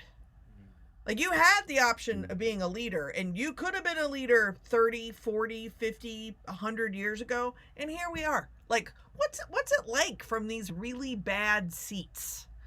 And luckily, I have the sarcasm and the personality to like put that question out on the table, and a learned skill of shutting up and letting the silence just grow in the room. But I think that it was Lee Cook that really kind of labeled that as the prestige of how's that going for you. The second piece of that is you could lead now. Like the best time to plant a tree is 200 years ago. Second best time, how about today? Right? Like, maybe next week. Why don't you put it on an agenda for next week? Like, Google something in the meantime. But I think that that's the tipping point, because the prestige comes then with stakeholders and community, possibly profits, etc. But you're gonna have to ride that out, I think. Anyway, Yes. long answer. No, that's great. That's great. That's a brilliant answer. And you're getting the twos, you're getting the loves, and Amber's loving your personality, which is contagious, I think. And Andrea also, right? Like power, privilege, prestige, and ego. And Alfred is giving you the you're seriously funny. Yeah, I think I love that question of how is it, feeling being left behind. Maybe I'm getting that wrong, but I like that. And the fact that like you could be leading now when people are silent in those spaces. And you could probably tell when I was asking questions earlier, I don't like that silence, right? I'm like, I'm ready to go and fill it in. So what is that like to be in that space, and what often pops up in terms of responses? Is it more like the mirror? Are they kind of seeing what you want them to get, or do you have to kind of coach them along? I mean, I wish the answer was I can, tactily hear all the light bulbs exploding and everything changes, which is Sure. why you didn't have to write this book and none of us are together, because everybody just started doing something differently. Right? That's not happening. But I think that, what's interesting, and I believe his name is Tom, when he was talking earlier, which I very much identified with, I had no idea. And the shame that comes along with recognizing, one, that you had no idea, and that, two, how privilege and power work is really like Fight Club. And that somehow one of the rules is never talk about it, but I didn't even get the handout with the rules. I just haven't talked about it, nor has anyone else. And then all of a sudden you like stumble into the handout and you're like, what? But those awarenesses can't happen without that silence. And I too fill up silence. But the only way that I think someone is about to change their behavior is not guilting them into being late to the conversation, but affording them the opportunity to begin a conversation. Yes. And perhaps because I mostly work with white men in very powerful positions, they are focusing on what they don't have. They don't feel powerful. They are also like, monthly subscribers to Fight Club, so they're not aware of what they're not aware of. So being able to kind of be a trusted person that also then builds these silent spaces, they're stumbling into a safe silence without even knowing they're stumbling into a safe silence. And then all I have to do is kind of like slide the resources across the table that now they could do something different. So I love that. I love that. And I'm just kind of taking a look over in the chat. And Andrea's offering, thinking about the willingness to change the status quo, leading and coming from behind, now on diversity, equity, inclusion, accessibility, belonging, Jedi idea. So I really like what you're saying about using those moments of silence. And thank you for your guidance on just kind of holding that space, because I think that it's definitely challenging for me. It sounds like it might be a little bit challenging for you as well. One other technique, tactic, I don't know what to call it, that you use is your ability to use humor to neutralize those moments where there might be resistance, and I've seen you, it feels like 20 years ago, I've seen you use that really well. What's kind of, if people are humorous, and I feel like I'm more of a serious person, but like for other humorous people like Kelly Houston, who's a stand-up comic, how would you advise people to kind of use humor to skillfully talk about maybe some heavier topics and get people to have some of those breakthrough moments that you find yourself occasionally experiencing, right? Daily experiencing. Yes. First off, to not isolate yourself, you are very funny. And two, most humorists are very dark, damaged, hurt people, and our little chihuahua barks come out as sarcasm and jokes, right? Like that's what we do. I think that humor, so I actually said this the other day in an interview, but humor can be a ping pong paddle or a prison shiv. And same joke can hit differently, can be used differently. And I'm a big fan of Dance with the One That Brung Ya, right? Like I actually, when I started speaking or consulting, I was trying to not be funny, because specifically as a queer woman, I wanted to be taken seriously. And so I'm not funny and I don't know how to not be funny. Like this is what you got. So then I have to use the tools that I have. Other people have other tools. This is one that I have. But to Alfred's point, I'm going to use it as an example. Silence is one of the most oppressive forms or oppressive tools out there, as is inaction. But there is an engaged silence that you don't want to screw up thinking that it is an inaction-based silence. And I think my little... I'm picturing one of those things, I can't think of what it's called, those sticks that you walk around and it finds water. Very helpful if I had a vocabulary. It's called a divining rod. Ah, perfect. Thank you, Alfred. Right. So my divining rod, thank you, is humor, because I don't have to fill the silence if they just laughed relatively recently, I'm in their silence. Mm-hmm. And so that whether they know it or not, there's a trust and a rapport. Yep. And frankly, they're paying me to sit there in silence with them. Yes. And so maybe I have to channel some kind of like humor and, you know, dominatrixy kind of vibes, but I just sit there and eat my muffins and wait for them to realize that they have all the power in the world, all the resources in the world, all the time in the world, and all they have to do is kind of like flick a switch and radically different things could happen. Yes. If I use businessy, talky stuff in any way, I like to ask really challenging questions that I think comedy background, like I don't actually do stand up anymore. I just keynote like every day, which I kind of consider stand up. And thank you all for the ego compliments. You have not sheltered in place with me. I am super annoying to 3 dogs and 1 human, but I'll take y'all.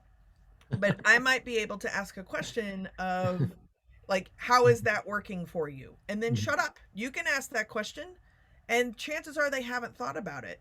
Another really challenging question is, how are you actively seeking out and rewarding failure? Yes. Because if you're not, then why would anyone ever be encouraged to try anything new? And according to the mural I walked by, you're interested in trying things new. So how's that working for you? Like, it all just kind of comes back to it, and then you shut up. Yes. And I'm not going to tell anybody that I have not had a single client in 24 something years. Please start invoking child labor laws because you think I'm so young. But in 20 some odd plus years, I don't have a single client that I can say like, I did that. Look at them now. I'm so proud of them because it's like a new board, a new person got a job, they changed. The other thing that's in this question that is referencing a question you asked earlier, something that I have noticed inside COVID that is another one of these kind of gotcha questions that you're welcome to steal. But this doesn't need to go to a committee if you think it's important. Yes. So that's all I'll say, and they'll look at me like I'm nuts because no, we have to do another focus group. And like, I got a mortgage to pay. I will help you with your focus groups. But COVID didn't go to committee. Yep. Right? Like within 24, 48 hours, your entire workforce was doing things radically different and still are 2 years later. Yeah. The focus group model of putting things to committee to die, you have proved that that is not required. Now what are you going to do? How's that working for you? This is awesome, Jess. This is I knew like inviting, I feel like every guest that I've invited, it's like, there's not enough time. So there is a lot of love here coming towards you. You're dropping knowledge. Where can we find more about you? And I want to bring you back in some other way so we can have a real, like a longer conversation that kind of can explore this deeper. Well, 2 things on that. Number 1, I will always say yes to you. And 2, Rhodes, you are the common denominator on all of these people. And so I would like to see some 2s for some Rhodes action right now, because it is your ability to actually be kind of the human Venn diagram for all of these different folks from all different kinds of facets, all different entry points, that is imagining belonging. Yeah. You know, like you're just catching up to your own impact of other people. So thank you for having me. Yes. I will always say yes. You can always go to goodenoughnow.com or Jess Pettit. They kind of redirect to each other. Happy to pay attention or answer questions or do whatever I can do and help in whatever way I can. But please, everyone on the call, please keep doing the work that you are doing, because whether you are using a bulldozer or a toothpick, there's a lot of shit to shovel. So please stay in work. Yes. Yes, you're amazing, Jess. So much love to you. Thank you for being here. And thanks for the really kind words that you just shared. I appreciate that. I'm really excited about our next guest. I feel like we're sprinting through so much. And I feel like this next conversation is also going to be a sprint. So we have Lisa Watson here, and I'm going to jump into an intro of Lisa so you all understand how awesome she is. So Lisa is a friend, a colleague, a celebrated community leader here in the state of Oregon, and she has long championed advancing DEI policies and practices as a small business entrepreneur, yay, and now in her current role, developing inclusive leaders through the American Leadership Forum, which I've had the pleasure of going through. It's awesome. It's a chapter-based organization that helps leaders from a broad range of backgrounds gather together to serve the common good. So Lisa, thank you so much for being here for today's celebration. It's awesome having you. Thank you so much. And just like Jess, I will always say yes to you. Thank you for having me. I really appreciate it. Yes, thank you for saying yes. I appreciate that. And so one thing, and I discovered this on Facebook as friends, so sorry to do this reveal, but I think something relevant for today is that one of your words for, I think it was 2021, was imagination, right? And so I'm curious from your perspective, if you could share a little bit more about what it means to imagine and how you connect that word to today's theme, which is what we're trying to do. Imagine belonging at work on a global scale. I know it's a big question. Please take it in whatever direction you want to go. Well, working in the nonprofit world, I always think that we're doing global work anyway, because we're trying to change the world. So that resonates with me.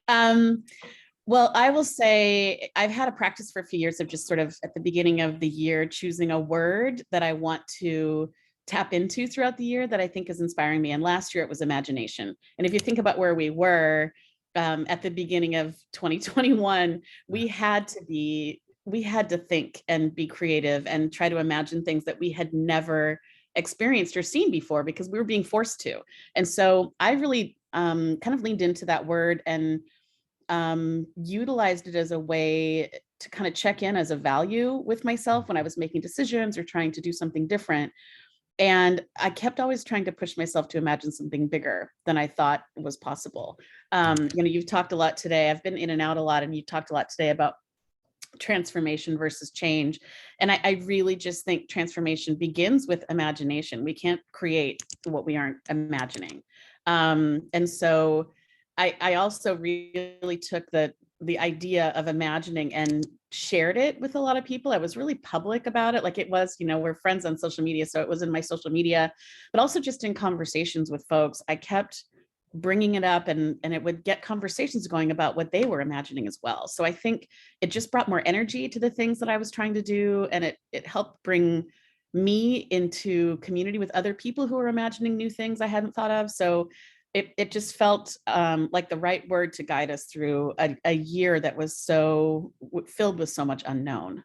Right. Yes. Thank you for just kind of sharing a little bit more about your thinking on this. And as you were describing it, I just kind of felt like an opening, like there's more possibility. And it's a magical word, in some ways. And it's not like that we're doing magical thinking. It's just giving ourselves permission to dream about something that's different from the status quo and believing we can get there. I mean, if we're the ones that are not feeling that we can do that, then I feel like we're lost, so it's on us as DEI leaders, as inclusive leaders to really give ourselves that permission. And so something like you're working in a challenging space, I think, where you're working with many leaders across the rural and urban divide here in Oregon. So we're both based in kind of the Portland metro area, and you're working with folks across the entire state, which can be kind of purple in some areas and pretty red, politically, compared to Portland, which is it's pretty blue.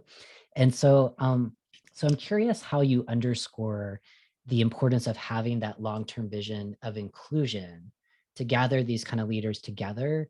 And then I think what's hardest for your role is identifying common goals that then serve the common good. Insights, please, because I know a lot of folks are in workplaces that kind of represent the state of Oregon, right? Yeah, and more so than ever, I think. I just feel like we are so divided right now, and that really does come up anytime we're having conversations where we have to face difficult parts of our past as a country or as a race or as a community. So I truly believe that these conversations all start with relationships. It's very important for sort of the way that we construct our program. We really focus primarily on building relationships first. Because if we see each other's humanity and we care about somebody, even if they're vastly different from us and have very different lived experiences, we're more apt to be empathetic and compassionate with them in those difficult conversation times if we've built some trust and some relationship with one another. So for us, it always starts with building trust and relationships. And I know earlier, one of your speakers was talking about vulnerability, and we talk about this this circle that happens when you're vulnerable. You create the opportunity for others to be vulnerable as well. And so that is it's like a freeway, like a super high freeway to trust, is being vulnerable and allowing other people to be vulnerable as well. And it also goes back to something Jess was saying about failure and mistakes, right? If we're not celebrating and valuing trying new things and being innovative and imagining something that's different and making mistakes without repercussions, that's the key. Without repercussions, we are stifling creativity, we're stifling transformation. And so I think creating an ecosystem to work within where mistakes are valued and learning is valued and trying things is valued is really key. But all of those things still go back to building trust. You're only going to do that if you trust that your supervisors, your employers, your coworkers are going to value what you tried, and they'll only let you do that if they trust you as well. So trust is the key, I think, is the keystone in building, especially across really big differences. Building relationships and building trust with each other first is really key. Absolutely. Yeah. And I think, I'm just reflecting on how you all structure ALF, right? And so for people not familiar, you're selecting leaders from all across the state of Oregon. There's lots of different chapters. So if you're based in the United States, there's chapters probably in your state as well. And I think here, there's, a group of maybe 14 or 30, depending on the class size, different leaders from way different experiences. And the very first session, or maybe it's the second session, it's like sharing 7 minutes of who you are, and I think like for any of us, if we're in an elevator for 30 seconds, we can kind of, do some small talk where we're not kind of moving forward with sharing some of the things that are most precious to us. And so what's kind of the architecture behind creating that gets people to really share some deep things? Because I remember like that was a profound moment of connection. And I think that might be helpful to kind of, take some of the things that you just offered in your last response and make it actionable for people who are here in the workplace. Yeah, I think just talking about relationship building in general, and there's a cultural aspect to this too, I'll bring in my answer, Rhodes. Yeah. One of the things about those 7-minute introductions is that it's structured for there to be 7 solid minutes of focus on you. Mm-hmm. And we as leaders, we have some spaces where we're really happy to be out in front and lead, and it's usually talking about our work. Yeah. But when it comes to talking about who we are as people, and we have prompts for that are like, who were your teachers and what is your heart work? And, there's things we want to get to know you as a person. Mm-hmm. And the act of really being deeply listened to is so unique as adults. We just don't get that. When we're kids, we can talk for 20 minutes and our parents will listen to us and pay attention and, try to affirm who we are. But as adults, it's so rare to be really deeply heard. And so even if you don't use those whole 7 minutes, we hold the entire 7 minutes and we'll sit in silence until that 7 minutes is done, because that is your time. So it's a really powerful way to get to know people and to know what's important to them. And the cultural side to this, I'll share. I know we're on such a short timeline, but one of the things that's important to me is, I've heard a couple of people talk about today as well, is embracing the cultural differences that can show up in groups of people. And so oftentimes I'm Native American, and oftentimes one of the things I hear from white people who are doing work with tribes is the work takes forever. It's, it's just taking too long. Well, that's because in tribal cultures and in many other cultures, we value getting to know the person more than the work. We want to build a relationship with you. We want to know we can trust you. We want to understand what motivates you. We want to know that, we're working toward a common goal.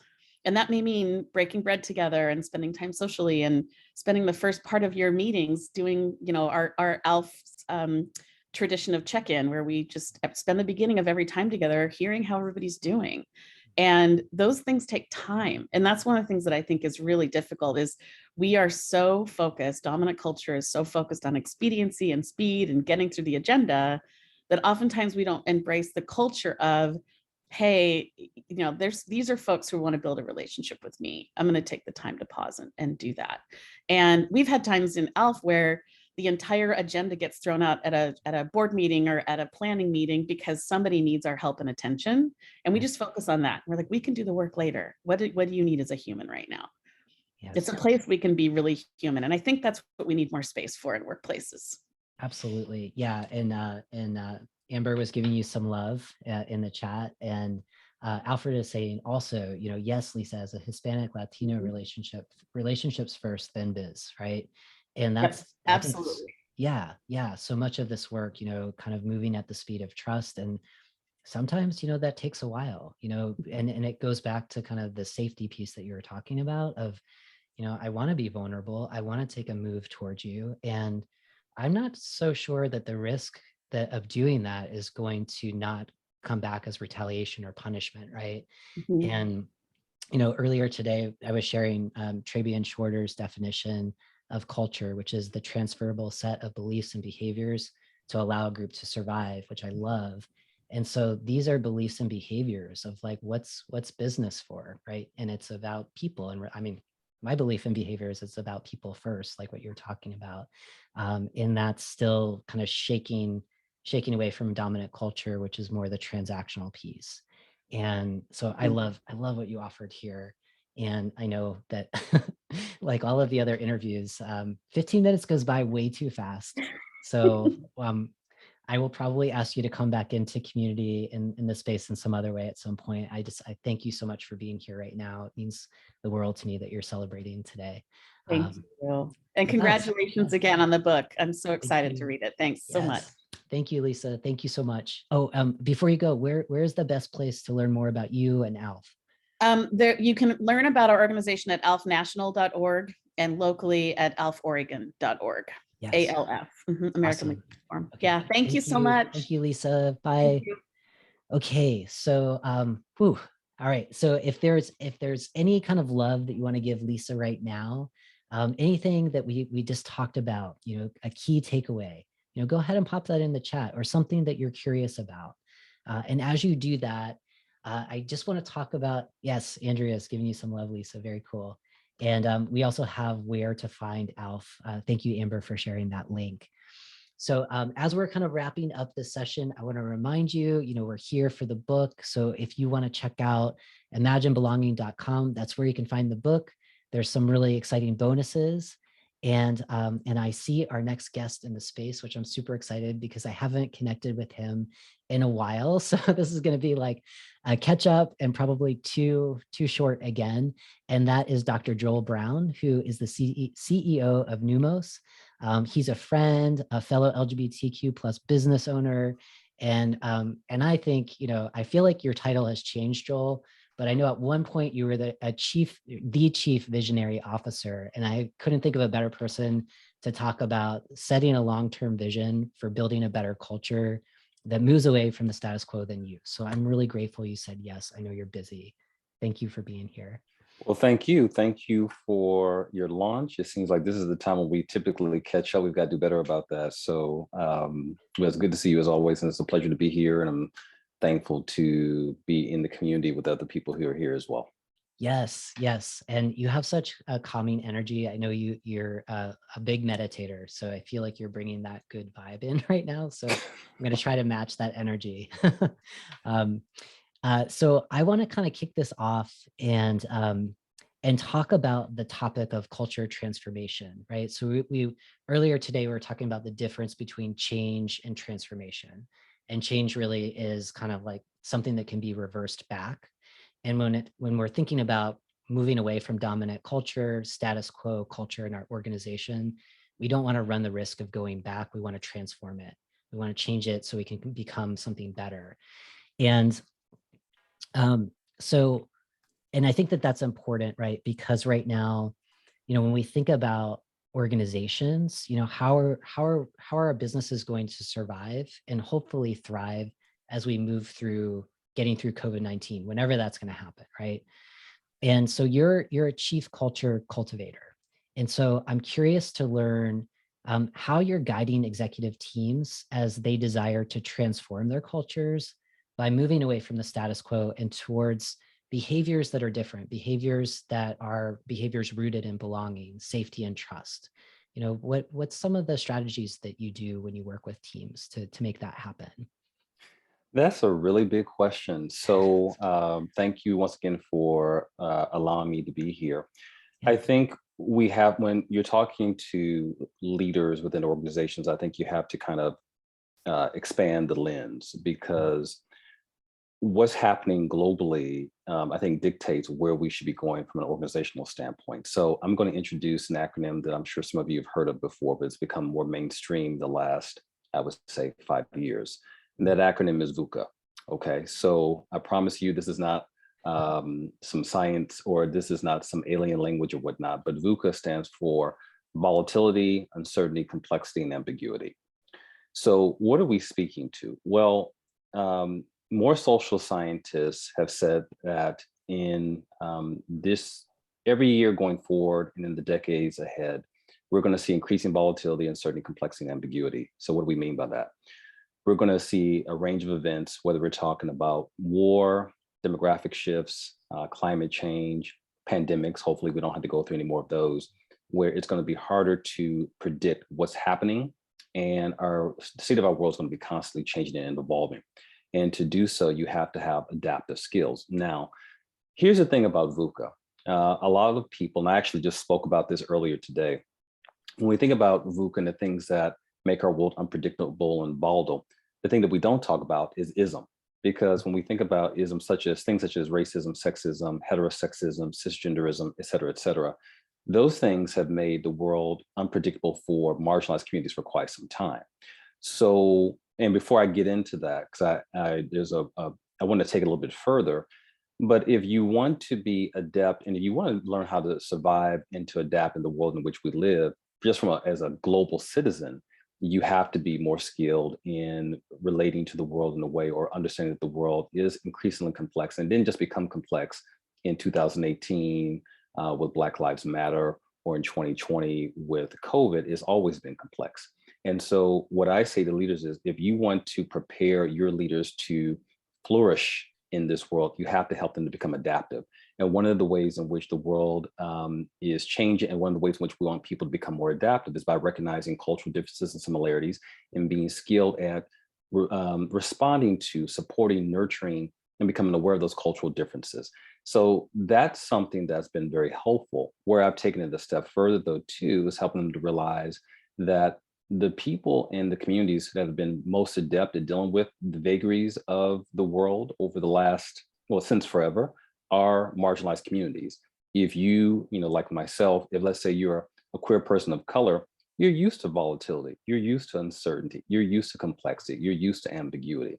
And these communities have the cultural genius to know how to adapt, to shift, to negotiate these differences in a very effective way. So it behooves you, number one, to have these different communities in your workforce. And these communities can also be ambassadors, teachers, leaders, to show the larger world, how do we deal with these differences? Because again, we have had to deal with these differences in this type of VUCA world and phenomena for quite some time. And these are skills that all of us are going to have to master as the world becomes increasingly, again, involved, uncertain, complex, and ambiguous. So I want to thank both Alfred. Thank you, Alfred, for just kind of breaking down VUCA, because I was trying to write it down myself. I was like, we're getting a lesson from Dr. Brown right now, so which is awesome. And I think that this is really helpful, just to kind of recognize where we're at and kind of recognize the powers, some of the powers that we bring into this conversation.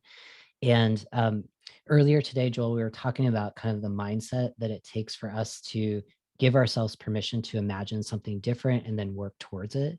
And so I'm curious how you help executive teams, right? With VUCA, right? Kind of acknowledging it's here, but kind of the mindset that they're going to need to embrace to implement their long-term vision that is building a better culture, that is not returning back to the status quo as we move out of this pandemic time? I think we have to learn how to become more adaptive. And so in organizations, we have two different types of challenges. We have technical challenges to which we've already have proven solutions. And so, for example, you may be an organization where you're trying to figure out how to improve, or streamline your payroll system, or how are you trying to make your hiring a little bit more efficient and expeditious. So there are solutions that you've already developed. But what we need leaders to be more skilled in is being adaptive and being able to not always know everything, but having a set of skills so that they know how to, set of skills that they can apply in any type of intercultural engagement, in any type of multicultural situation. And so if I, for example, I'm working on an international team and I'm talking and working with someone, let's say from Germany, or I'm working with someone from Kenya, what are going to be the skills that I'm going to deploy in order to navigate that and to manage that effectively?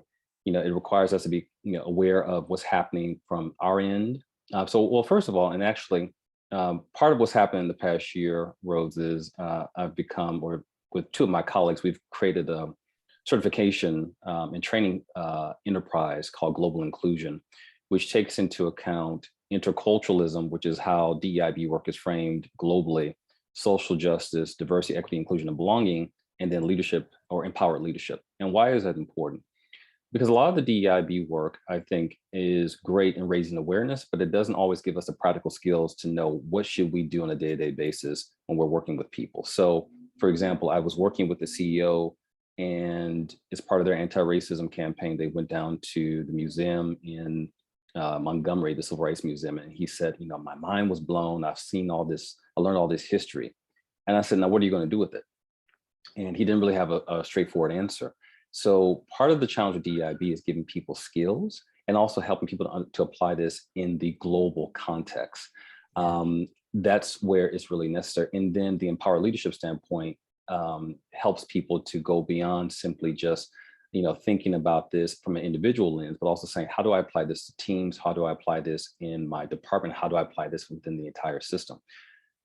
In totality, we need leaders who are going to constantly have the ability to be agile, be flexible, be nimble in their thinking, to recognize that there are values and ways of doing things that are not universal, and how do I adjust? And realize that it's not a matter of them somehow being less than, it's a matter of making sure that you can shift and adapt within the global marketplace, which we do all the time, right?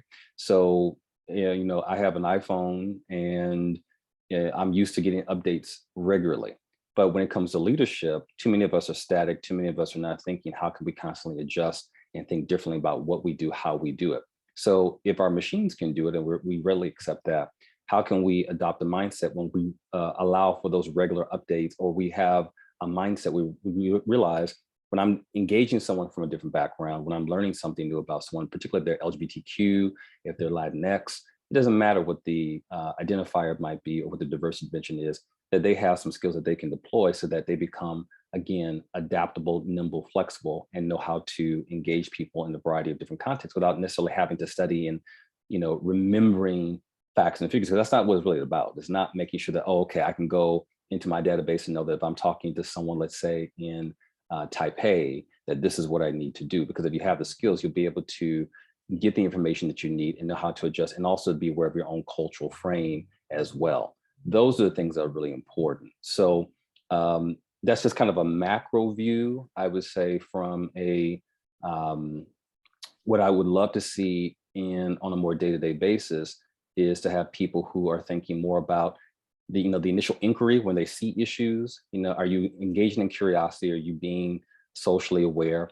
Are you framing and understanding how privilege might be impacting how you see what's there? How you, based on your identity and whatnot, how it may impact your view of what's taking place. And so using kind of an equity lens to adjust and then to recalibrate that, coalescing, making sure that there's safety around with everybody involved, and that you've done some community building, that there's been rapport built so that you can move forward.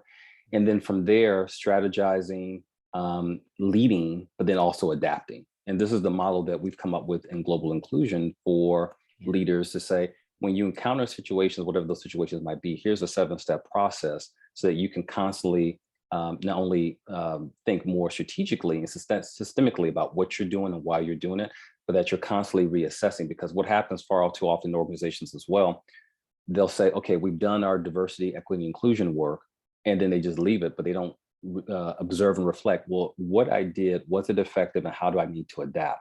And that's the thing. And I know you know this as well, and I'm sure most of the people here in this audience, sometimes there's fatigue with this work, but again, we have to build the resilience and the capacity to constantly be thinking, how could I have done that better? How can I adjust my expectations? What in my cultural frame, my cultural lens may not have allowed me to show up in the best way possible? And how can I do this work more effectively? So these are things that are really important. And those are the skills that I think can help position us to be better as we move further into this world that we are in. Right now, of course, we're coming out of the pandemic, hopefully, but we're also seeing in Eastern Europe that there's some not so pleasant dynamics taking place, particularly in the Ukraine and whatnot. And these are not new; they're happening all over the world. So we have to constantly adapt. And once again, many of us from marginalized communities know how to do that. And so these are skills that I think are going to be really important for everybody to normalize and become more comfortable with as they develop their leadership toolkit. This is amazing. And Lisa just spoke before you. We were talking about a word of the year that she had last year, which was imagine. And then she said that adaptability was her word this year. So I think adaptability in application is what global inclusion is really about. I love what you were saying, where a leader, leaders kind of embracing that space where kind of moving away from I know everything, but recognizing we don't have all of the answers, and having that set of skills where you're encountered with a situation, it might be new to you, yet you can rely on those skills. And it sounds like that's what you're able to deliver with global inclusion. So I want to recognize, Joel, that we're at 15 minutes. Oh my gosh, we've already exhausted. I know. I feel like I'm just getting, we're just catching up again. So where can we find more about global inclusion? Because I'm sure that there's folks in the space right now who are like, yes, we need this. And if not, where can we connect with you so that people can direct any questions that they have from what you've offered? Because it's so generous and so rich in content. Thank you. So one of two places. So pneumos, which is a Greek word, which means the benefit to be gained from a new experience while giving due consideration to those affected by the change. So that's the name of my consulting firm, so pneumos.com. Or you can go to global-inclusion.com, and that is the training and certification program that we are now running to help practitioners of today to tackle and handle the issues of tomorrow. So we'd love to meet and connect with all of you. Thank you for your time. As always, proud of you and glad to see that you're doing well. And at some point, I'm going to see you in person, hopefully soon. Yes, because the pandemic is going to be behind us soon, and I can't wait to see you soon. So thank you, Joel. Thank you so much. All right, thank you. All right, take care. Thank you. Bye-bye. Whew. Okay, so Joel mentioned something really important, which is about stamina. And later today, after this next panel, which is going to be awesome, and I'm totally pumped for, we're going to be talking about stamina with Brad Fortier and Rika Salonon. So please stick around for that. As we kind of move into our next session, I do want to remind you, go ahead and check out the book, imaginebelonging.com. We've got some exciting benefits. So even if you purchase just one copy of that book, you get 5 really incredible bonuses. We've talked about them throughout the day. I'll share a little bit more after this panel discussion. And we have an amazing panel. So I want to set that up as we kind of bring in our panelists. And what we're talking about next is, because this day is all about imagining belonging on a global scale in the workplace, we're going to have a special panel of incredible trans leaders and advocates who are striving to imagine belonging on a global scale for transgender, non-binary, gender expansive, and two-spirit communities.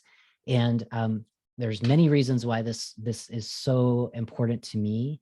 As an author, a portion of the proceeds of the book are going to be dedicated to the economic empowerment of trans communities. And this panel, I think, will shed a light on why I really believe this is a critical issue, one of many critical issues in our broader diversity, equity, inclusion, belonging, accessibility conversations.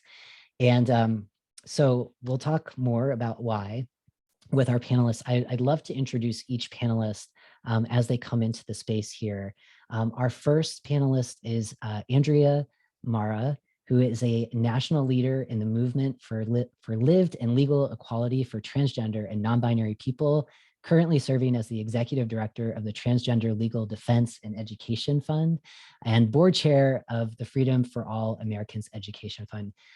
Andy is a close friend, someone who's just been a dynamic force in the LGBTQ plus movement for, oh my gosh, I want to say it's only been a couple of years, but that's just because I feel like I'm aging, but for a few decades now. And so Andy, thank you so much for being here. I'm really honored to have you speak as a panelist today. And so joining Andy is Tatiana Moten, who is a seasoned human resources and DEI professional. She is a veteran of the U.S. Armed Forces and a staunch advocate for the transgender community, and she widely consults with many public and private organizations. I've had the pleasure of working with Tatiana over the past, I don't know, maybe 2 years, Tatiana. So it's really great having you here as well. Welcome. And our last panelist is Nico Calvo-Rosenstone, who currently leads IDEA, so Diversity, Equity, Inclusion, and Accessibility Strategy for Engineering and Product Development at Twitter. And Nico is also the founder of the Inclusion Practice, which is a firm that specializes in inclusive product design and equitable policies. So welcome everyone. Really a pleasure having you here. Just so you know, I know that you're coming in at more towards the end of the day. I've been doing this since 9 a.m. Pacific time. So if I'm a little, kind of fumbling with my words, please be patient with me. We've got a lot of amazing people in the space with us. And so every time you speak, because I feel like everything that you all will say is brilliant, you're going to see a lot of twos coming at you. And that's just a way of expressing love in the space because it's February 22nd, 2022. And 22 is my favorite number. So there you go. So we're exploring today our long-term visions of how to build more safety, more trust, and more belonging at work. And one of my personal long-term visions, that's really what we're talking about today, is that more business leaders are going to engage in acts of allyship to truly have our backs, particularly for those of us in this space beyond panelists here who are trans, non-binary, gender expansive, and two-spirit.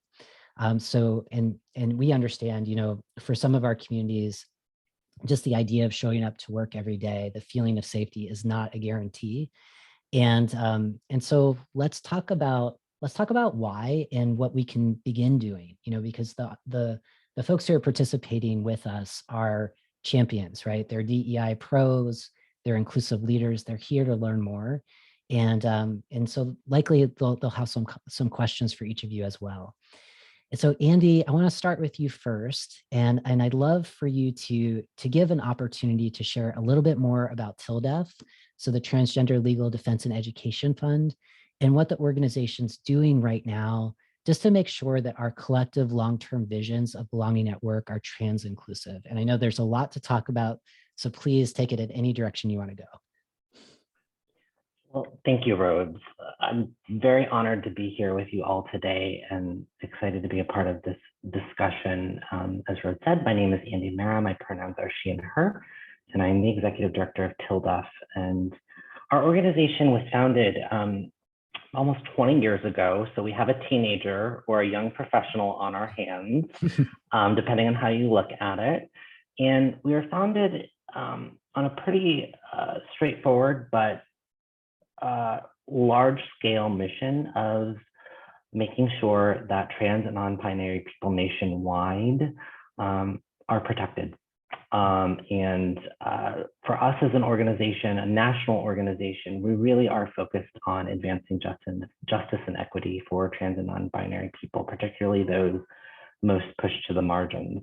For us, that work shows up in a lot of different ways, and who we prioritize in the work within the trans community also shows up in a bunch of different ways. But plainly speaking, we center those most pushed to the margins. For us, that means working with Black and Brown trans folks, particularly Black and Brown trans women, making sure that we support our young people and our elders, making sure that our work reflects working class and poor trans folks and those that are living in crisis. We really do exist to make sure that trans people across the country have access to a bright and lasting future filled with safety, opportunity, and care. We do this work in a variety of ways as an LDEF, or our Legal Defense and Education Fund. Unsurprisingly, we are a litigation organization and we do litigate cases. And historically, we have litigated employment matters for folks in the community.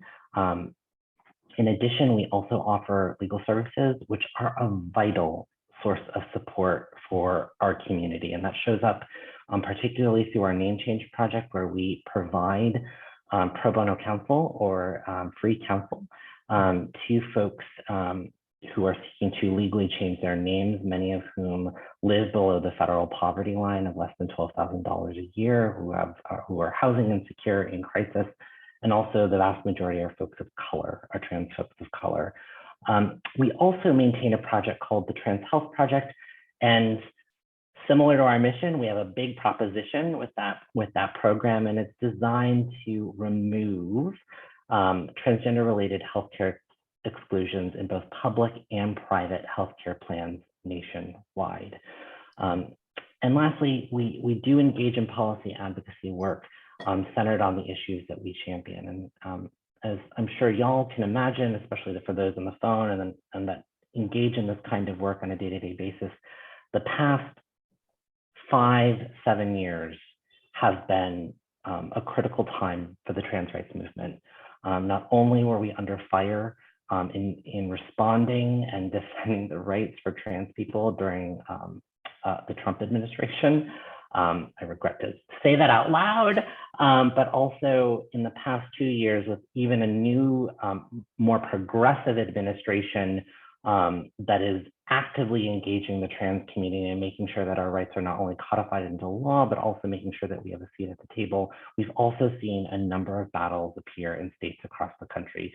Lawmakers have been seeking to criminalize a number of things impacting trans people, particularly those in our community who are our youngest in our community, explicitly either seeking to criminalize gender affirming care for our young people, or seeking to prohibit trans young people from participating in sports or extracurriculars, athletics, or a combination of the two. Last year, we saw more than 150 state bills pop up in state legislatures across the country.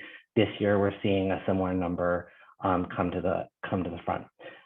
So we've been engaged in those battles and working with our partners to advise and coordinate.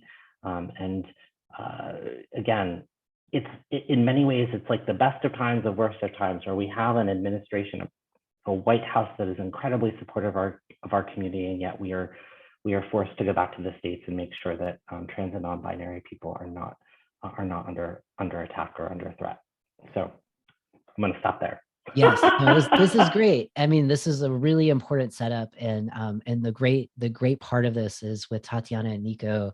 Last year we did a panel, to discuss, some of this legislation that you brought up, Andy, and how it connects, why it's a business issue, and why, obviously it's a DEI issue, but beyond, how is this going to impact future generations of young people entering the workplace? So we'll get there. And I think that what you offered is really, really helpful for context, for people that might be unfamiliar with all of the incredible work that you're doing at TILDEF. And so Tatiana, I want to go to you, and then Nico, I'm going to go to you. And one thing I want to say about Nico that I neglected to say is that we too also worked, I feel like, for the past 2 years on some projects, which has been a lot of fun. So we'll talk about that in a second. So Tatiana, so I want to go to you next, which is, I'd love for you to share a little bit more about the work that you're doing with your clients to make sure that their DEI strategies are not leaving out those of us who endure the sting of exclusion, including those of us who are trans, non-binary, gender expansive, two-spirit, and to instead kind of recognize how to do this work in a holistic way. So what's kind of the guidance that you offer? Because, I find in my own practice, sometimes people kind of focus on one aspect at the time, and it's like, we're leaving people behind, even if we focus on, people with disabilities. Like if we're not focusing on, BIPOC people with disabilities who are also trans, then the work is incomplete. So talk to us a little bit more about how you kind of manage expectations on that aspect. Sure, thanks, Rose.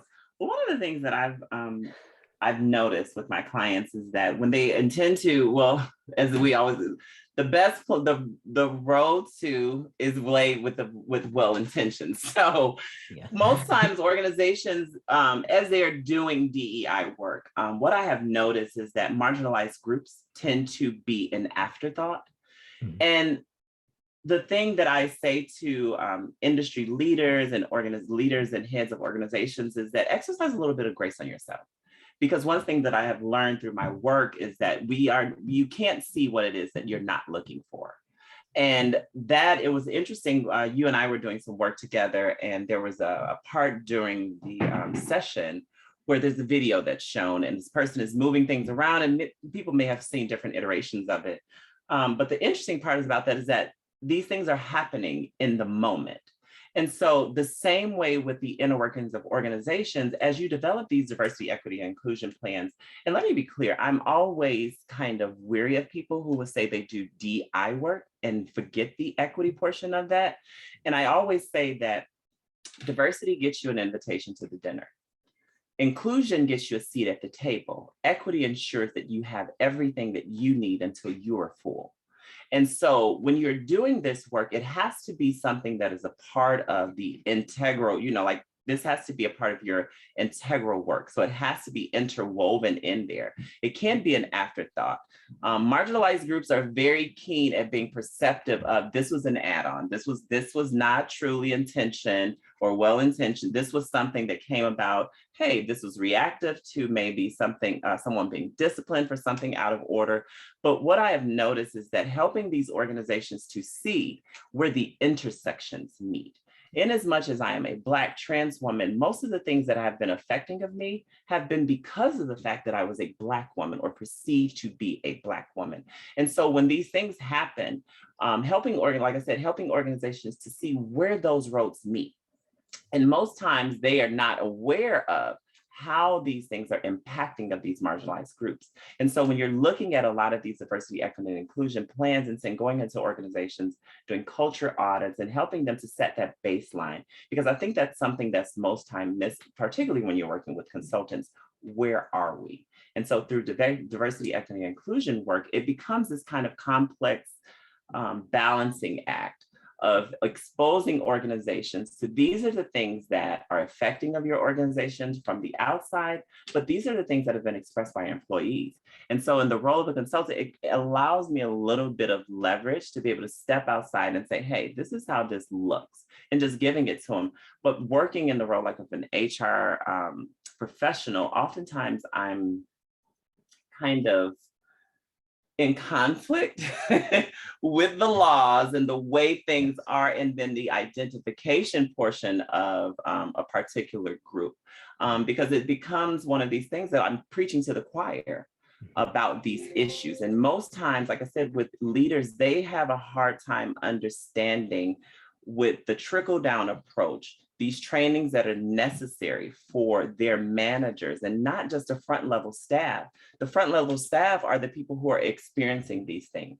And so through my work and helping them to understand a lot of these concepts and even the true essence of intersectionality, because that term has been taken away from, and I highly encourage everyone, if you ever have the opportunity to look up Dr. Kimberly Crenshaw on YouTube, and as she talks about some of these things and the concepts and how they're being weaponized. And for trans people, the ways that we're seeing this, and it was interesting as Andy was speaking just a little while ago about some of the laws. And these things are even when you're talking about employment law, a lot of the ways that people and companies are being allowed or have been allowed to operate within states and jurisdictions, we don't enjoy many federal protections on a federal level. And so a lot of these fights are being fought on local levels, but I say to industry leaders and executives that we have a duty. There is a lot of rich talent that is not being leveraged by trans people. And most times the things that people have a perception is that we're asking for these special privileges. When what we're really asking for is that same sense of belonging, safety, and security that everyone else that shows up to this workplace enjoys. And so when helping them to kind of see those things, that has been kind of my work, and helping them, like I said, to understand the true definition of intersection and where those meet and how that can aid you in doing some of the DEI work within your organizations. Yes, yes. And it's, you know, some of the conversations we had actually earlier with Kelly Houston was talking in nonprofit settings in particular of like, oh, no, we understand DEI because our mission is X, Y, and Z. And I think sometimes hearing the term intersectionality is like, oh no, we get it. And it's not until actual stories are shared. And I've heard you go deeper in your story and doing different trainings with you. And it's interesting to watch audience responses of like, oh, I get it now. Like you can see the connection happening in a way that's not abstract. When sometimes we read like an academic text about it and it's like, oh, in theory, I get it. And so it's a both and, right? So I really thank you for that. And so Nico, I want to go to you. And so Tatiana was talking about being wary of just people talking about D and I. And one of the things that you do really well is that you look at inclusive product design and equitable policies, right? And so I'm curious, you know, what's something that you would like for our audience here to know or to remember when it comes to including trans folks in kind of, you know, equitable policy design and also just like product design. I know that you're doing that in the tech space, and I'm sure you have a lot of the same conversations. So what might be some of those conversations you have, and how do you kind of guide people along? Yeah, thanks so much, Rhodes, and thanks everyone for being here today. Really excited to be part of this conversation with extraordinary panelists. So I think if there's one main takeaway that I want this group to understand, it's really not building anything for us without us. And I want that to be very clear because I think it applies both to the policy end and it applies both to the product end. So we're not building for communities. We're not building for transgender communities, GNC communities, any community, you name it. We have to be building with. And we have to be considering the voices of lived experience from the moment we have an inkling of an idea until the moment we go to a product launch. Or even if we're talking about a policy, the moment we're thinking about policy reform to the moment where hopefully we get that policy through. And I don't want that to be mistaken that people from lived experiences are doing work for free. That's a very different concept. And I want that to be very clear because oftentimes leaders will fall into that pit hole of, oh, we want to include the voices of trans people, but you know, we're bringing them in a little bit later, or we're not going to pay them at all for their expertise, or maybe they're part of a BRG and we're asking them to do a ton of work that's outside of their day-to-day job. So I don't want that to be conflated with this notion of never building for us without us. I think what's important is to recognize that there is no substitute for a lived experience. And that applies to when we're doing equitable policies, and that applies to when we are doing and trying to create more inclusive products. One of the things that Tati was talking about was this idea of being invited to the table. And I want to extend that even further in this idea of belonging. And Rose, you know, you talk a lot about this as well, but one thing that's important, I think, about getting invited to the table is it's great to get invited to the table, but it's never enough if there's no one at that table. So I think about it in terms of like, you know, the lunchroom, right? Like, great that you've been invited to the table, but if there's no one there to listen and there's no one there to actually want to collaborate and work with you, it's never enough just to be invited.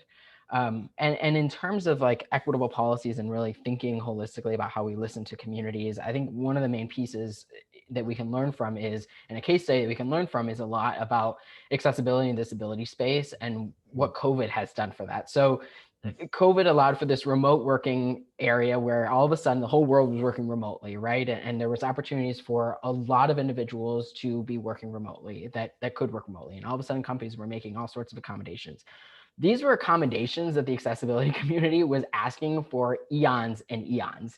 And then all of a sudden, overnight, these Fortune 500 companies can start to make all of these accommodations. So I raise that because I think it's important when we're looking at inclusive policies and also inclusive products that we have to be designing with, and more importantly, the benefits will always be larger than the immediate community that you're trying to solve for. Let's take name changes, for example. Like that always gets prioritized. I always have businesses come to me and say, hey, we want to create a trans-inclusive process for creating a name change and not ensuring that dead names don't show up when we're pulling legal documents, et cetera. And the first thing I always say is, I want to just make it very clear that although this will benefit the trans community, this is not a trans soul issue. This is individuals who have changed their names for safety reasons. This is individuals who have changed their names because they've gotten married. People change their names for all sorts of reasons. And so I flag that because of this piece of intersectionality that we're talking about, and also because of the fact that I don't want us to get into this narrow approach that we're only solving for one community, that we are always solving, that it's very hard to always see the ripple effects of all the communities that we'll touch, and inclusivity, it really benefits all. So just some food for thought there.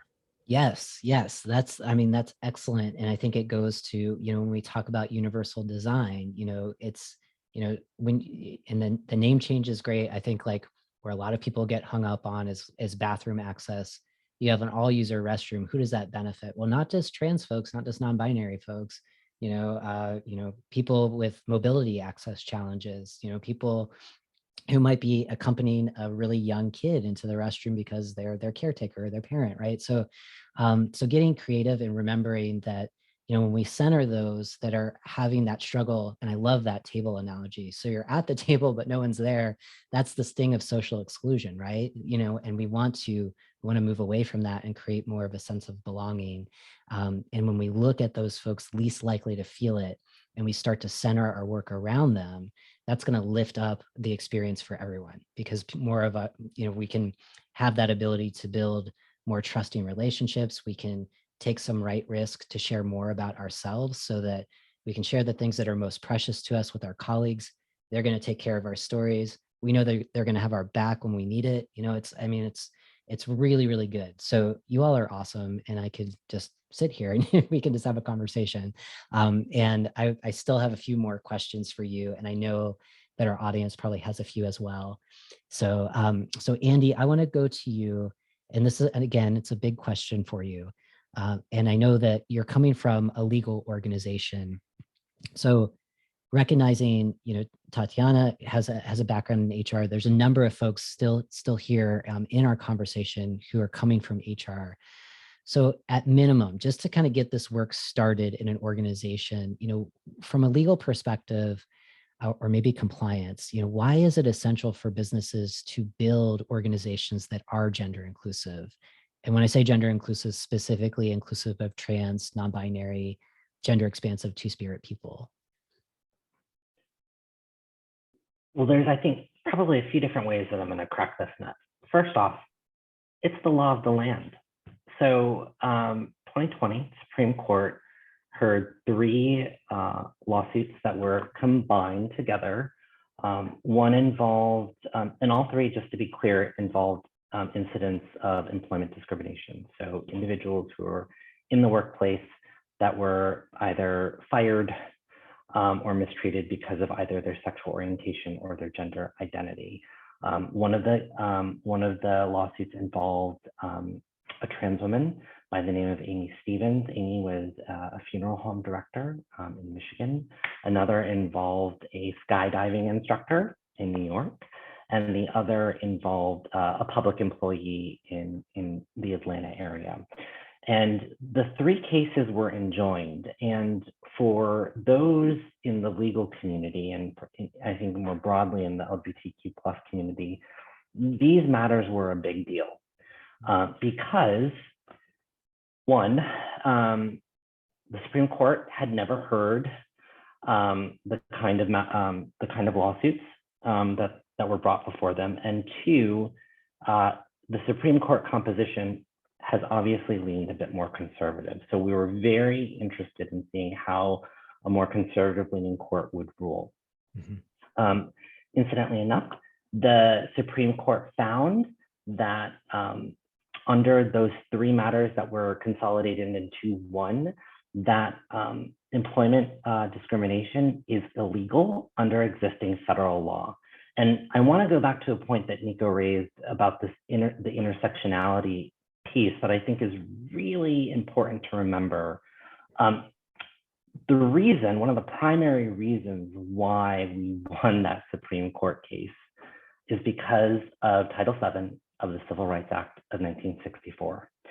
And I was on a panel the day after the ruling was issued.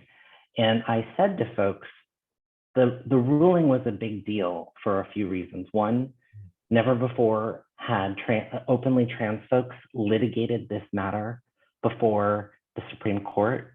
Never before did an openly trans person go before the Supreme Court and proclaim their truth.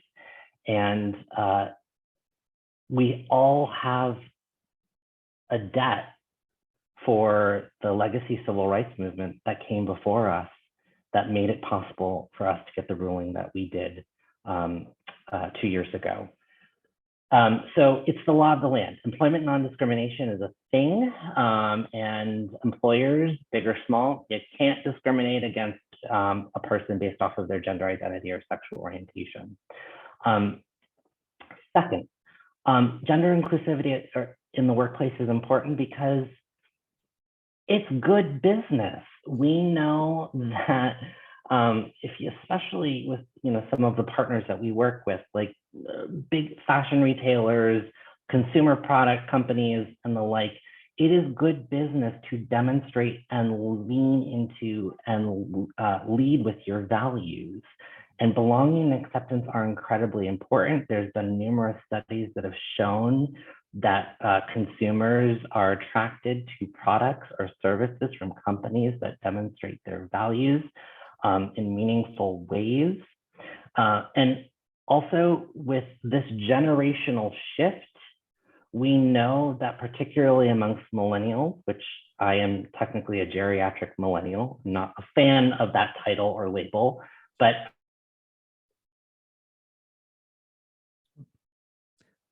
I think we lost your sound, Andy. Just kind of went in, went out. Oh, might be back. Oh, there you are. There you are. That's okay. You're back. Can you? Yep. Okay. We know that Gen Z folks and millennials actually care and pay attention to brands that demonstrate their values. And then the last point that I'll make, and this point has been made throughout, I think, the growth of this movement within the business community, that a strong workforce means that you attract the top talent, regardless of their differences.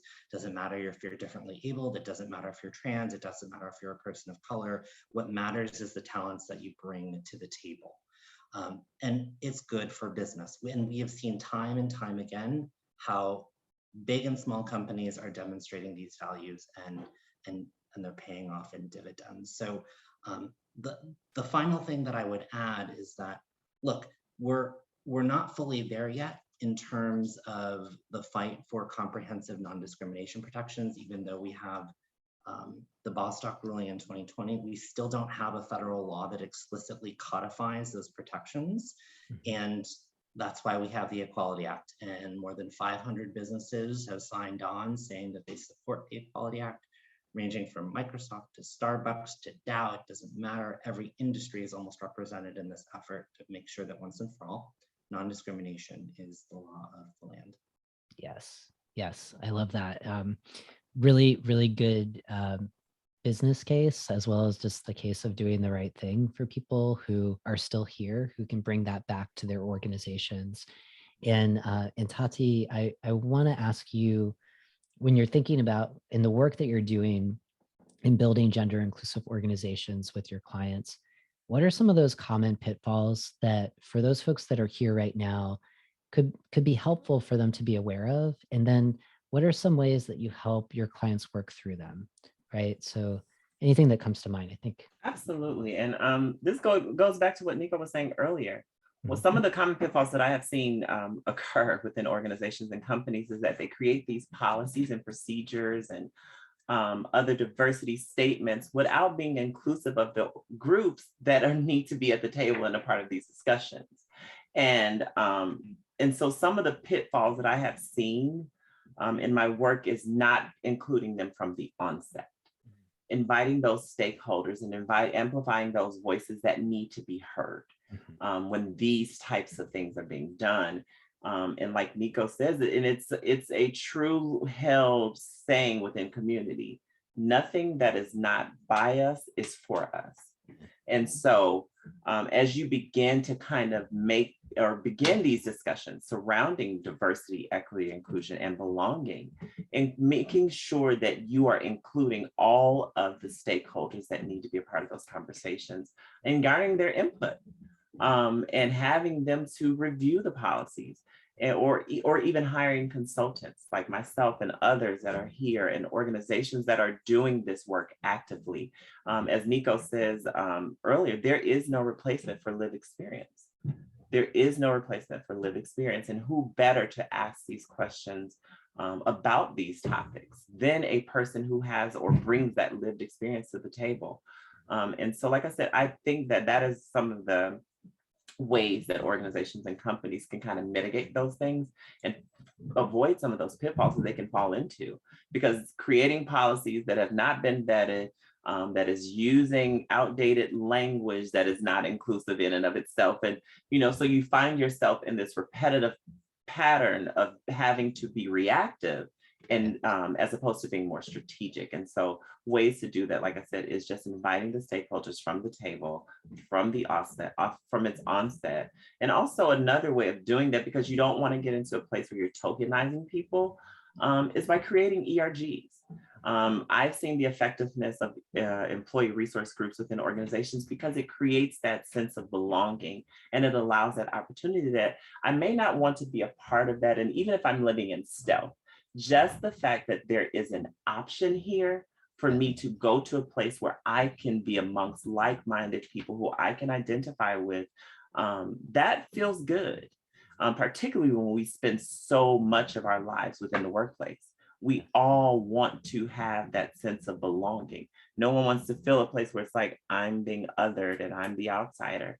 That's just not a good way to exist. And like Andy was saying, for the business case, it just makes perfect sense to do these things. Yes, 100%. And so Nico, for you on the same kind of question, and but curious, you're in a larger corporation now. Is there something that's specific that kind of holds back an organization like yours or others, let's just say others, where the resources are there, the team is there, and you're talking about listening to us, there's trans and non-binary people on the team, and yet where's the opportunity to push further in organizations that prize innovation and kind of say, oh no, we get it, like where do you still see you could still go further? Where are those opportunities? Yeah, so it's a great question, Rhodes, and I think the main takeaway that I would want for this group here is performative DEI, just don't do it. Like that's the bottom line. If you are proclaiming on the outside that DEI is important to your work and your policies don't reflect that, you should be rethinking that. You have no place putting a trans flag on any of your material if you don't have an inclusive policy that allows people in your company to have access to healthcare. And so when I think about the biggest mistakes and where the challenges are to that, it doesn't have to do with building the business case. As Andy said, there's plenty of research to confirm why this is a good business model. It has to do with the fact that so much of it is performative. And so much of it is enough on the outside so that we get the bonus points and the A+ and the gold stars, but it's not actually improving the lives of the people they're either seeking to serve as clients or as users, or worse, the people in the business themselves who are purportedly getting paid to do that work. So I really, really urge people to say, if the ultimate goal is that you can march in the trans parade and show that you are a company that truly values these policies, you better do your homework ahead of time and make sure that you have hired an expert consultant to do an equity policy analysis of your corporation and ensure that you are living up to the standards of what you're marching on in the streets. Because if that's not the case, then you're doing no better than the corporations that aren't doing it at all. And I would argue actually that you're doing more harm than good, because you're setting a precedent that isn't actually what's going to benefit our communities. Yes, I love that. I love that. Okay, so a couple more questions for everyone, so you can kind of jump in and plug in where you want to. So our audience here, largely DEI pros, there's some folks in social justice organizations. So how can they help businesses recognize the surge? So Andy, you were talking about the surge of anti-trans legislation. It was last year, it was the year before, and it continues to kind of snowball, and we know that reality. But how do we help them help their leaders recognize that this is a business issue, not just for the United States, but globally, right? So, there's some organizations here that have that global presence. So what are some ideas that you have? How do we equip this audience with some additional tips, or, some of the great talking points that you've offered to really communicate, hey, we need to pay attention to this, and maybe we can engage in some acts of allyship? What could that be? And anyone can go. So wherever you feel moved, just please hop in. I'll just offer two quick tips. One is contextual, and I think especially for organizations with a global presence, the reality is you likely have employees who are trans identified. And for some roles in corporations, whether it's C-suite or otherwise, you got to travel, you got to relocate, you have to move where your job tells you to go.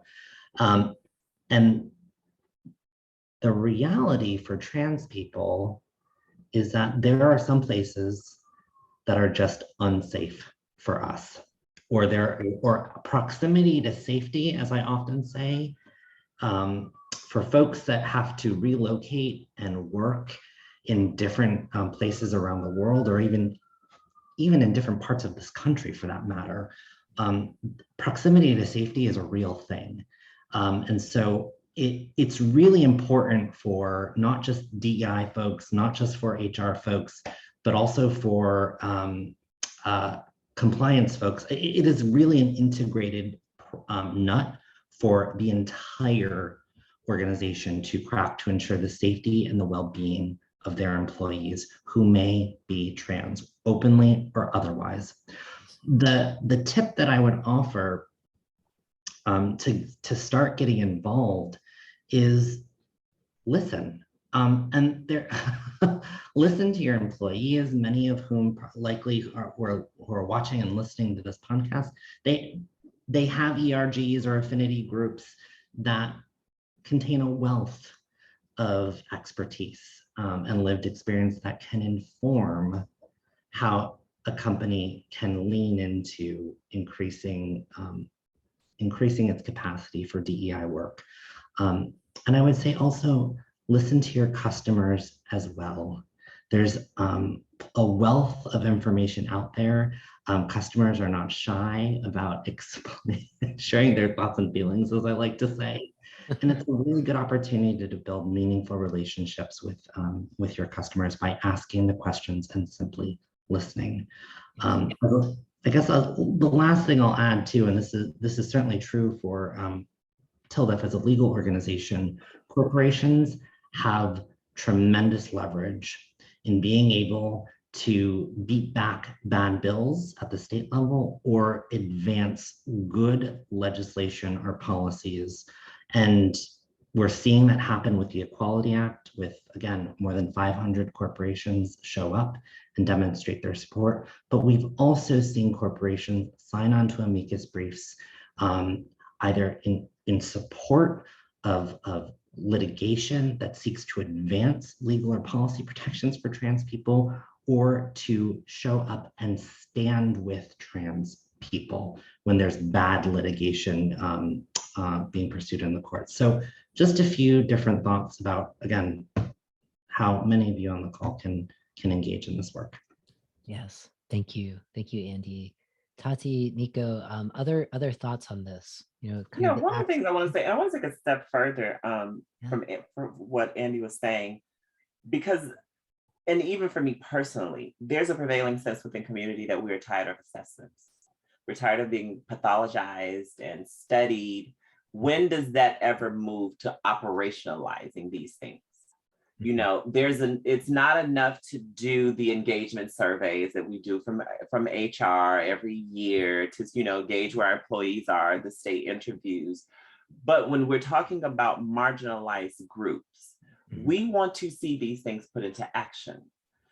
Just as we talked, there's enough case studies out there, and all of these things have been done. The research has been done, the reports have been written.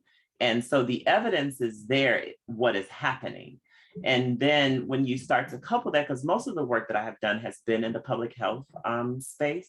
And so within public health organizations, when government entities in a lot of these jurisdictions are creating, and I work in HIV, so when they're doing these things, they're talking about creating plans and getting to zero, but then you dig deeper and you're saying, where are the transgender populations? Where are the non-binary populations?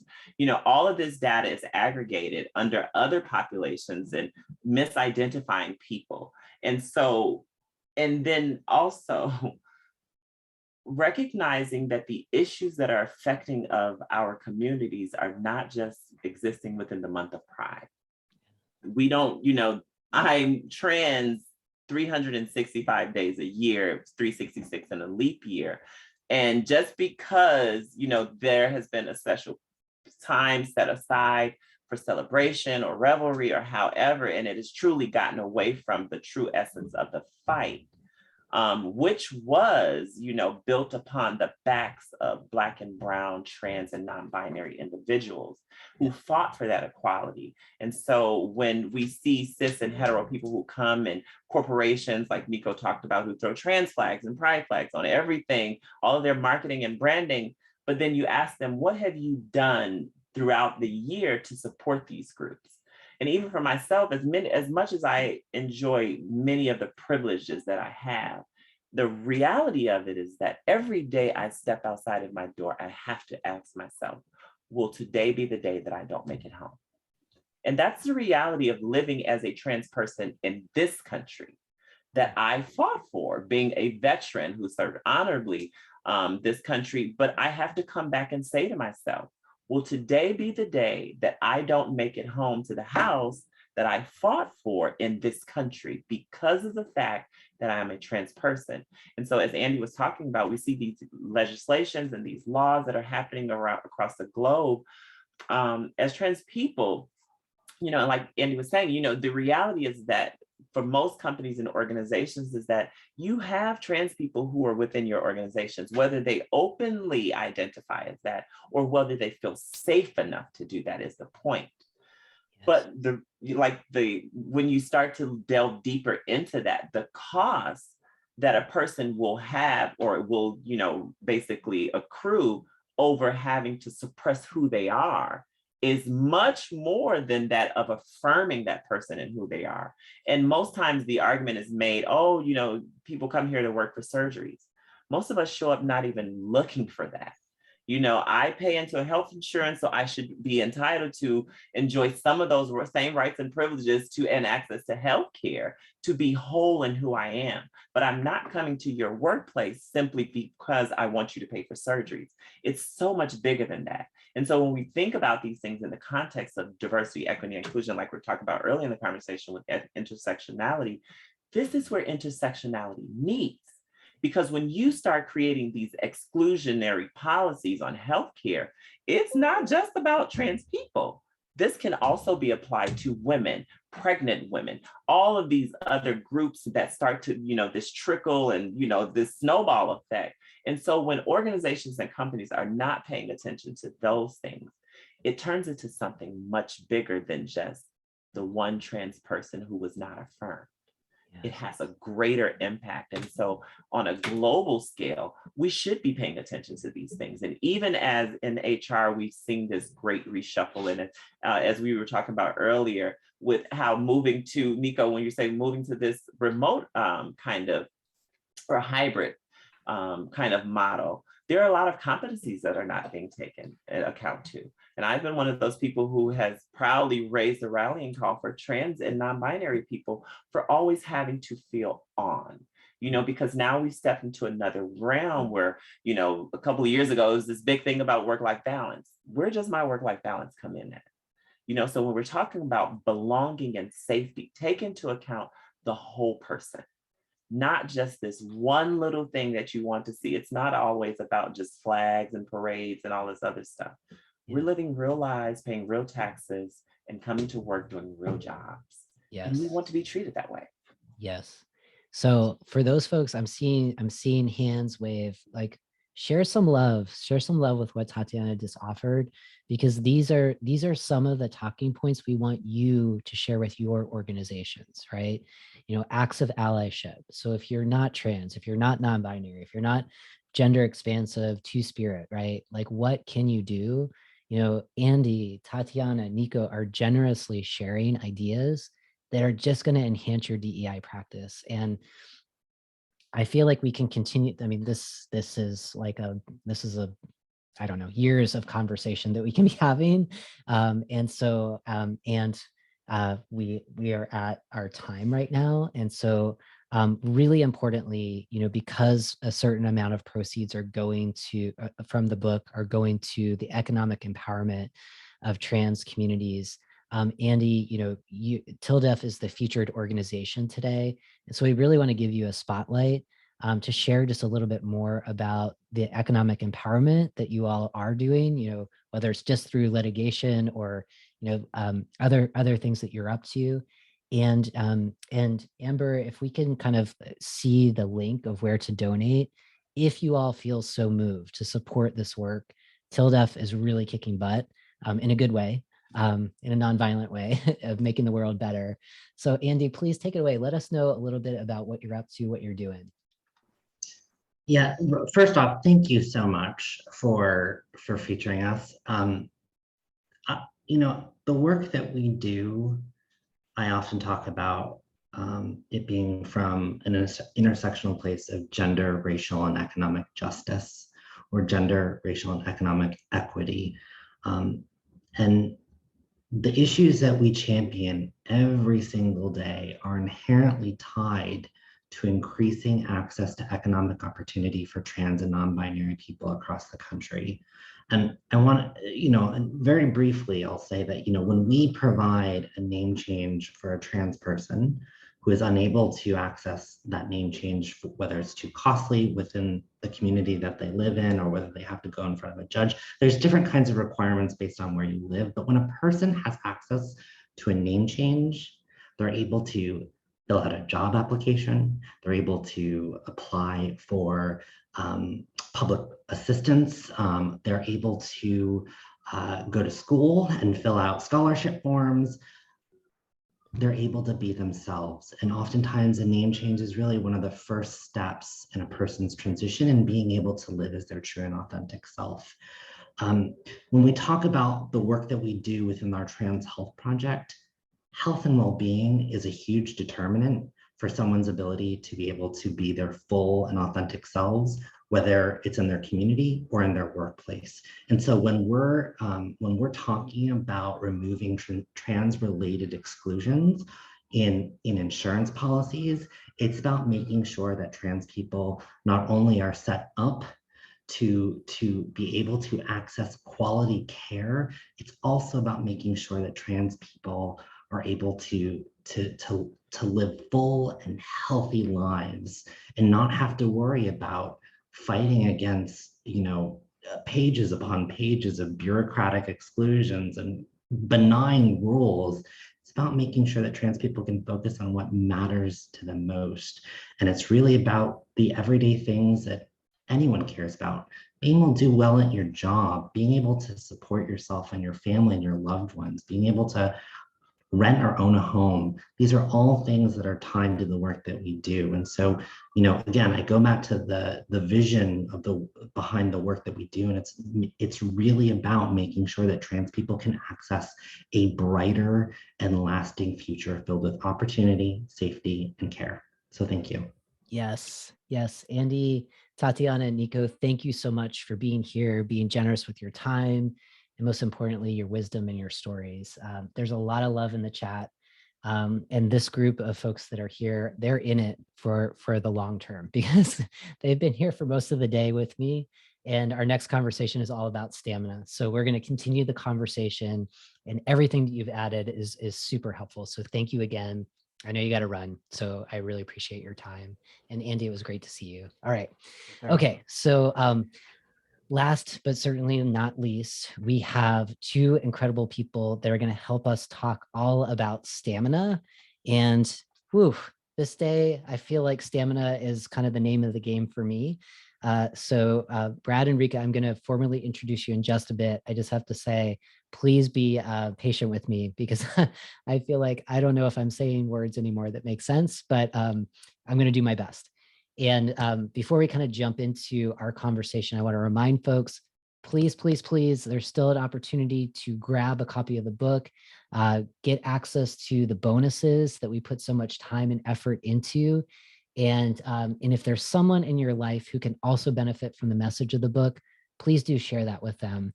And that is at imaginebelonging.com. And we'll pop the link in just a bit.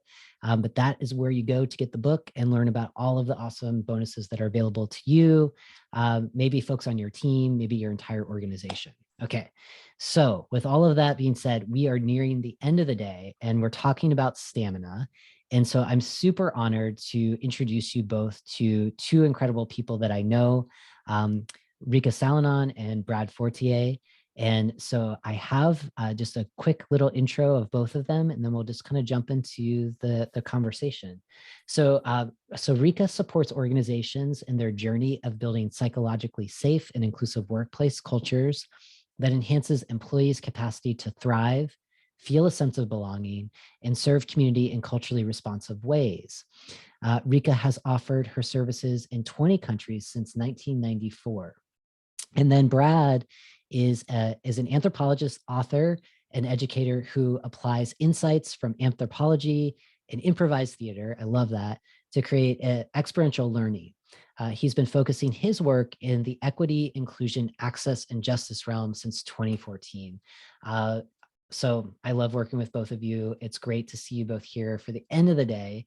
And the conversation starts where we ended, I feel like last year, Brad, you had asked a couple of questions that kind of still are in the back of my mind, which is like, how do we maintain the stamina? Like the general question. And that kind of moved me into, how do we maintain the stamina when we're challenged, when we're overwhelmed, or when we feel like our long-term vision of building something better feels out of reach, out of sight, or just not possible? And so that's the question I have for you, just to kind of get us started. And I know you've been doing this work for a bit. And so you've seen, kind of the successes, you've seen the setbacks. On a personal level, that's where I want to start with each of you. How do you maintain the stamina, right? When it's challenging, when it's tricky. And Rika, you're right next to me, so I'm going to go to you first, just to make it a little bit easier. Well, thank you so much for this opportunity to be here, closing the day with you, and congratulations, just a heartfelt congratulations for your book. I am so incredibly proud of you and happy for you. And it has been just fantastic to see your journey from you writing that manuscript and us celebrating this day today with you. So congrats, my dear friend. Thank you. Thank you. Well, stamina. I think stamina has several elements. One piece is gratitude. How do we see our world around us through being grateful and thankful what we have accomplished so far. And one part of the gratitude is also to express gratitude to others. And what Brad and I have been really into learning about happy hormones and how our brain works. When you give positive feedback to others, it actually triggers serotonin in your own brain.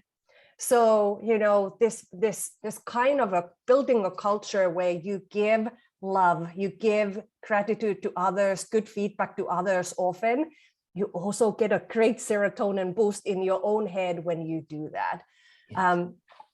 In general, as a person, I am one of those glass half full or overflowing kind of a person.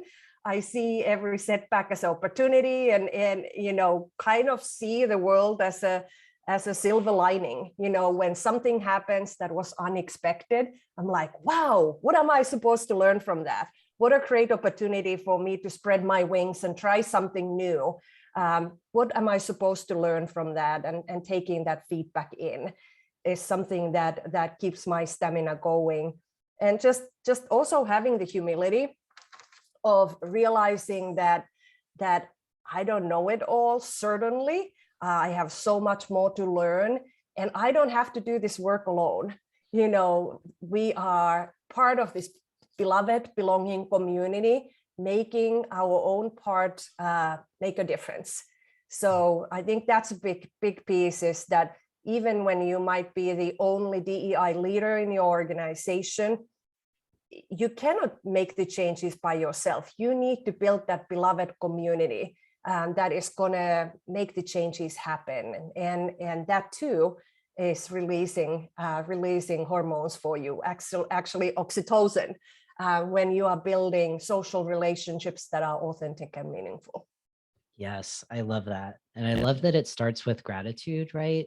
When we did our workbooks earlier this morning, just to try to apply some of what's in the Imagine Belonging book, we were trying to imagine where we're going to be at the end of this year, December 31st, 2022.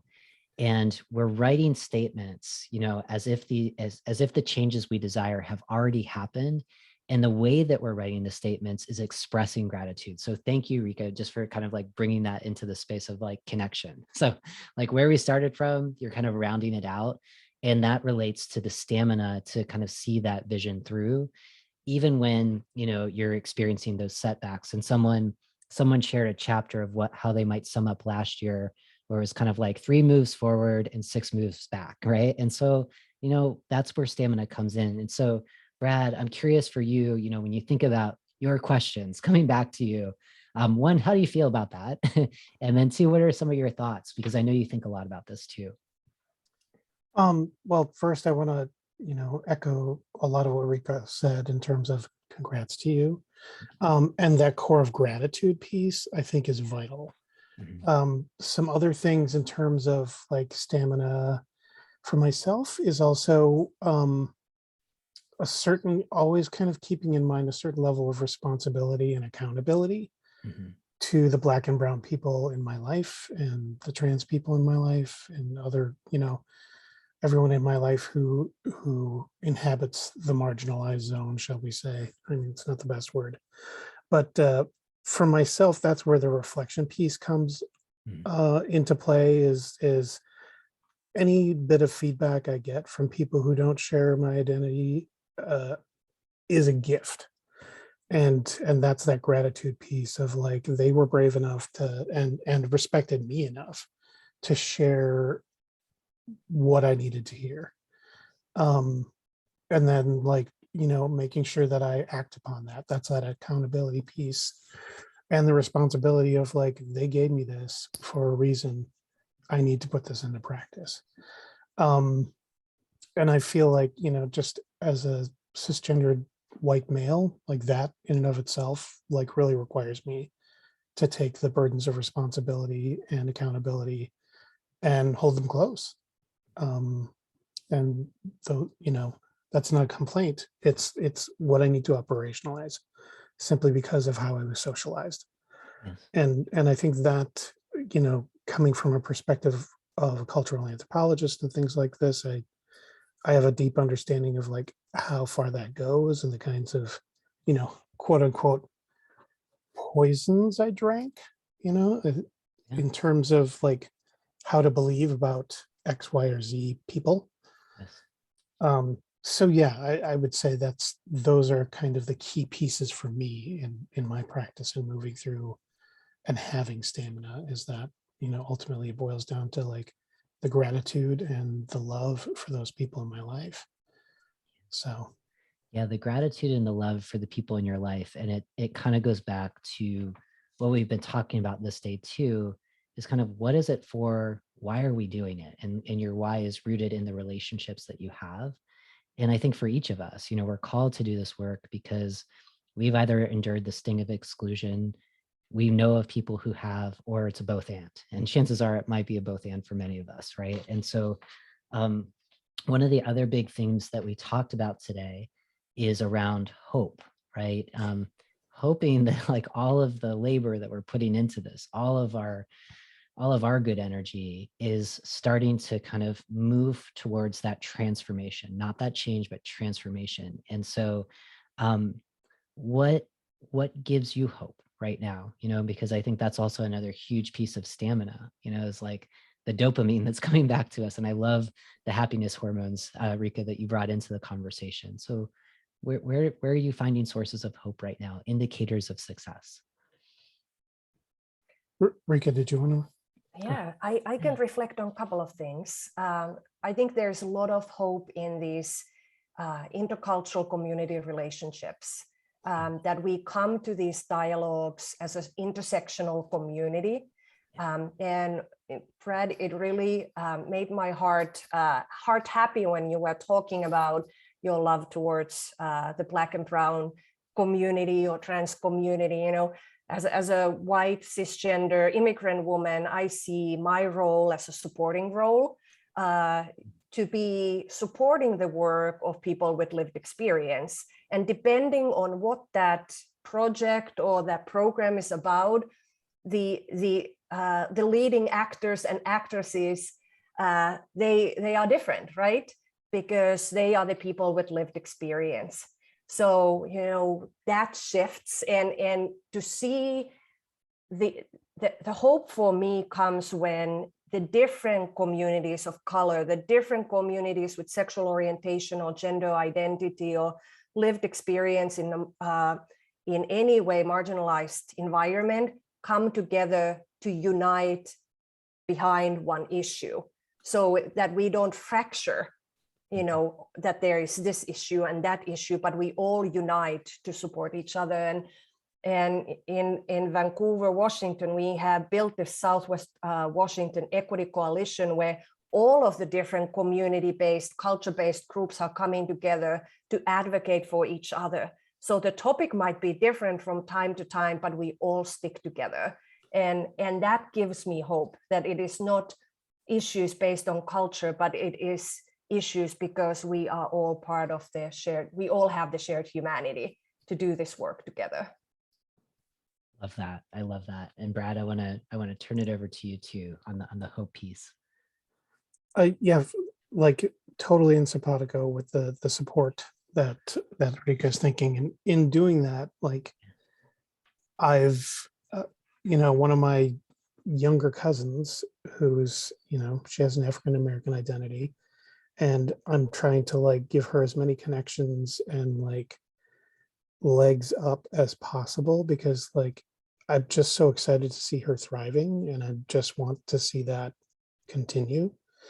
Other young trans people in my life who are, children of friends, and making sure that, when my friends reach out asking about how do I navigate this, like just making sure I'm there with resources, because it's so heartening to see people taking these things seriously and wanting to like make sure that there is love and support in these people's lives that they didn't get to see when they were growing up.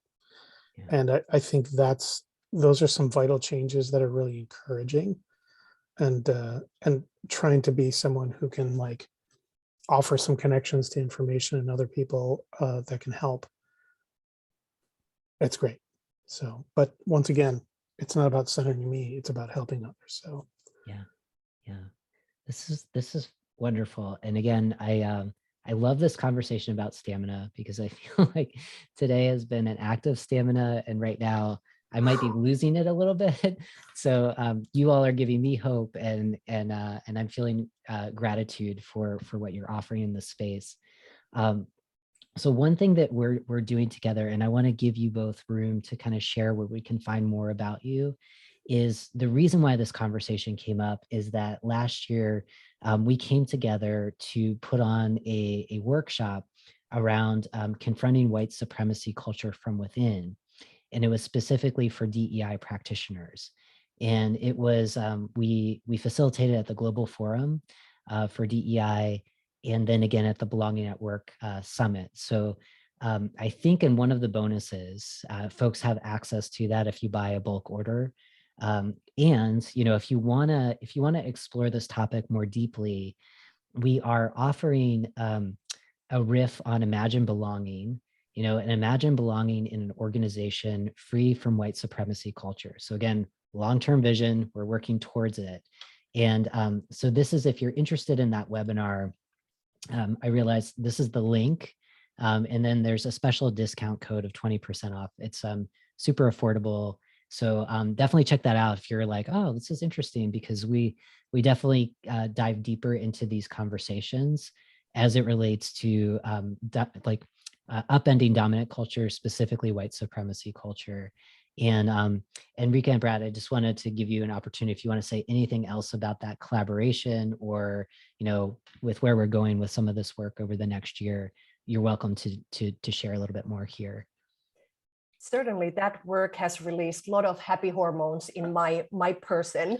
Partnering with Rhodes and Brad is such a blast, and to work together to vision what belonging could look like. Imagine what the future could look like if we are looking from strength-based perspective, building a culture based on vision that is based on belonging. And Rhodes, your traits of belonging culture are just absolutely brilliant. Certainly we have had a lot of conversations about how can we reduce or remove or eliminate the traits of white supremacy culture. But when we work in the deficit, that is also impacting how our body is experiencing that. And that is releasing cortisol for us. But when we are working towards that vision, when you had that workbook exercise this morning about visioning the future and what are you thankful for and grateful for, that was so perfectly timed in terms of like my own thinking. And it's like, oh my gosh, he's like totally talking my love language here. So that was so perfect. But please come to the workshop. It's going to be really, really fun. And we are going to put in practice what these traits of belonging culture are going to look like. How do you actually do it? How do you turn it to behaviors? And then when you know what the behaviors look like, then you can train it, you can onboard it, you can hold people accountable for it, you can select people based on it, really make it tangible. So please come, it's going to be a blast. Yes. And Brad, anything else? And thank you, Rika, for that. Super, super grateful. I'm gonna lean into the gratitude for the rest of today. Oh yeah, just more celebration of like the kind of like learning and teaching journey and working with both of you. Like it's like I've never had a collaboration in training that was so like informative, joyful, reflective, and like those threads of responsibility and accountability like exist as we craft along with the joy. And like for me, it's such a rare gift to like have an experience like we've had in doing this. So yeah, and it comes out in the presentation too. I feel like there's a lot of support in the way we work through it. So I'm thrilled. I cannot wait to do more Imagine Belonging work. So yay. Yes. Okay. Last thing before we kind of end today's epic journey, which I can't believe we're ending, because it feels like it's going to keep going and going, which is fun. And it has to end. So where can we find you? Where can folks learn a little bit more about the work that you are doing right now, what you're up to? Best way to connect? Well, best way to connect with me is LinkedIn. And I'm going to drop my LinkedIn address here to the chat window. I am very, very active at LinkedIn at all times of the day. I think I was posting at 2:30 a.m. this morning. When I cannot sleep, I go to LinkedIn and I get inspired by people, and then I sleep like a baby after that. So, you know, that's the hormones in work, right? I love it. And I love your posts. They're really informative. So definitely follow Rika. There's awesome content coming from her LinkedIn channel. So thank you for that. And Brad, email, website, LinkedIn, what's the best way to connect with you as well? I would also say LinkedIn, and I'm trying to like harvest my LinkedIn, my newly LinkedIn profile, which I'll put in the chat. But yeah, I would say that, or visit bradfortier.com if you want to like kind of read some of my thinking and some of my work and things like that. Yeah, I do. Yeah, a lot of my thinking along kind of interactive and experiential learning in these subject matters is written about there. So excellent. Yeah. And I hope one day you will be able to offer those applied improv workshops again for DI practitioners. Yes. Brad is absolutely brilliant improviser and improviser teacher. So if you ever have a chance to take courses with him, it's absolutely a joy. Thank you, Rika. Yeah. Yes, 100% agree. So thank you both for being here.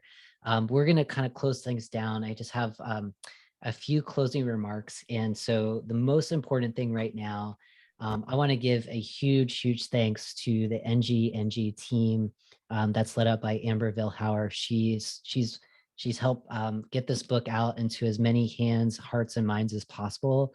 And folks that I know who have been active in the space here are Amber Kidd and her colleague Jade, who have been active in the chat. And so give some love for them, because they have kept the tech side of things just humming along and really seamless. So thank you all, Genty, Grace, and the Publisher Purpose Press folks. My team, my belonging team. So Lindsay Morton was in here earlier today.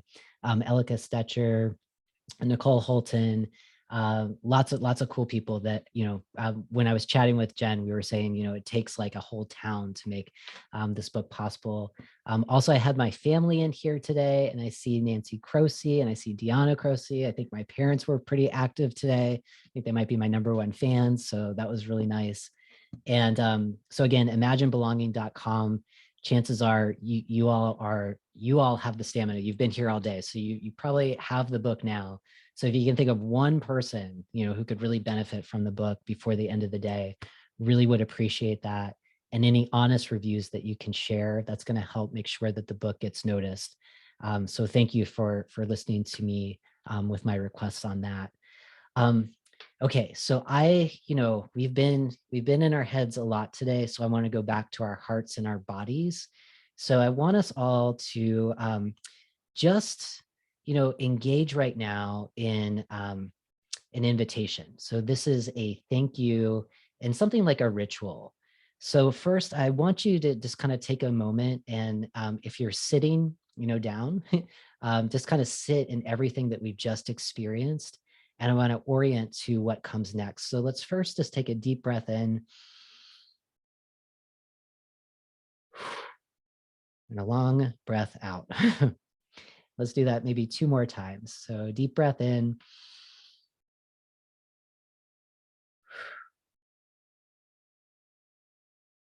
And 1 more deep breath in.